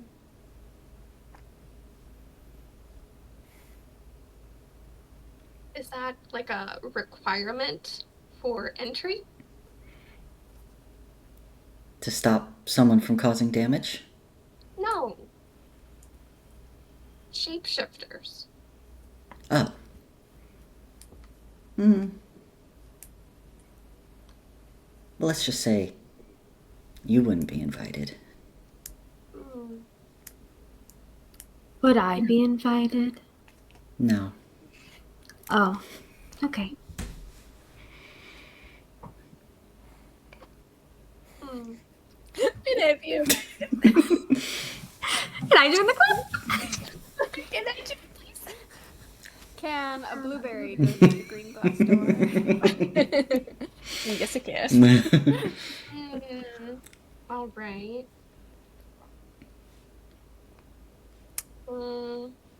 He's just thinking about, like, the whole, our aim is to stop shapeshifters from causing trouble. And he's like, I wasn't doing anything! only I able to was commit just in the mail fraud." forest! She's only committing mail fraud. Mail fraud! It's not canon! I deliver the mail! I help old people! That's what I you just do want community everyone to service think. in the woods, guys! Mm-hmm. I've told all my secrets. No, apparently not. I've told all my big secrets. The ones that are relevant. Allegedly. I'm writing allegedly a lot in my notes tonight. Yeah, that's fair. Word of the day. Okay. Vocabulary words. Well, So, did Nendra's husband die of natural causes or natural causes? Wink, wink. I do think he was just old. Fair. Okay. You said that you have something to gain by dealing with this yin individual that will impress your boss, supervisor. Our involvement in that, how will that affect things? For you and for us. I mean, I can write whatever I want. If you want to be left out, then I'll leave it out. If you want credit, I'll give credit where it's due. Should we have credit and should Hayes be on there, would that not prove that she is not a threat? That they don't need as close a watchful eye? It is possible. But again, it is not my area, so to speak.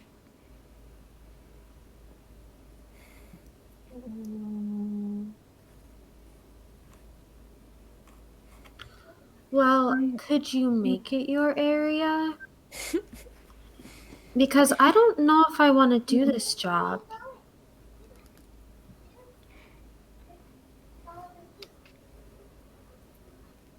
Really? Oh, yes.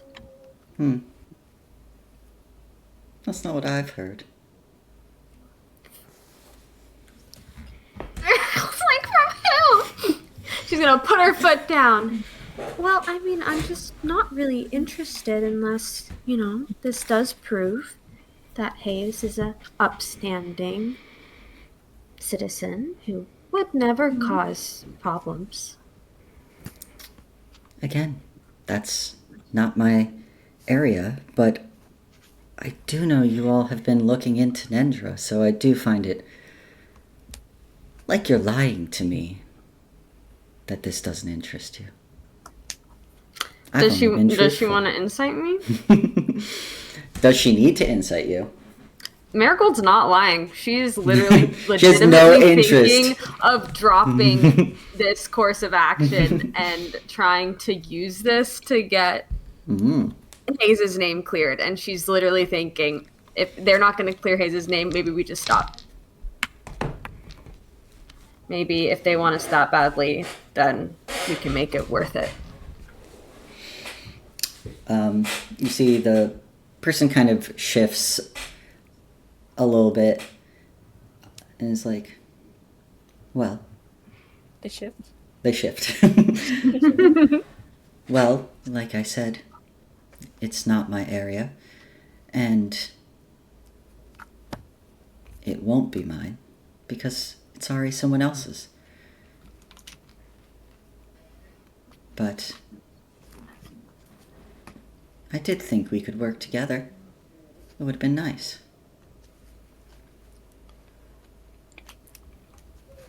Can you find out, if you don't already know, whose area I am? Who sent me that letter? Kill Yin. and I'll do some digging. All right. Because whether they watch me or not, I'm still doing my best to be an upstanding citizen.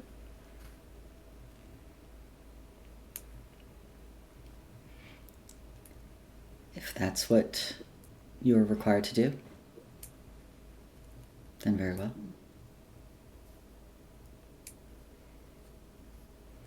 Well, They can watch me all they want. and you see they kind of like stretch a bit and they're like, well, it looks like the night is getting late and I might retire. Anything else before I go? Is there anything else? If we were to want to get in touch with you again, how would we do that? She'll find us. Basically. I mean, it's not necessary. I'll know whether you succeed or not, and if I need to, well, it's a really good thing that your mailboxes have your last name on them, isn't it?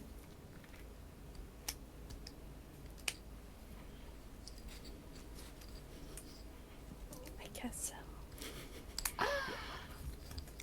All right. Well, enjoy the rest of your night. The Dusk Market is beautiful this time of year.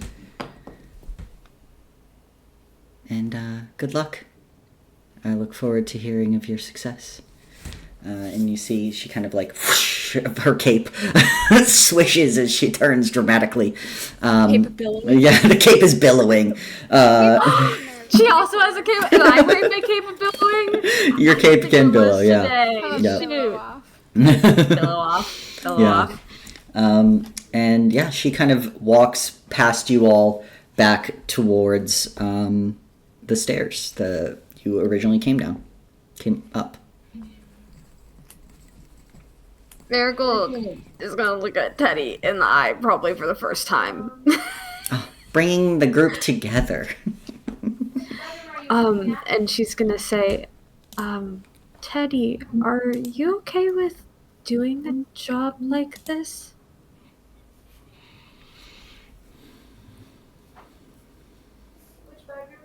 I don't.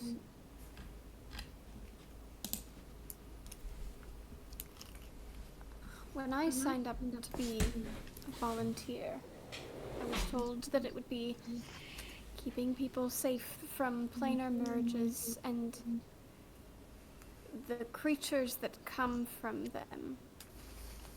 And so far, an awful lot of what we've done has been combating people from this plane. People that just are people, and that is not what I signed up for. But I did sign up to keep people safe, and if dealing with this yin individual is going to do that, then I suppose it is my duty to do that. I will not enjoy it, but I will do it if that is what needs to be done. Especially if it means that Hayes might have a little more wiggle room in terms of their mysterious watcher. Well, bear in mind that we only have the information that this shifty individual gave us. We don't know what the reality of the situation is. So we follow the investigation where it leads, and maybe, I don't know, maybe this person has it wrong. Nendra did send people after us to kill us, and as a result, 9 people were killed. It seems that dealing with Nendra will save people, whether or not they are people like us or people like those that attempted to see us killed. Regardless of how we shake it, it does seem that our path of investigation does line up with whatever she had to tell us. It's just a matter of following through at this point, the way I see it at least. Yeah, just, well, it's hard to trust somebody who conducts business like that, I suppose. But I guess the evidence we have does support the fact that Hakal was wrapped up in this, and it seems likely. But I guess we go there prepared for a fight. Just, you know, if that is what turns out to be accurate.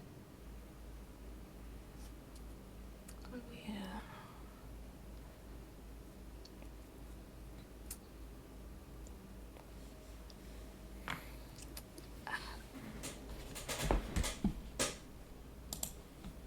How are you doing with all of this, Hayes?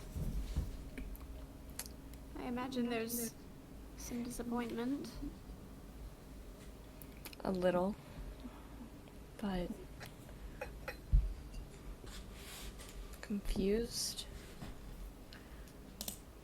I still don't know how all of this works.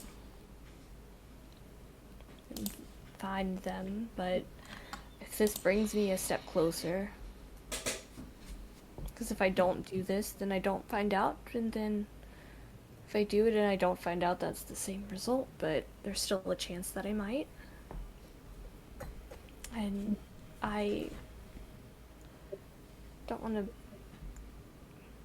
bring you all into my problems, but I know that this is not just my problem. Even if it was, Hayes. I'm not your obligation, though. But I appreciate you.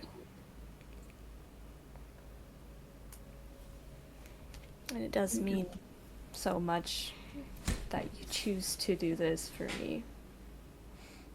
Not because you have to. Teddy was like, you do the same thing, but she would legally have to. Stop! No, even if I wasn't legally bound.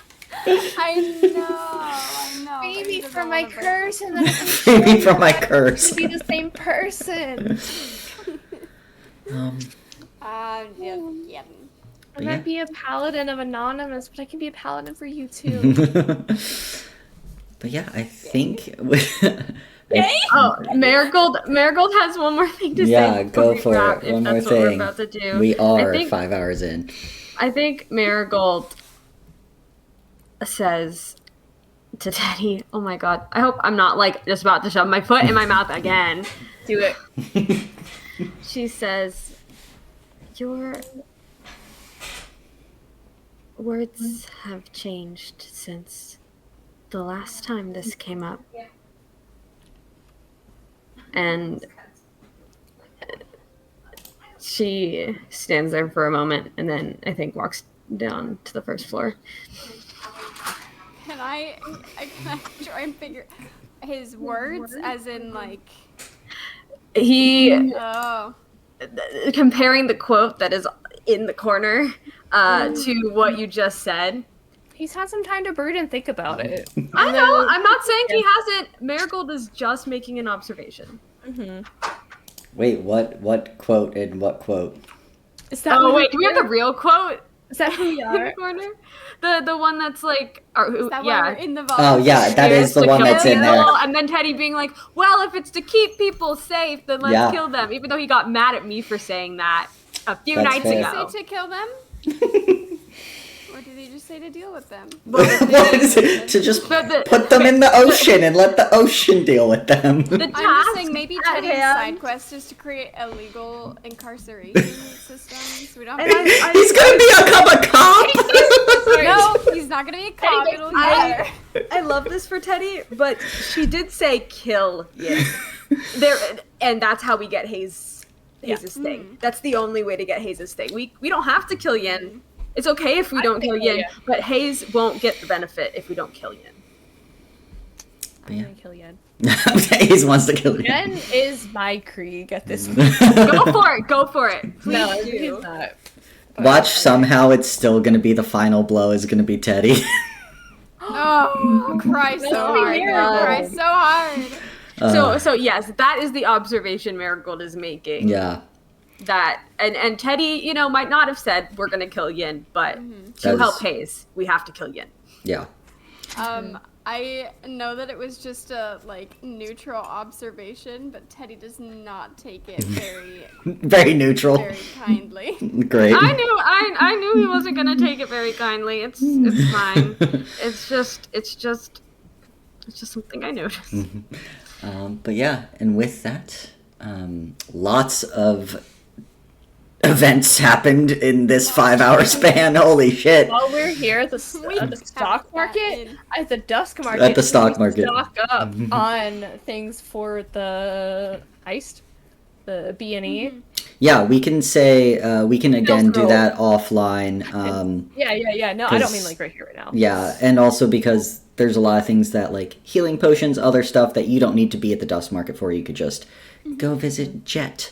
But yeah, with that, a lot of information that needs to be digested. Oh, good. Some secrets revealed.